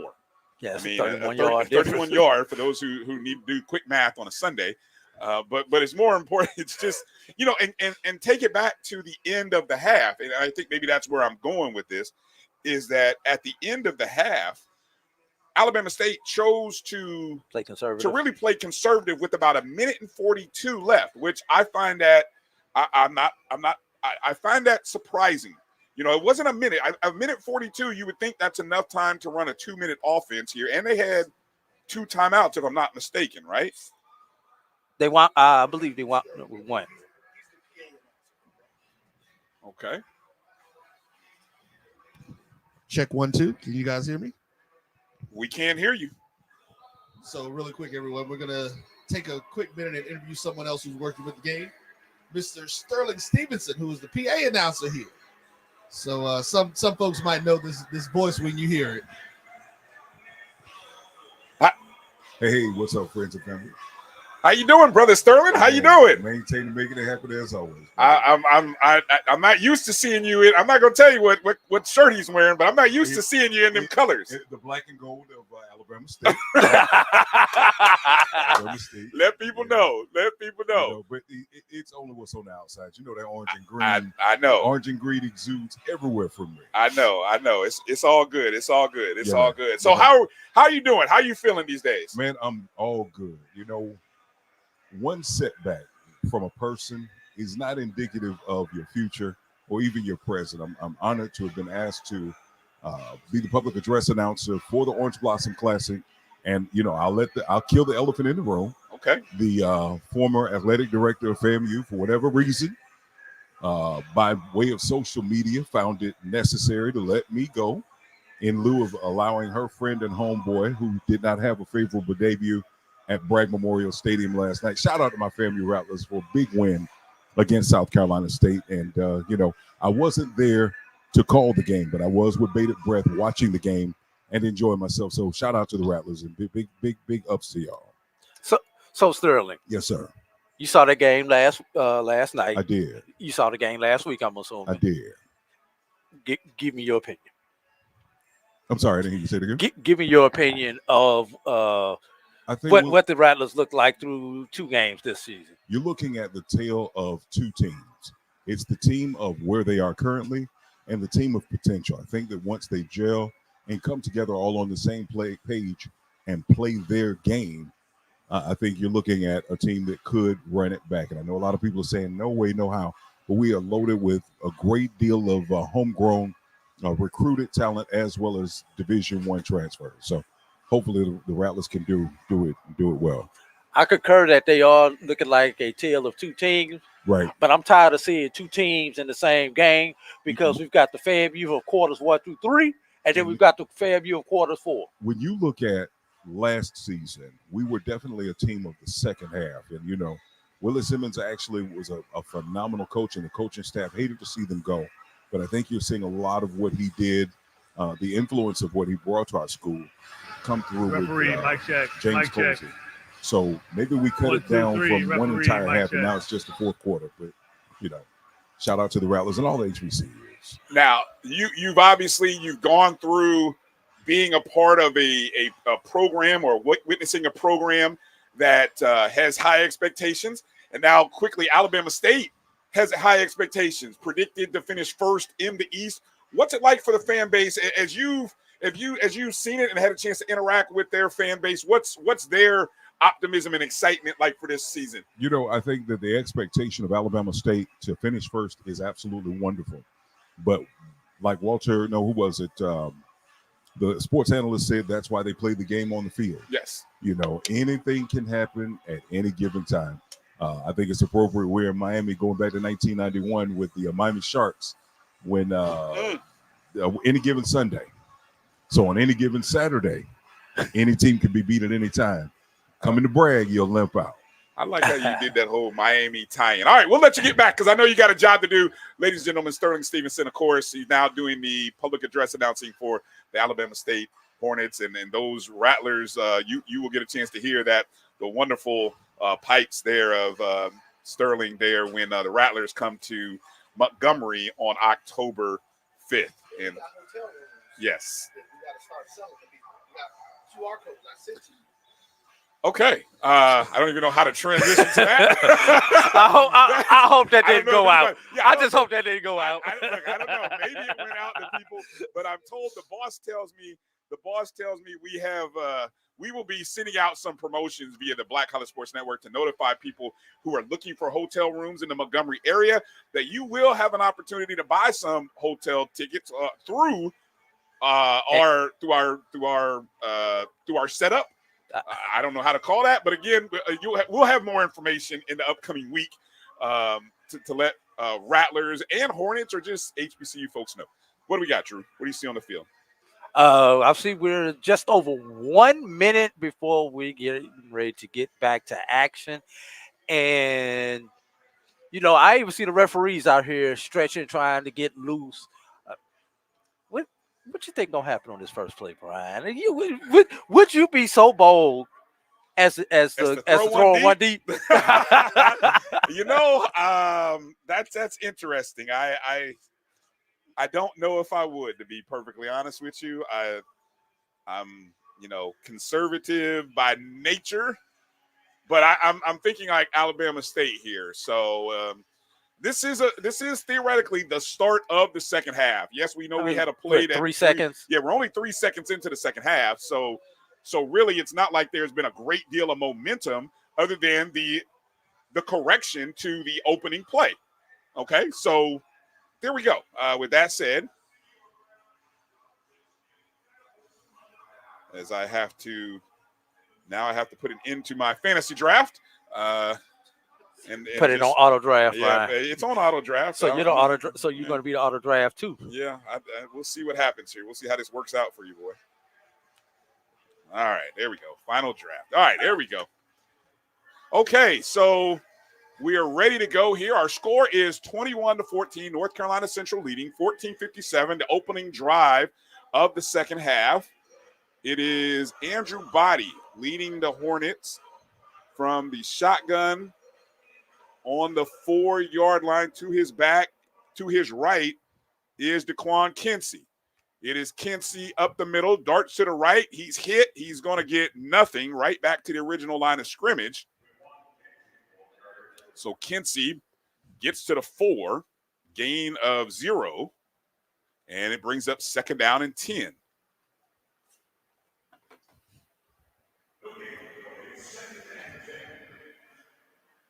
So now that the Hornets make a change in the back to the right of Body, and this time it's Marcus Harris. 3 down He goes line. out in motion. It is run by Body, going left across the 5, getting to the 10, powering his way to the 12-yard line. Nice, powerful run there by Andrew Body on the quarterback keeper.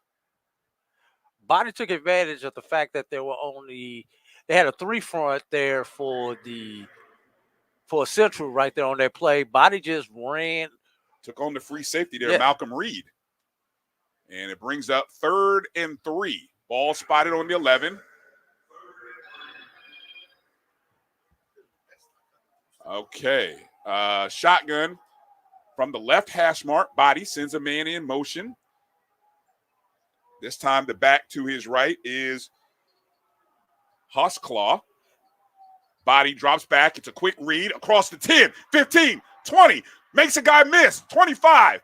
Still running. Out of bounds at the 29-yard line. Andrew Body showing the legs. And I think he might be over 100 yards rushing now, Drew. If not, he's pretty doggone close. And what set that up is the defensive end. I did not catch his number. Was lined up about 5 yards outside of the left tackle, and Andrew Body just went right up that gap where the defensive end was supposed to be. Pass into the flat to his right, and that pass complete to number 11, Jalen Jones. Gain of 2 on the play. Tempo here by Bama State. Andrew Body with exactly 100 yards, Brian. Body in the shotgun, drop backs, quick pass. Thought it was deflected, but no. It is off the hands. Overthrown. Was it overthrown? I thought it might have been off the hands, but it's overthrown. His intended target was number 6, Ajay Harrell. Yeah, and you got to worry about that with the wet ball right now, Brian. You know, they're trying to shuffle the balls out, but usually you only see them shuffling the balls in and out when the ball goes outside of the hashes. If the ball stays inside the hash, they're going to keep that same ball on the field. 3rd and 8, ball on the 31. Bama State is 3 for 5 today on 3rd downs. A.J. Gates, there's body. Oh, he goes for the screen to Gates, to Al Gates, and overthrew him. So just missed. Gates had some daylight. He had some yardage in front of him. Had that ball not been overthrown. So brings up 4th down. It's going to be fun to see this, Brian. Wet ball. Punter's got to be able to catch this ball from the center, and then you've got to be able to field this ball on the back end after the kick. So let's see what kind of action we're going to have here if this weather, this wet turf, makes a difference on this special teams play. Darrell Taylor back to receive, standing on his own 30. Rugby style kick. Taylor will field it at about the 25. A bit of a slip going to his right around the numbers, and he is down at about the 32-yard line. Brought down by number 45, Grant de Graffenreid. And I forgot to throw in the part, Brian, if he catches the ball and decides to return it, he's got to have some good footing, which he did not have on that particular play, which probably cost him a yard or two on that return. All right, well, it's time to take a short break for this timeout. In between plays, you're watching or listening to the 2024 Orange Blossom Classic on the Black College Sports Network. Hey, grab me one too.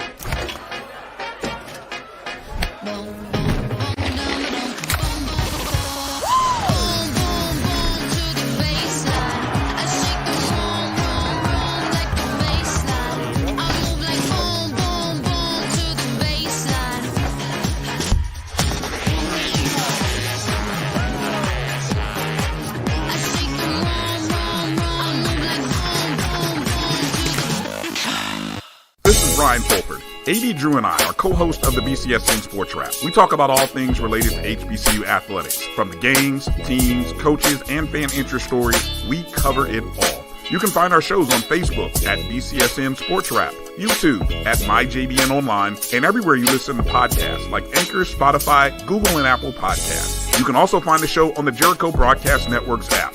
Make sure to download. We look forward to you joining the conversation and being a part of the show. This is the Dean of the College of HBCU Sports, Kenyatta Cavill of Dr. Cavill's Inside the HBCU Sports Lab with Mike Washington and Charles Bishop. Come mix it up in the lab where the course lecture is in session every Tuesday from 6 o'clock p.m. Central Standard Time on Facebook Live, YouTube Spreaker, or the BCSN app, as we discuss all things about the HBCU sports culture, including exploring the week that was in the sporting HBCU diaspora, as well as the upcoming week of HBCU sports. With me, the Dean, the College of HBCU Sports, on Dr. Cavill's Inside the HBCU Sports Lab with Mike Washington and Charles Bishop. Course lecture dismissed.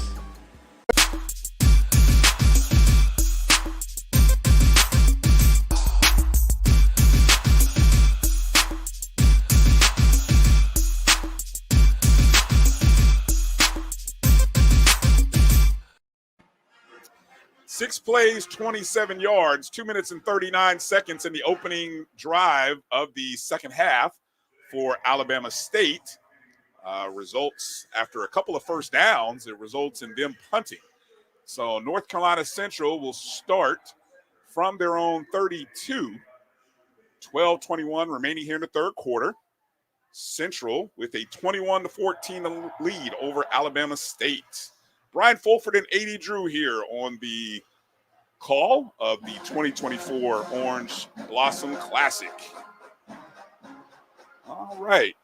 So here we go for Central, their first offensive possession of the half. And Walker Harris will come up under center. And the single back will be Jamari Taylor.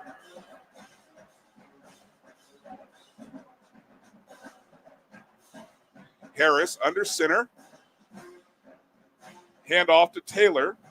He runs right into the line of scrimmage and met by about 2 or 3 black jerseys.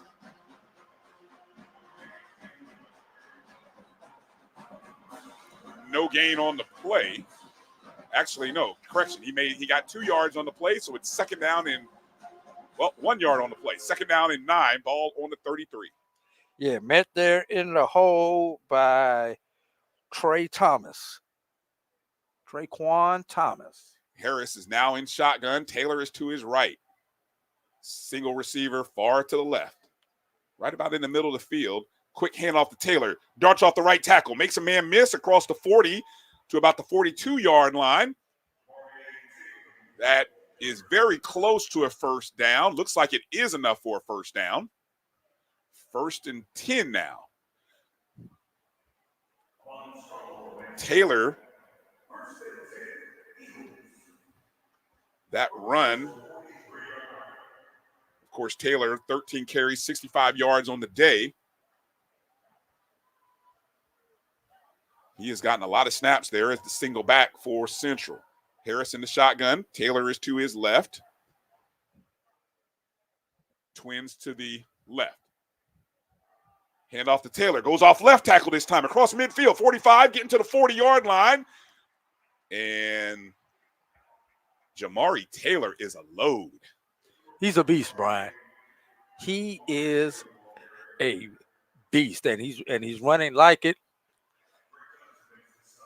So go back and take a look at this play. There just came up right off tackle, ran through the one hole, and then broke it outside for a nice gain. 1st and 10, ball spotted on the 40 in Bama State territory. Harris comes into center now. The single back now is Arthur Rogers. Pitch to Rogers right. He avoids the tackles. Got some room. 45, 30, 20, 15, 10. Out of bounds inside the 10 at the 10-yard line. Arthur Rogers Jr. with the run. That's a gain of about 30 on the toss from Harris. You know, Central had both the guard and the tackle pull from the left side to the right side. But Brian, on that play, it really didn't matter because everybody got sealed up inside by the guard who was already over there, the guard and the tackle who were already on the right side. They pulled, but there was nobody there for them to hit, Brian. And we've got a Alabama State player slow to get up. Well, we thought it might have been cramps. Not really sure what it is, but it looks like that's 22 Drake Johnson. Yes. Yeah, I'm not really sure. And he looks okay coming off the field.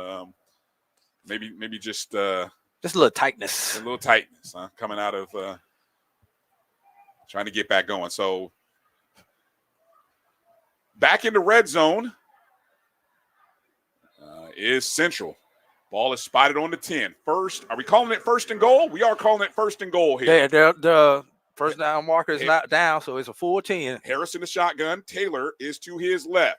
There's the handoff to Taylor. Goes left. Avoids the tackle. Off left tackle. Going to the left sideline.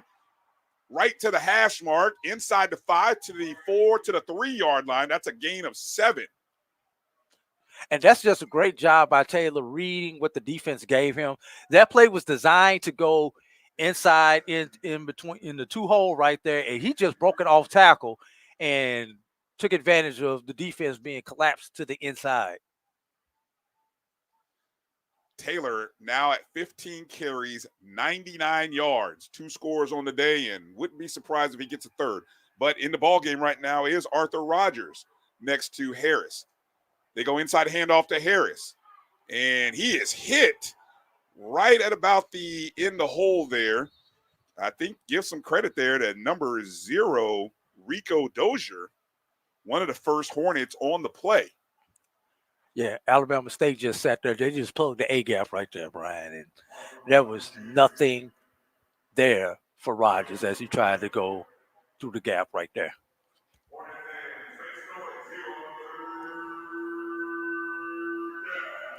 So it's 3rd down and goal from the 3-yard line. Harris goes under center now. The back that's deep is Rogers. Snap, play action. Harris looking, he is sacked. Rico Dozier comes up with the play, sacking Harris back at the 14-yard line. So that's a big play, consecutive big plays by the linebacker, Rico Dozier.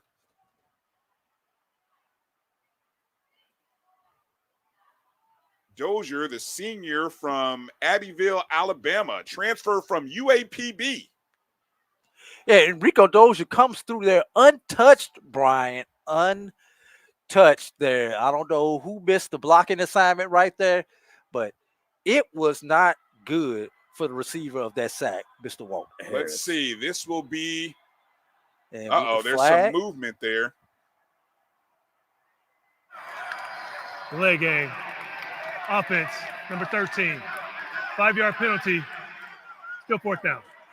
Those are those early in the season snafus that you tend to see with special teams, not being 100% sure if they are on special teams, not being 100% sure where to line up, because a lot of times special teams are the last group that we put together.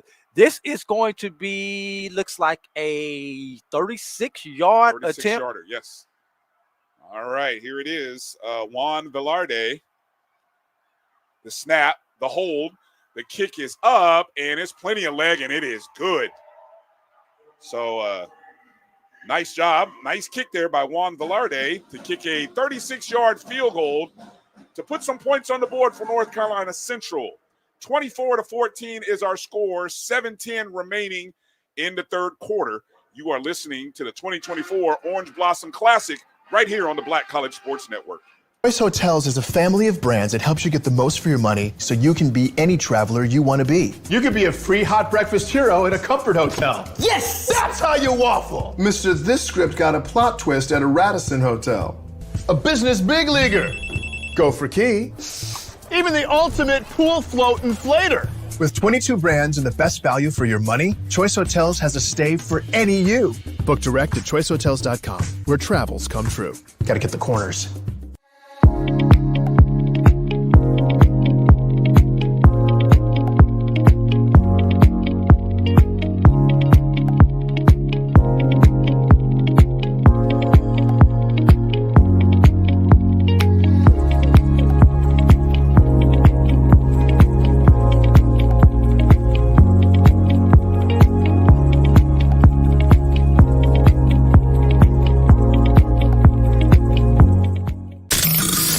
Human Voice has always connected audiences with experiences. Major brands all across America have trusted Kever's voice time and time again. Conversational, powerhouse, intelligent, and sincere. That's the voice you need for your creative marketing process. KEAVERSVOICE.com. Kever's Voice, Kever's Voice, KeversVoice.com. Always on, all the time. Since 2010. At Automasters LLC, our mission is to serve our community by providing quality automobiles at affordable prices. All of our vehicles are inspected and certified to offer you the confidence in knowing you have a quality vehicle. Our goal is to provide you with a seamless process and positive experience for your automobile purchase. Financing recommendations and specific vehicle inquiries are available at your request. You can find us at www.automasters06.com and follow us on Facebook and Instagram. Also, please feel free to contact Terrence Miles at 601-927-7794. And oh yeah, tell him Sonia sent you.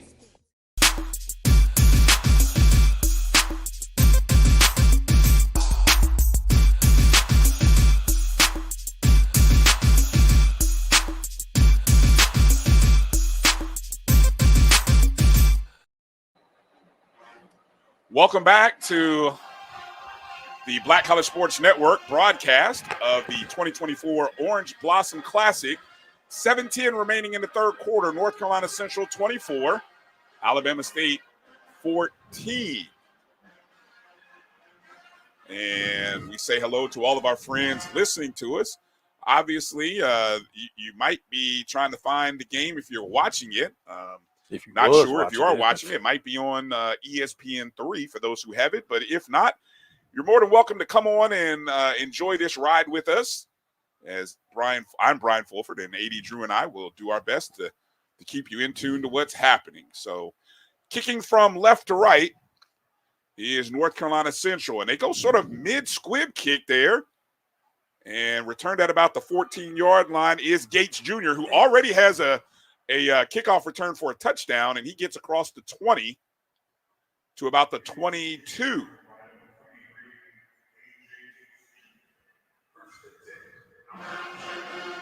So Gates Jr. gets to the 21. And we've sort of been playing a little musical chairs with the quarterbacks for Alabama State. And this time, coming out leading the Hornets is Jonah O'Brien. So we've seen Andrew Body, and we've seen Jonah O'Brien. So this will be O'Brien starting this drive. And he starts in a sort of a pistol, and Marcus Harris is to his back. He goes hands off the Harris. And Harris gets across the 20, trying to get back to the original line of scrimmage. Good luck with that. Might be a yard short of it, though. Let's see where they put that ball down at.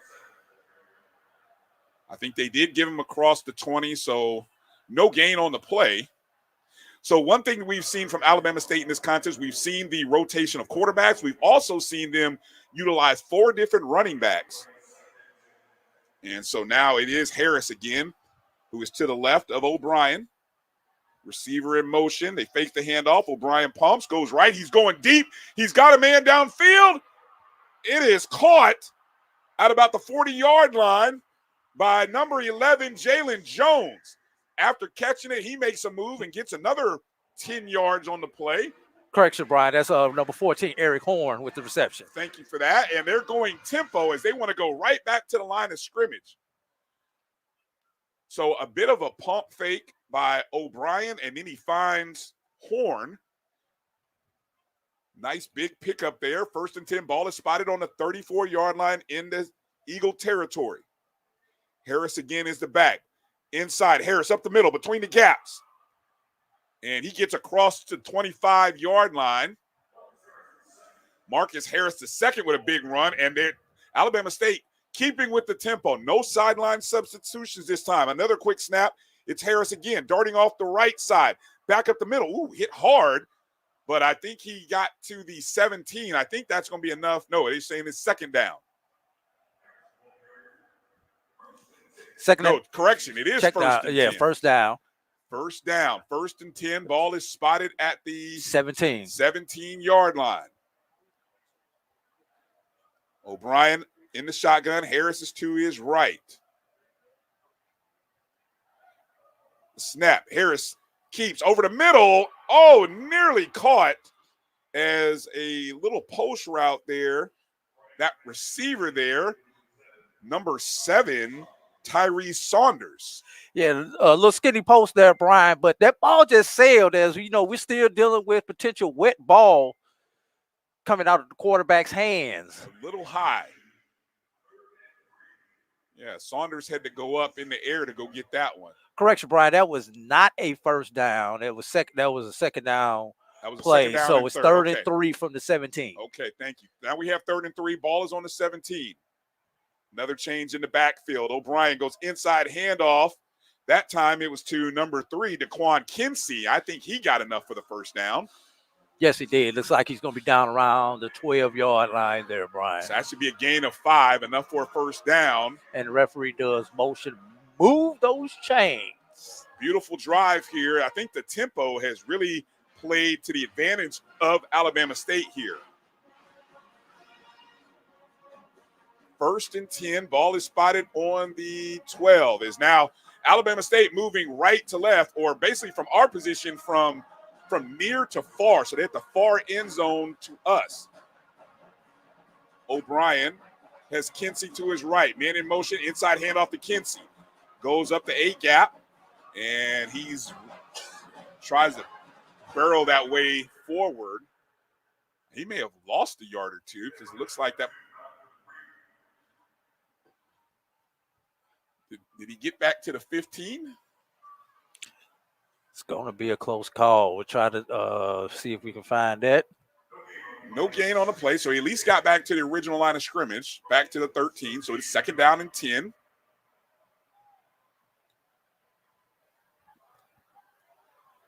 O'Brien. Now the single back is Marcus Harris to his right. O'Brien in shotgun. Calls for a man in motion. They go to Harris. Harris going left. Oh, he met in the – that running back was hit in the backfield. Brought down. That was number 90. Yeah, Xavier Fields right there on that tackle right there, Brian. And he got back there. No one pretty much touched Fields.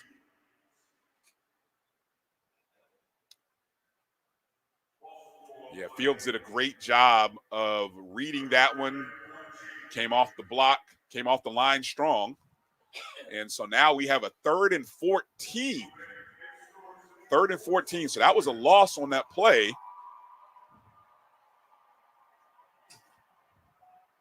O'Brien in shotgun. Harris to his left. Twins to the far right. As he was on the left hash. O'Brien dropping back to pass. Looking. Oh, he had a man over the middle. Couldn't find him. Spins out of traffic. He's still running to his right. And he is. Is that going to be intentional grounding, or is that going to be a sack? Well, Chris Smith was on the pursuit, and I think he got him before the ball was thrown. Was down by contact. And it is going to be a sack there to Chris Smith. Did a great job of pursuit of O'Brien. And so the field goal unit for Bama State is going to come out. That ball will be spotted at about the 31 yard line. So it'll be about a 41-yard field goal attempt here for Baylor Cannon. The snap, the hold, the kick is up. It looks long enough, and it is good right down the middle. So a good draft or a good kick there by Alabama State on a 41-yard field goal. And our score with 1:49 in the 3rd quarter, North Carolina Central 24, Alabama State 17. And they did a great job of answering. Great job of answering that drive. And so it's as we're here at the Orange Blossom Classic with 1:49 remaining in the contest. And it's a pleasure to have joining us the executive director of the Orange Blossom Classic, Ms. Kendra Bullock Major. How are you doing? I'm doing great. How are you? I'm great. It's good to be here. Thank you for the opportunity to be able to call this contest. Absolutely. How has this week been for you? It's been busy. Definitely. You know, we started our week of events last Sunday. Mm-hmm. So we're 7 days in already. Yeah. And I know it's been a labor of love, and it's been a lot going on here. Yes. Talk a little bit about some of the excitement and just the interactions with the alumni and fan bases from Alabama State and North Carolina Central over this weekend. It's been great. You know, like I said, we started on Sunday. We had events with the students on Tuesday at Florida Memorial, as well as students that have come in from both universities. We've also been working with their admissions department, so they've done some recruiting here. So it's just been great. It's been great interacting with the fan base. The host hotels have been very active for both universities. They've had parties all week, and it's been an adventure.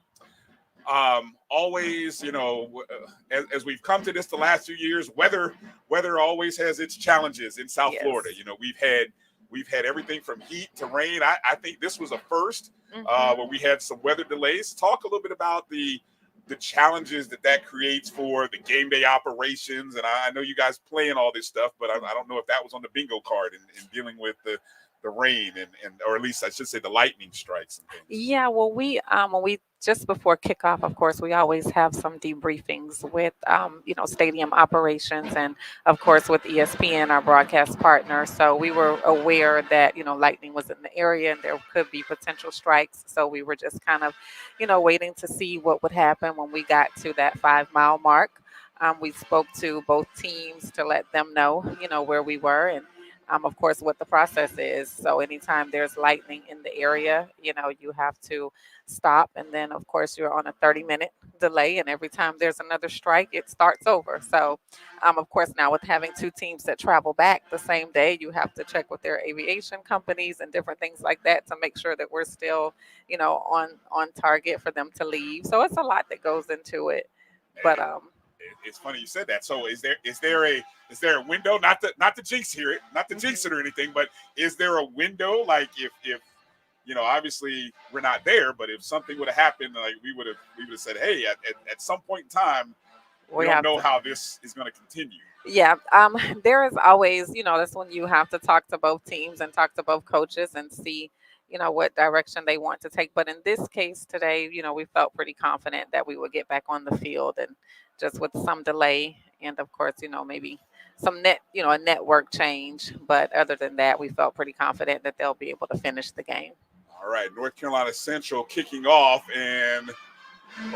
Alabama State kicking off and receiving back is Daryl Taylor as he gets across the 35 almost to the 40-yard line. So as you move around trying to make sure all the sponsors are happy and to greet all the VIP, what's game day like for you?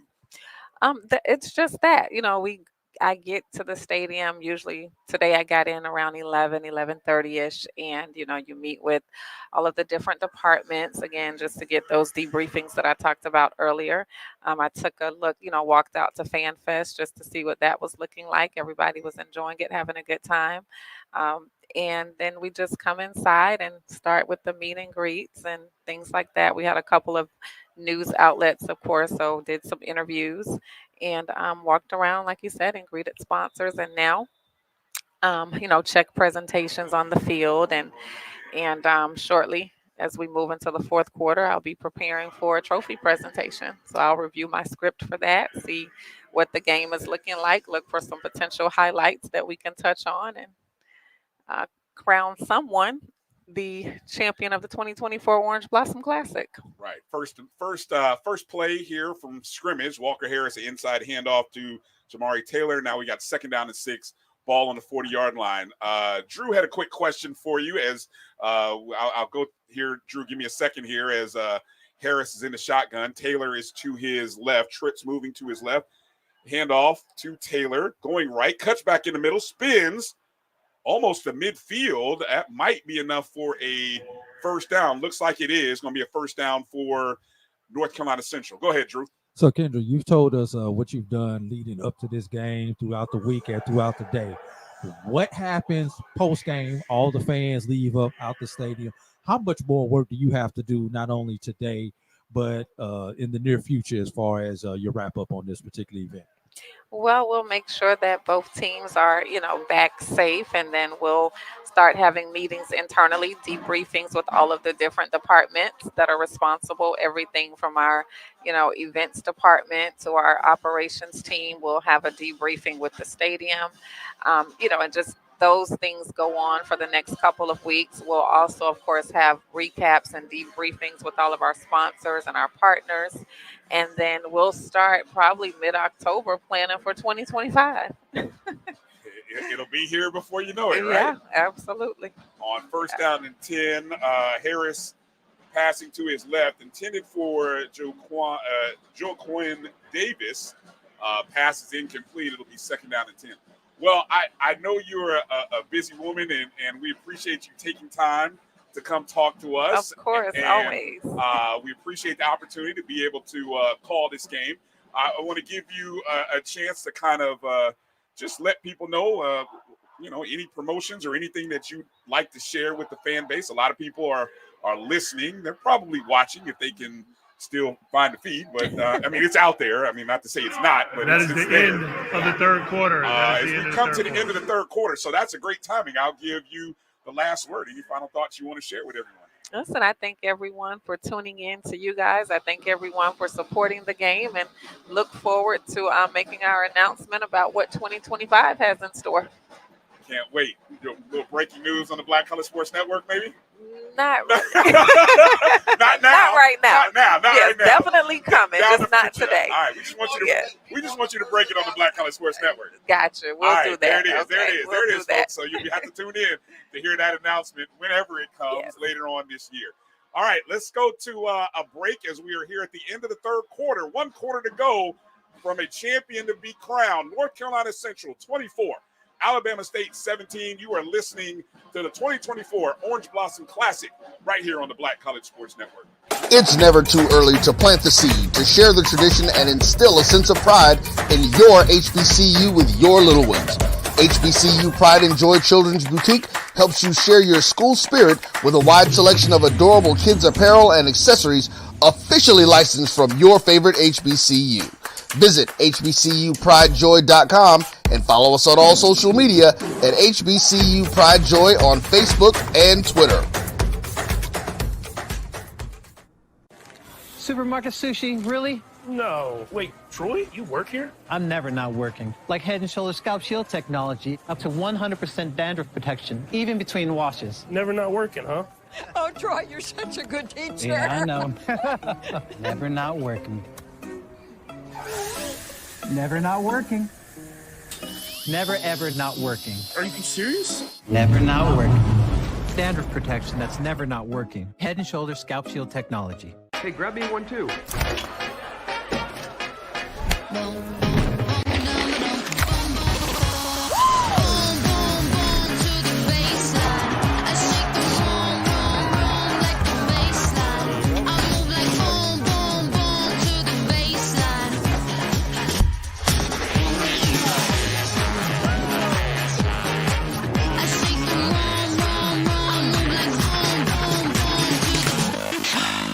Charmin Ultra Soft has so much cushiony softness, it's hard for your family to remember they can use less.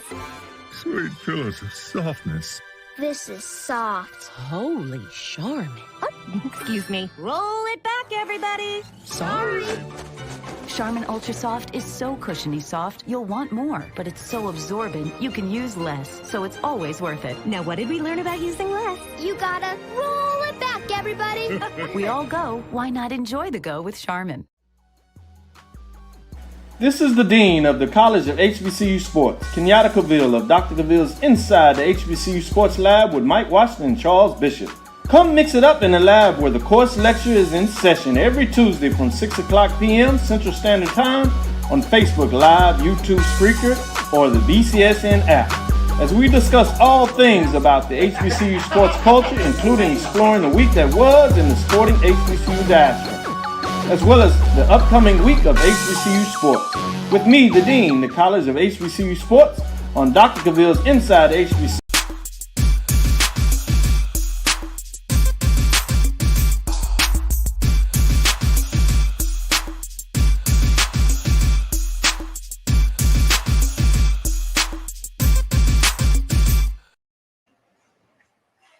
Well, our score is 24-17. North Carolina Central leading as they make a very short change. Now Central is moving right to left. Essentially the same spot, though. They just flipped. Right. 3rd down and 10. Ball spotted on their own 48-yard line. Harris dropping back to pass. Oh, and I don't know if he was that ball tipped at the line? It was either tipped or he was late hitting the crossing receiver on that was number 14 on that crossing route, and that was Chance Peterson.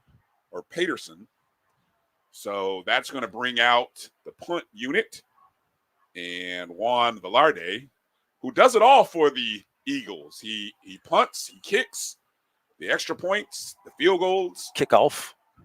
A utility man, a man of many trades. A man of a heavy leg. Back to receive for Bama State, Robert McMinn. McMinn standing about the 10. Oh, he goes back to about the 5. And he's going to return left sideline, and he's knocked out of bounds.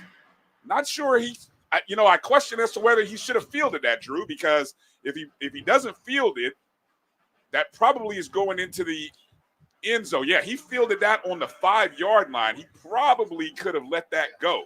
Well, the thing is, Rule, he's going backwards. His feet started at the 10. He's going backwards. If you catch that ball going over your shoulder and your momentum is still carrying it backwards, you probably want to let that go at that point and take a chance of letting that one go into the end zone instead of trying to catch it going backwards, catch your footing, and then shift your momentum forward. That's what I hear. I hear people say that all the time. Not sure. Let me not make any judgments. Okay, so let's see. Who is it at quarterback for Alabama State? It is Andrew Body. Passes out to the left, finds a man out at about the 15, 16-yard line. And on that completion for Bama State is number 7, Tyree Saunders. This is a very important drive for Alabama State, as if they don't score right here the way Central could take the time off the clock. 2nd and 2, and Body passes to the right side. And that one was complete to Jalen Jones for a first down. So using both sides of the field on the first 2 plays is Andrew Body. I was going to say, the way North Carolina Central could take the time off the clock with their running game, Alabama State may only get one other possession. And if they take too long on this one, Alabama State may not see the ball again.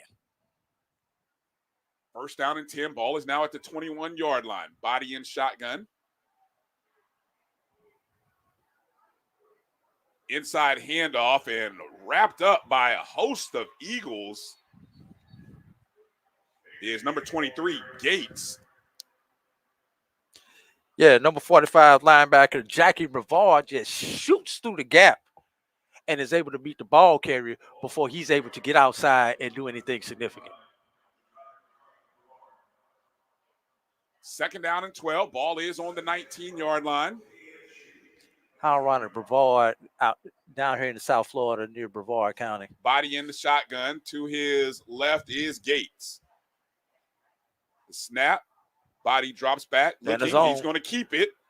And I'm not really sure if it was a product of the turf or he just kind of lost his footing, but he didn't pick up much on that. Might have got about 2 yards. That hole did close very quick on him, as it was a keeper, and North Carolina Central did a good job. Give the inside. Yeah, somebody got a hand on. That's number 90. Got his hand shoestring tackled there. Xavier Fields. 3rd and 11 now. Ball is at the 20-yard line. Now it's O'Brien who's in at the quarterback position. Harris is to his right. Single receiver moves to his left, so he's got trips left. O'Brien dropping back the pass, goes left towards the sideline, and it's complete to number, I believe that was to number 17. I got 2 flags on the play, Brian. One on each sideline, ironically. So the pass was complete to Asa Gregg. Let's wait to see what these. Illegal substitution, 12 on defense, 5-yard penalty, 3rd down.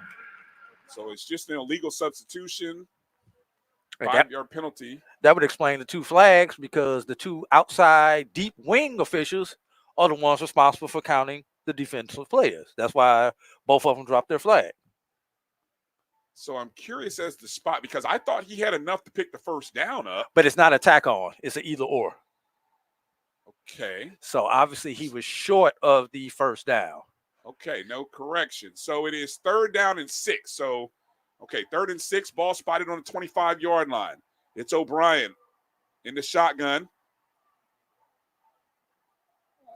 I believe that is Gates in the shotgun. O'Brien looking, goes across the middle. He has a man. Oh, and he overthrew. That one sailed as it was intended again for Gregg, but that one floated.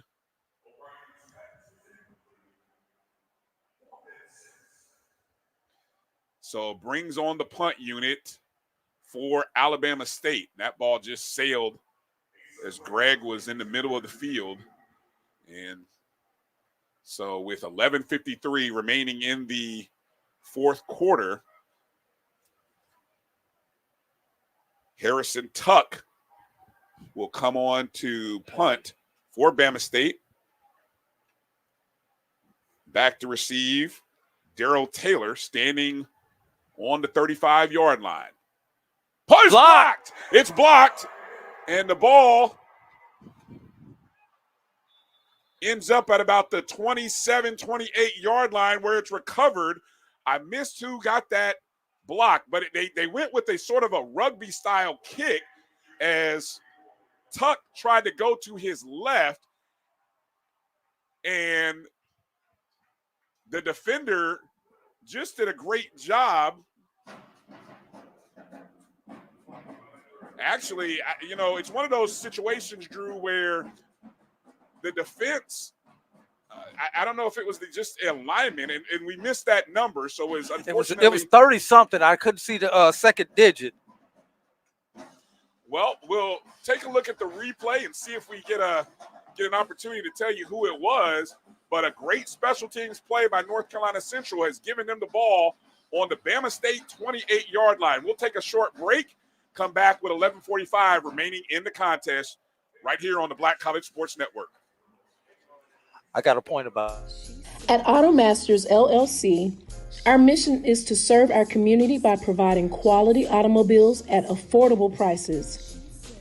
All of our vehicles are inspected and certified to offer you the confidence in knowing you have a quality vehicle.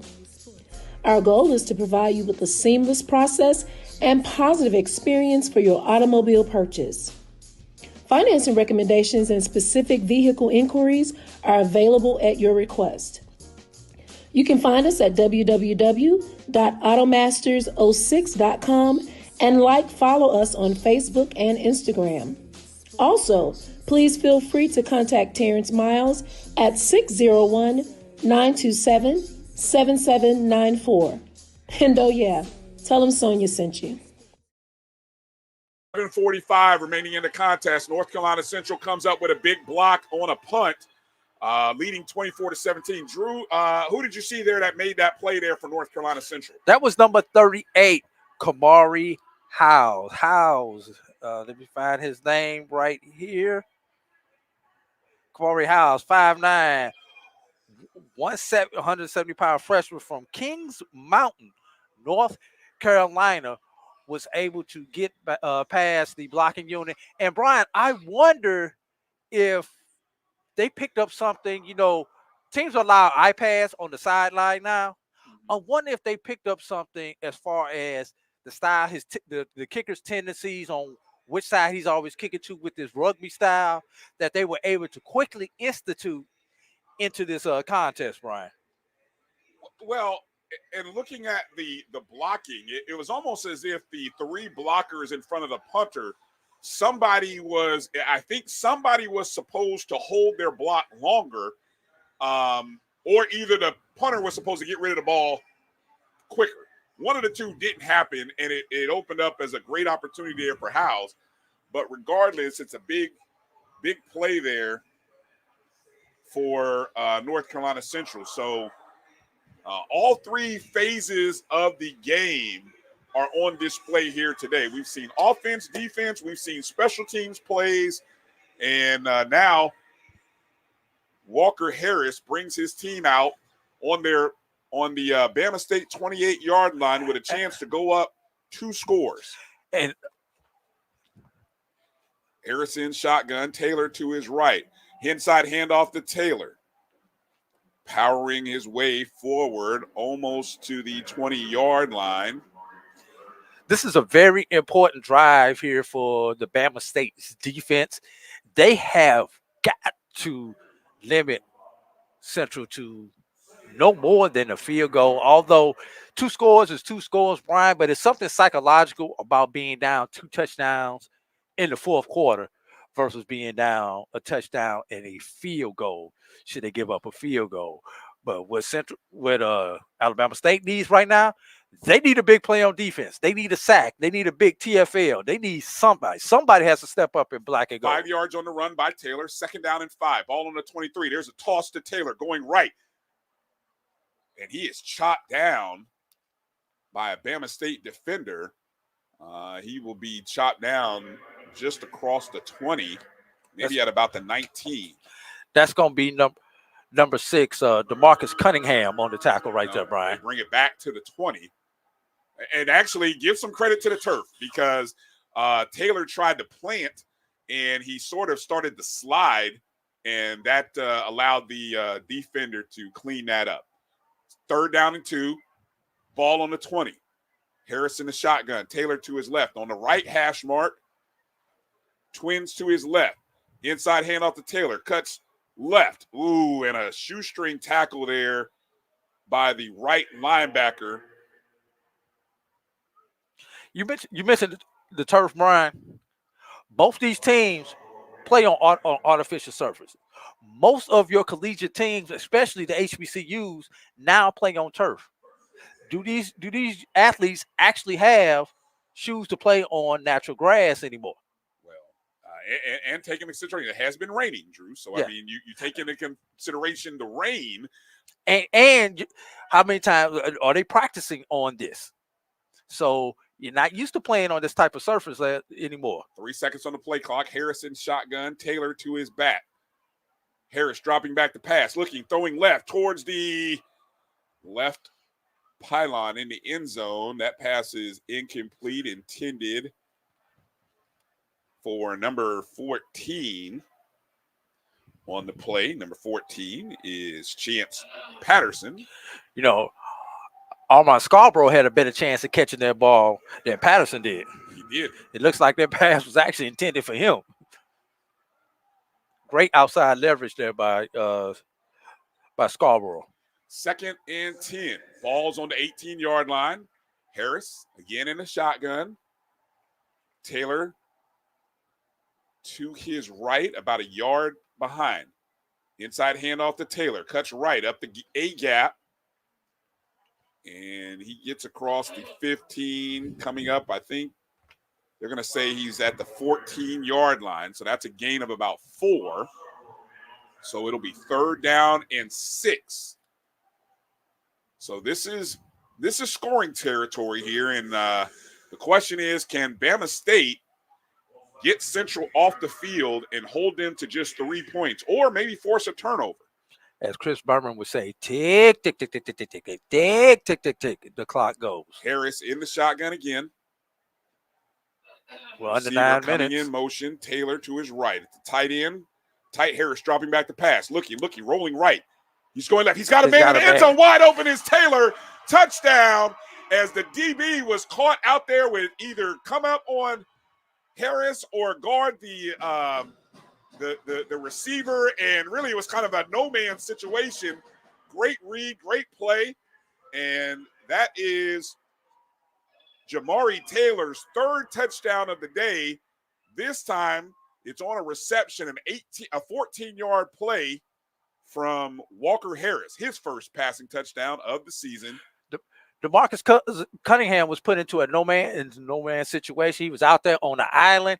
He was damned if he did. He was damned if he didn't on that particular play, Brian, just like you said. Juan Valerde with the extra point attempt. It is up, and it is good.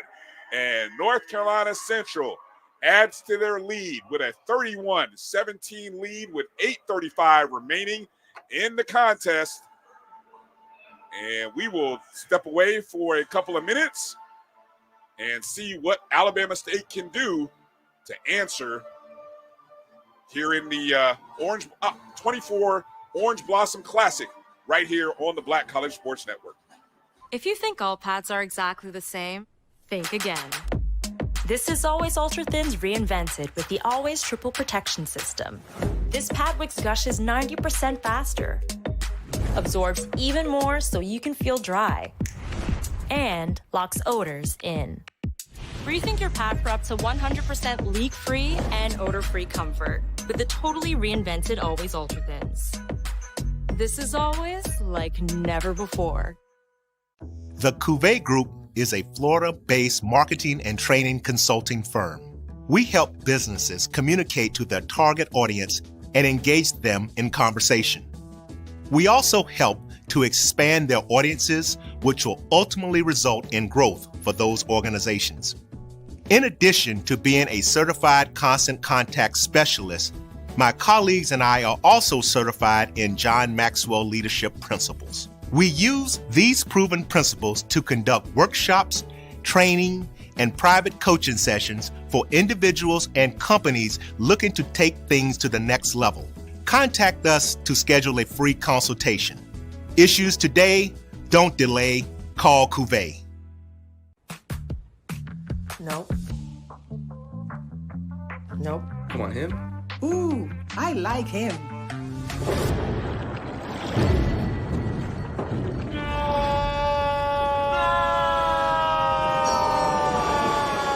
Quick, the quicker picker-upper. Bounty picks up messes quicker, and each sheet is 2 times more absorbent, so you can use less. He's an 8. He's a 9. Bounty, the quicker picker-upper. This is Bryan Fulford. AD Drew and I are co-hosts of the BCSN Sports Wrap. We talk about all things related to HBCU athletics. From the games, teams, coaches, and fan interest stories, we cover it all. You can find our shows on Facebook at BCSN Sports Wrap, YouTube at MyJBN Online, and everywhere you listen to podcasts like Anchor, Spotify, Google, and Apple Podcasts. You can also find the show on the Jericho Broadcast Network's app. Make sure to download. We look forward to you joining the conversation and being a part of the show.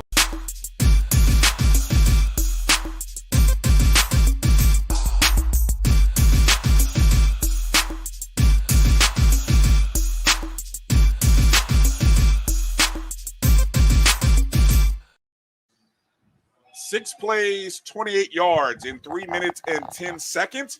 North Carolina Central gets a 14-yard pass play from Walker Harris to Jamari Taylor and take a 31-17 lead over Alabama State. We were just talking, Drew. Jamari Taylor now with 22 carries, 124 rush yards, and 2 touchdowns, which he had in the first half. He also has 2 receptions, 18 yards, and a touchdown as well. So 3 total touchdowns from Taylor, who, Drew, we don't have a vote, but right now, if anybody is shading towards most valuable player, it's looking like right now Jamari Taylor. Shading, you better not stand up under him, so fruit may fall from the tree of that MVP tree.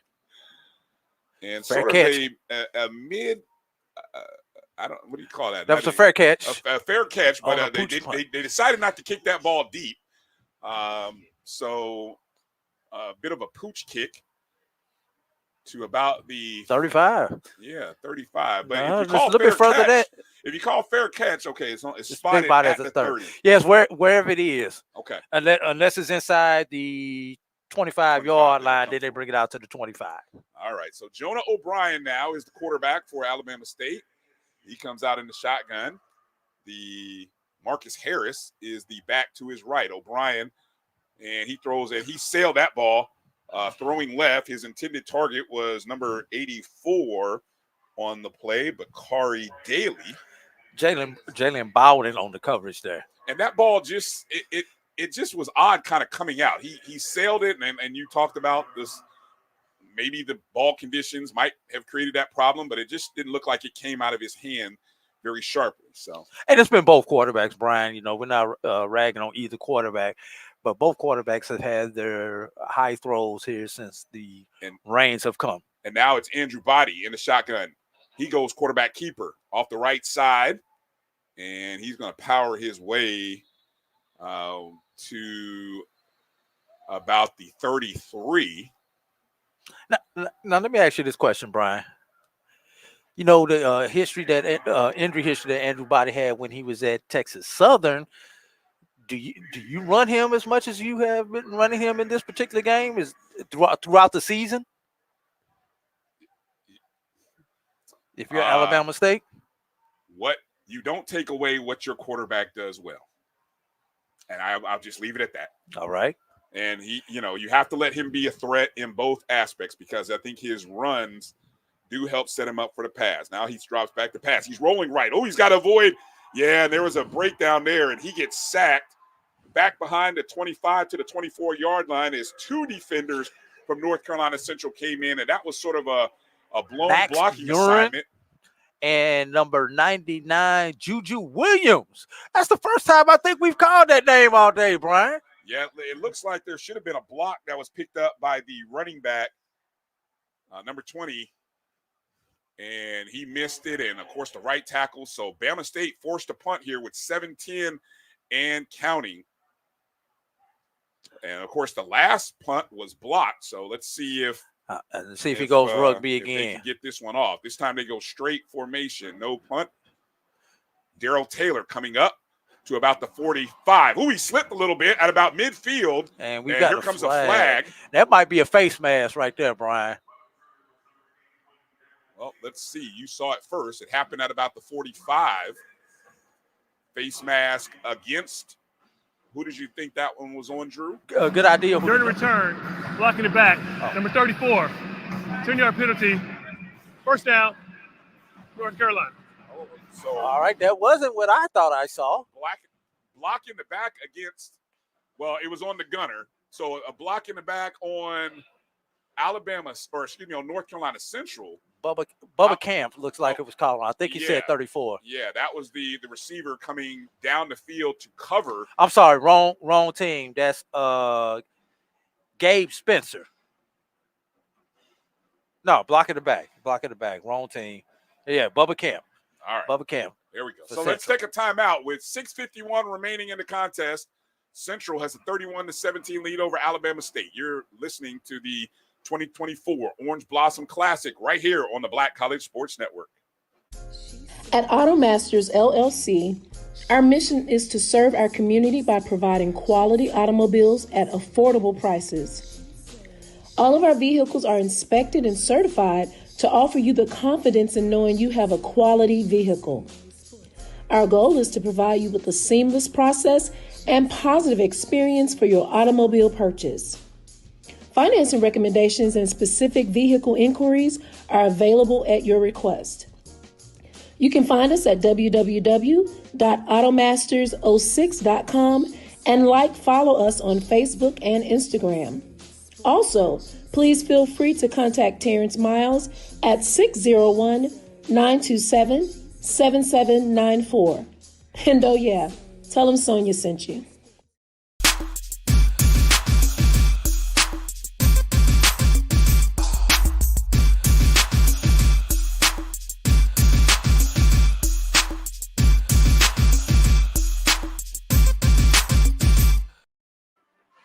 .51 remaining in the contest. North Carolina Central looking to be the third MEAC school to get a win this weekend, as Morgan State got a 30-28 victory on the road at Hampton.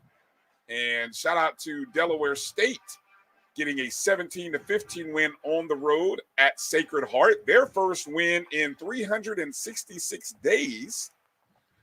So those, of course, were 2-point ball games. This one a little more in control for North Carolina Central, leading by 2 touchdowns, and they've got the ball, Drew. So this could potentially be a game-deciding or a game-ending drive if they choose to chew up clock, or if they get a score, then pretty much that'd be a 3-touchdown lead with under 6 and some change to go. I mean, it depends on how quick it happens. The one thing, if you're Central, 2 hands on the ball. 2 hands on the ball, stay in bounds. That's what Trey Oliver just told them coming out of that huddle right there. It'll be. And if you're Alabama State, Eddie Robinson, gang tackle, somebody hold them up, somebody else go for the ball. All right, so here comes North Carolina Central. Actually, Walker Harris is under center now. The back is number 24, Alini Magayo, and he's trying to find some room, and he tried to go left, and he might have got back to the original line of scrimmage if the spot is nice. And of course, I think they gave it to him. That's about it. Back to the 35-yard line.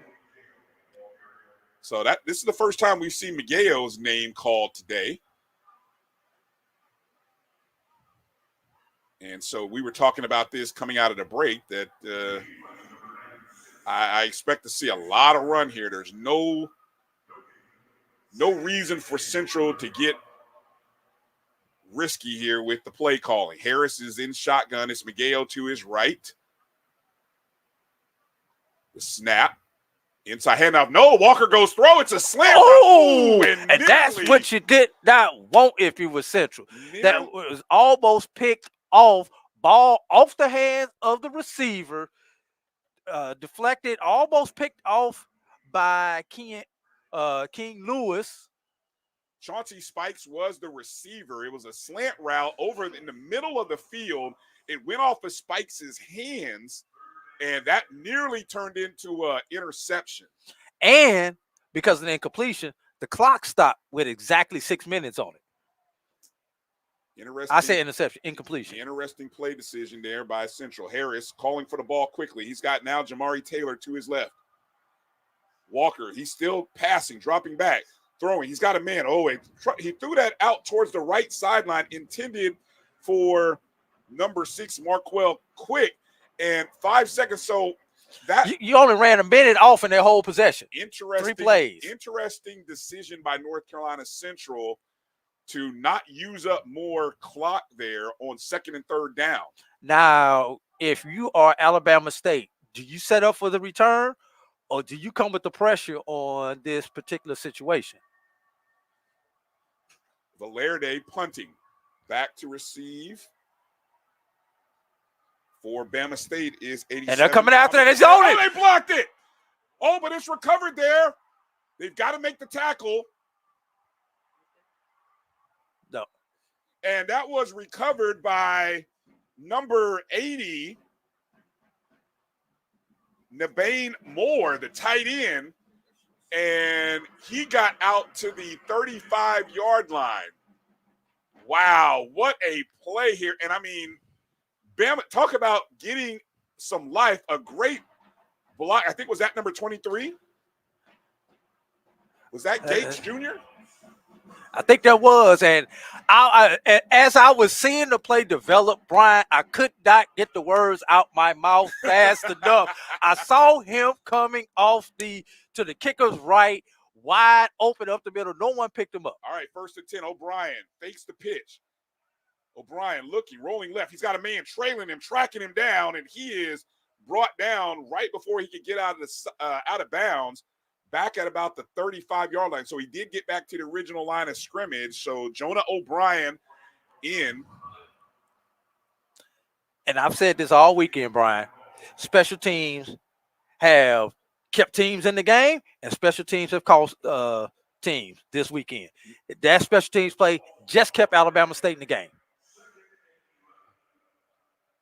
O'Brien in the shotgun. To his left is Gates. Twins left and right. O'Brien looking, pump fake. No, rolling right. He's going to run. He's got to run. Oh, but not what he wanted to do there, as he is hauled down. Juju by number 99.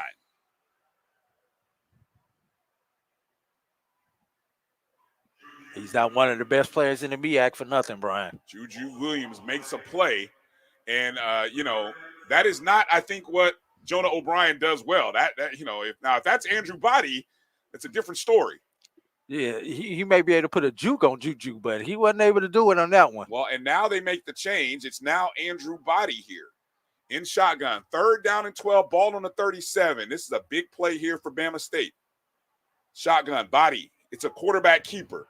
Goes up the middle, and he is met right there in the middle of the line, right there on the tackle.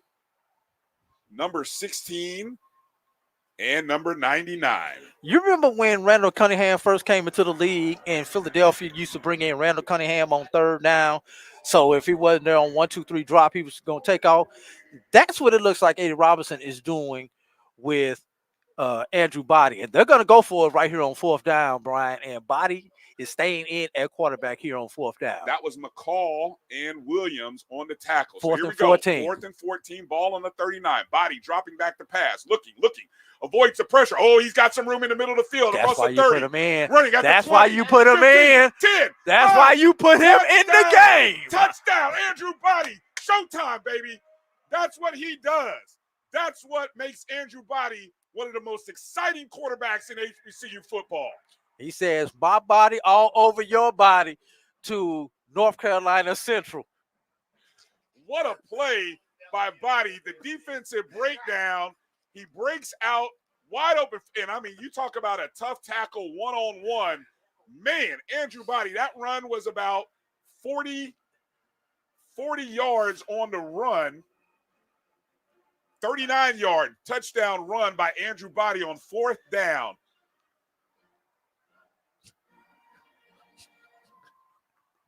So here's the extra point attempt, and you talk about an opportunity for Bama State. The extra point is up and good, and the Hornets have life.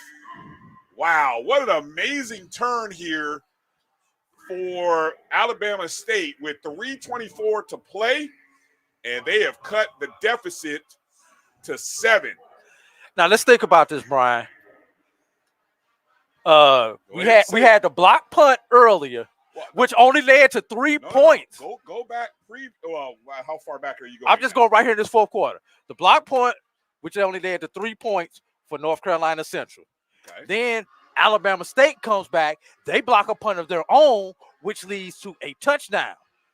Well, then the points off these turnovers have kept this game close. I think you're jumping the big drive, which is the decision by North Carolina Central to not use clock with 6:34? No, it was 6:51. 6:51, and they only used up not even a minute, 51 seconds. Now, the question is, do you kick deep or do you go onside? I'm kicking deep if I'm Alabama State because I've got all 3 timeouts.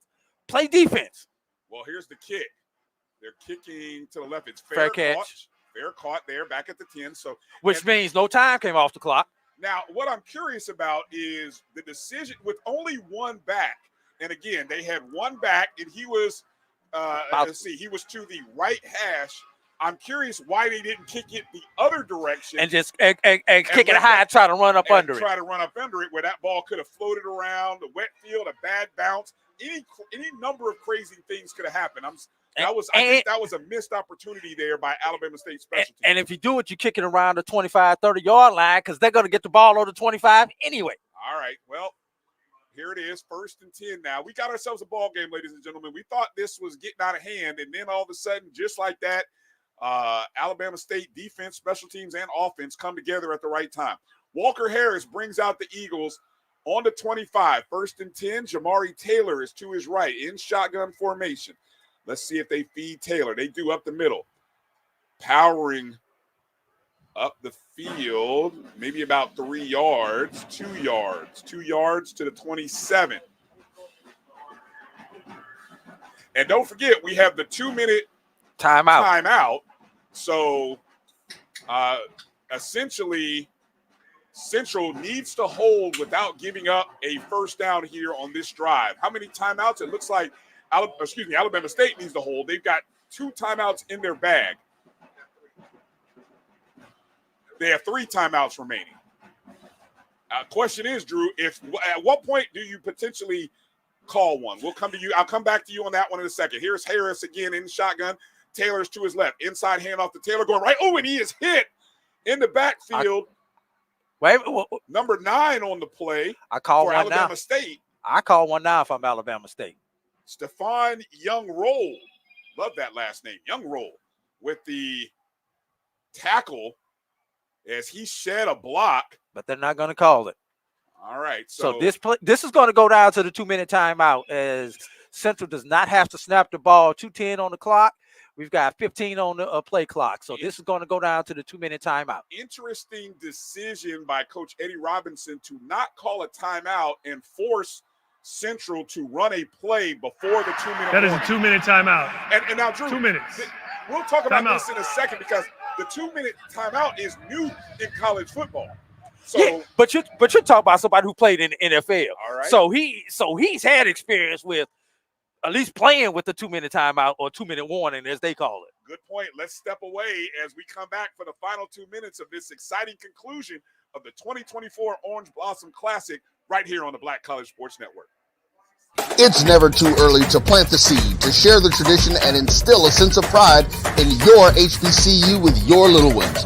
HBCU Pride and Joy Children's Boutique helps you share your school spirit with a wide selection of adorable kids apparel and accessories officially licensed from your favorite HBCU.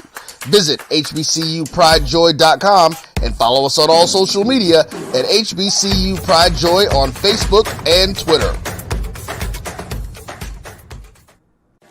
Supermarket sushi, really? No. Wait, Troy, you work here? I'm never not working. Like Head & Shoulders Scalp Shield technology, up to 100% dandruff protection, even between washes. Never not working, huh? Oh, Troy, you're such a good teacher. Yeah, I know. Never not working. Never not working. Never ever not working. Are you serious? Never not working. Dandruff protection that's never not working. Head & Shoulders Scalp Shield technology. Hey, grab me one too.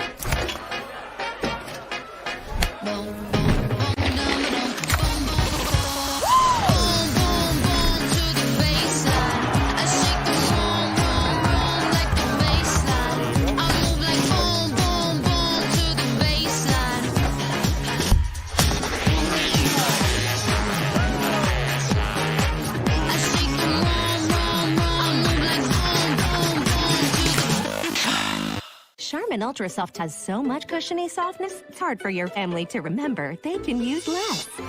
Sweet pillows of softness. This is soft. Holy Charmin. Oh, excuse me. Roll it back, everybody. Sorry. Charmin Ultra Soft is so cushiony soft, you'll want more. But it's so absorbent, you can use less. So it's always worth it. Now, what did we learn about using less? You gotta roll it back, everybody. We all go. Why not enjoy the go with Charmin? This is the Dean of the College of HBCU Sports, Kenyatta Cavill of Dr. Cavill's Inside the HBCU Sports Lab with Mike Washington and Charles Bishop.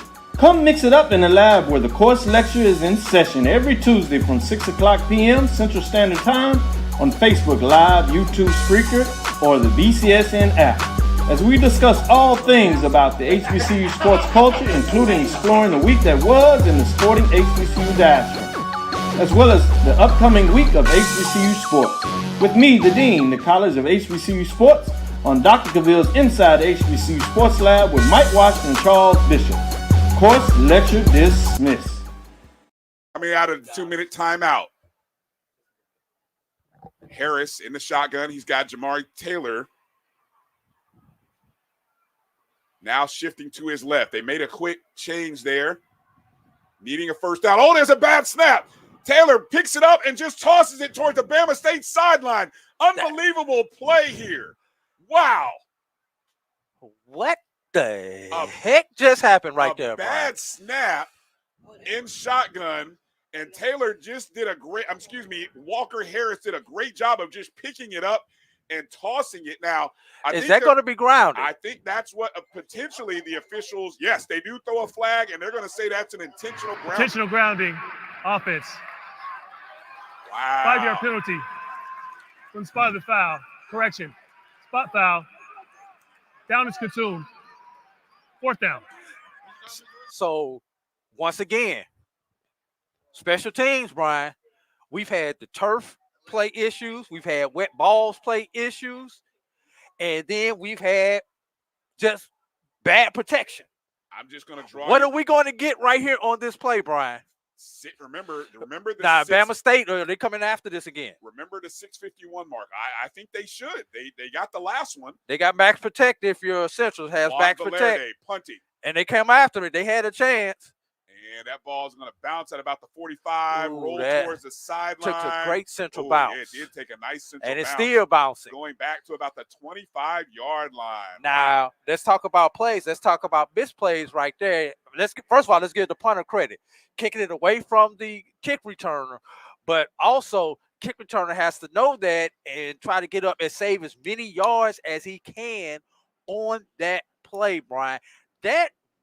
Letting that ball bounce probably cost Alabama State about 20 yards, plus it allowed another 3 or 4 seconds to roll off the clock. I think it was the right decision, though. So here we go. 1st down and 10. Ball spotted on 25. It is Andrew Body. Andrew Body comes out. He's in shotgun to his – he sends the receiver out. He sends it back. It's Body on the run. Cutting up the middle. Gets down at about the 28-yard line. Tackle on the play by number 45, I think that is. for North Carolina Central. And if everybody's wondering, yes, they do have a spy on Andrew Body, but Andrew Body is just, the spy is not doing them any good at this point in time. 2nd down and 8. Ball on the 27. Oh, Body's out the game. Body's out the game, Brian. Jonah O'Brien dropping back the pass, throws out to the flat or towards the sideline, and it is caught there by number 11, Jalen Jones. Hey, Brian, something important. Body just left the game holding his hand. I don't know what happened on that previous play when Body was running, but he is in pain over on the Alabama State sideline holding his right hand. Is that Andrew Body going to the 10? Yes, that is, Brian. Okay, here we go. 3rd down and 5 now. Jonah O'Brien now tasked with trying to lead this comeback. He drops back the pass, and he's going to run up the middle. He's going to pick up the first down. Oh, did that slide cost him? No. That's his best impression of Andrew Body. Did they give it? Looks like they're marking him just short. Oh, that was a mistake. Which brings up a 4th and 1, Brian. The slide, because remember, in college, timeout. Alabama State. That's their first charge timeout of the half. This will be a 30-second timeout. 30 seconds. Okay, let me explain what happened. As in college, the rules are when you begin your slide, that is where the ball is marked. So he picks up the first down, Drew, if he dives forward. But because he slid before he reached the 35, the ball is actually marked at the 34. Oh, a big mistake there by O'Brien. And now it becomes a 4th and 1. Ball on the 34-yard line. And you don't expect that out of a grad senior right there, Brian. You expect him to know that, he's got to make sure he's clearly past that first down marker. Well, this could be the play of the game here. Central needs a stop. I do not like being in the gun in this situation, Brian. They're in the gun. The single back is Daquan Kinsey. Hand off to Kinsey up the middle. Big first down across over to midfield. Clock stop. Let's get up and clock the ball if you're Alabama State. Don't waste the timeout. Clock the ball. Daquan Kinsey with a big run to about the 46, 47-yard line on the inside draw. Wow, right 43. Between the A gap. Okay. No, across midfield into Central territory. Forgot college ball. Clock stops because of the first down. And we still have a stoppage. The clock should wind on the whistle. Please reset the game clock to 46 seconds. Got 3 extra seconds on back. My signal. First down and 10. Ball spotted on the North Carolina Central 46-yard line. Jonah O'Brien. Clock is running. Is your quarterback in shotgun. Kinsey. It's a fake handoff. O'Brien looking. He's going left to the sideline. And it is interception. Interception by North Carolina Central. And that ball, his arm was hit. O'Brien's arm was hit. Central comes up with the ball. And we're probably going to get a celebration penalty on Central also, Brian, as half of the bench came out on the field to celebrate the interception by number 29, DJ Estes. And there was nobody. And I mean, obviously that was a play where his arm got hit because that ball sailed into an area where there was nobody but Estes in that vicinity. Look at Trey Oliver is heated out here right now, Brian. Trey Oliver is heated at something and somebody pointing towards the Alabama State sideline. I don't know if somebody said something or did something, but Trey Oliver is heated. After the play is over, unsportsmanlike conduct, 0. North Carolina Central, 15-yard penalty. 15-yard penalty. First down, North Carolina. So that is Quantez Mansfield of North Carolina Central, the defensive lineman who, you hate to see those penalties because you don't want to give your opponent anything. Now, Alabama State only has 2 timeouts, Drew. I don't know. I'm trying to do the math. I don't think really there's a way that this game can go any other way other than a couple of kneel downs and the game is over. I mean, correct me if I'm wrong here. There's only 30 seconds on the clock. Okay, Brian, okay. So. I just wanted to make sure I was seeing the math correctly. Yeah, I mean, you do one kneel down, everybody come out and shake hands. Wow, the ball is being spotted all the way back to the North Carolina Central 33, 32-yard line. It goes to That's a heck of a penalty. Well, it's 15 yards from the spot in which the interception came. Okay. Yes. Yeah, and so looks like it'll be victory formation for Walker Harris and the North Carolina Central Eagles. I tell you what, the last 7 minutes of this ball game gave us everything that we could have asked for. He takes a knee. Will Bama State call a timeout? I hope not. No, they will not. They will let this run out. I think they will concede this contest because they really can't stop it. And wow. First victory for the BAC this season over the SWAC, Brian. What a talking point that'll be. Well, congratulations y'all to in the chat rooms figure that one out. Yeah, congratulations to Trey Oliver and the North Carolina Central Eagles, who have traveled down to Florida and come away with a victory, a 31-24 victory. Drew, I think it's safe to say that as we look at the final stats, that Jamari Taylor is probably going to be your game most valuable player, as there might be a little bit of extra pushing, and I'm not sure what's going on there at midfield there. Yeah, a little extracurricular action going on there, as I'm not really sure. Yeah, Central is. I can see some Alabama State players are very upset, and Central players are waving them goodbye. So, not so friendly conclusion to the game. Hopefully, nobody does anything stupid that will affect them in future games.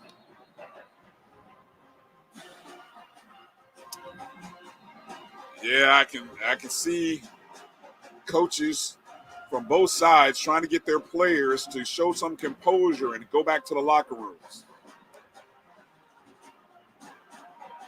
Yeah, definitely should be. North Carolina Central should be excited, but they should also be thanking their stars a little bit, because this one almost got away from them. Well, the champions of the 2024 Orange Blossom Classic, the North Carolina Central Eagles, with a final score of 31-24. It looks like, again, I'm unofficially going to say Jamari Taylor should be your MVP, as he had 24 carries, 128 yards, and 2 touchdowns. He also caught 2 passes for 18 yards and a score, so a total of 3 touchdowns on the day for Taylor. Drew, what are your thoughts? Give your final thoughts on this contest from your perspective, either side. Oh, when you sit here and look at the stats, and when you guys have opportunity to pull them up, basically an even game throughout, Brian. Alabama State 291 total, Central 279 total. While Alabama State had 203 rushing, 88 passing. Central 160 rushing, 119 passing. And we know we can go all through these stats. The first game of the season, Brian, you saw mistakes by both teams. Mm-hmm. You saw missed opportunities by both teams, but you saw some great plays. Also, concerning for me, Alabama State, I asked the question, do you run Andrew Body like that? We saw him go out holding his hand. Now, it could happen to anybody at any time, but given the history of injuries with Andrew Body, and let's all be real, let's hope he's okay. Could be something potentially down the line for Alabama State. The 2-quarterback system. Questions about it earlier, but when you have to bring in another quarterback that quickly in the game, in the fourth quarter, in pressure situation, at least the quarterback is already warm, Brian. So just a couple of things to take a look at. Also, the offensive lineman for North Carolina Central, the right tackle, that was Trey Richburg. He was carted off with the injury. Let's also say a prayer for him and hope that he's going to have a speedy recovery. So, road doesn't get easier for either one of these two teams here, Brian. No, it does not. Again, I think we will. You can really. It'll be interesting to watch and hear how people analyze the final 6 minutes and 51 seconds.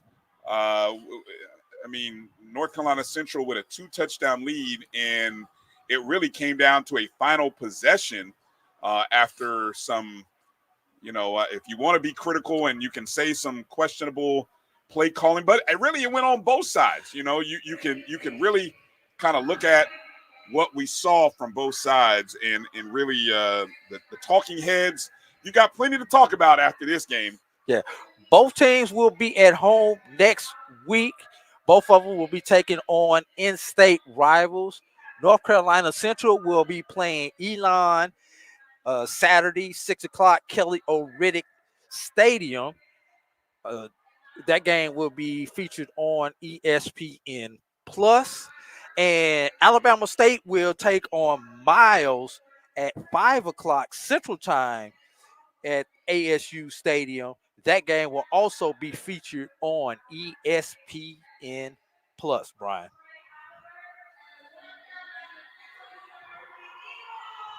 Well, the Eagles have won. The Eagles fly. The Eagles fly high, and they win the first ever meeting between themselves and Alabama State. And many of the points you brought out, Drew, we'll kind of wait to see what happens for both teams going forward. You're a betting man, Brian. I've got to get this in. Chances that we see one, both, or neither in Atlanta in December. Which one do you say? One, both, or neither? Well, when you say chances, what do you mean chances? Okay. I mean the chances you see 50% chance or better? Yeah, that you see either one of these teams in Atlanta. I think both teams have a 50% chance or better of being in Atlanta at the end of the season. I won't say which one, but I think both of them have an opportunity. And I will say from the quarterback positions, I really like I will say this. North Carolina Central graduated a great quarterback and great running back. But the two young men that we saw today, man, talk about picking up the mantle and carrying it. Can you catch lightning in the bottle twice, Brian? Walker Harris and Jamari Taylor, that is a outstanding 1-2 quarterback running back combination. And you Eagle fans really, you're going to have a fun season watching these two young men. And I understand why Coach Trey Oliver and others, North Carolina Central fans like our good friend Joshua Sims, I understand why they were really excited about this season. They got themselves a quarterback. And on the other side, I think we have to evaluate, like you said, what the injury status of Andrew Body is. And then, how long does or will Alabama State carry this unexpected 2-quarterback system? It's not unexpected anymore. Well, right. Well, obviously, but I don't think I heard too many people talk about this as a scenario or an option that they thought they might see. So, well, people were saying you don't know who the starter is going to be in Montgomery. So, hey, Eddie Robinson said, hell, I'm going to start both of them. Well, it worked until it didn't, right? All right. Well, that's going to do it for Sports our Wrap broadcast. Sports Wrap tomorrow. Yes, BCSN Sports Wrap tomorrow afternoon. I think we're talking about a 4 o'clock afternoon start. Eastern time. That's 3 Central. So AD, Drew, and I will be on the BCSN. So for those of you who are watching or listening, we look forward to seeing you join us tomorrow night as we give our recap of the weekend, and we also kind of look ahead to week number 2. Well, and I guess it's week 2 in the FCS and week 1 in Division 2, which is the most ridiculous thing. I'm the numbers man. You're doing too much math for my head right now. I hate that. But anyway, It is what it is. So we'll say it's the second full week of college football in our HBCU sporting diaspora. Oh, thank y'all for being here with us. You could have been anywhere on a Sunday night, but you chose to be with us here on a Sunday night. And thank y'all for tuning in to our audio cast of this. First time that we've gotten together and done this in a long time, Brian, and it was refreshing being with you in the booth again. All right. Well, again, we thank everyone from the Orange Blossom Classic, from Executive Director Kendra Bullock Major on down, for their hospitality and allowing us to be here to bring this game to you. Definitely thank you to Kim Wright, who you'll see some of the video and photography work from Kim. If you're following us on our social media handles at MyBCSN1, the number 1, or if you're following us on YouTube at MyJBN Online. To our producer and CEO, Mr. Everything, Roy Evans, who just celebrated a birthday. We thank him. And for A.D. Drew, my name is Bryan Fulford. It's been a pleasure to call this game for you, and thank you. Congratulations again to North Carolina Central, winners of the 2024 Orange Blossom Classic by a score of 31-24. Safe travels to both fan bases and teams heading back to Alabama and North Carolina, and we will see you tomorrow night for the BCSN Sports Wrap, 4 p.m. Eastern, 3 Central. Good night, everybody.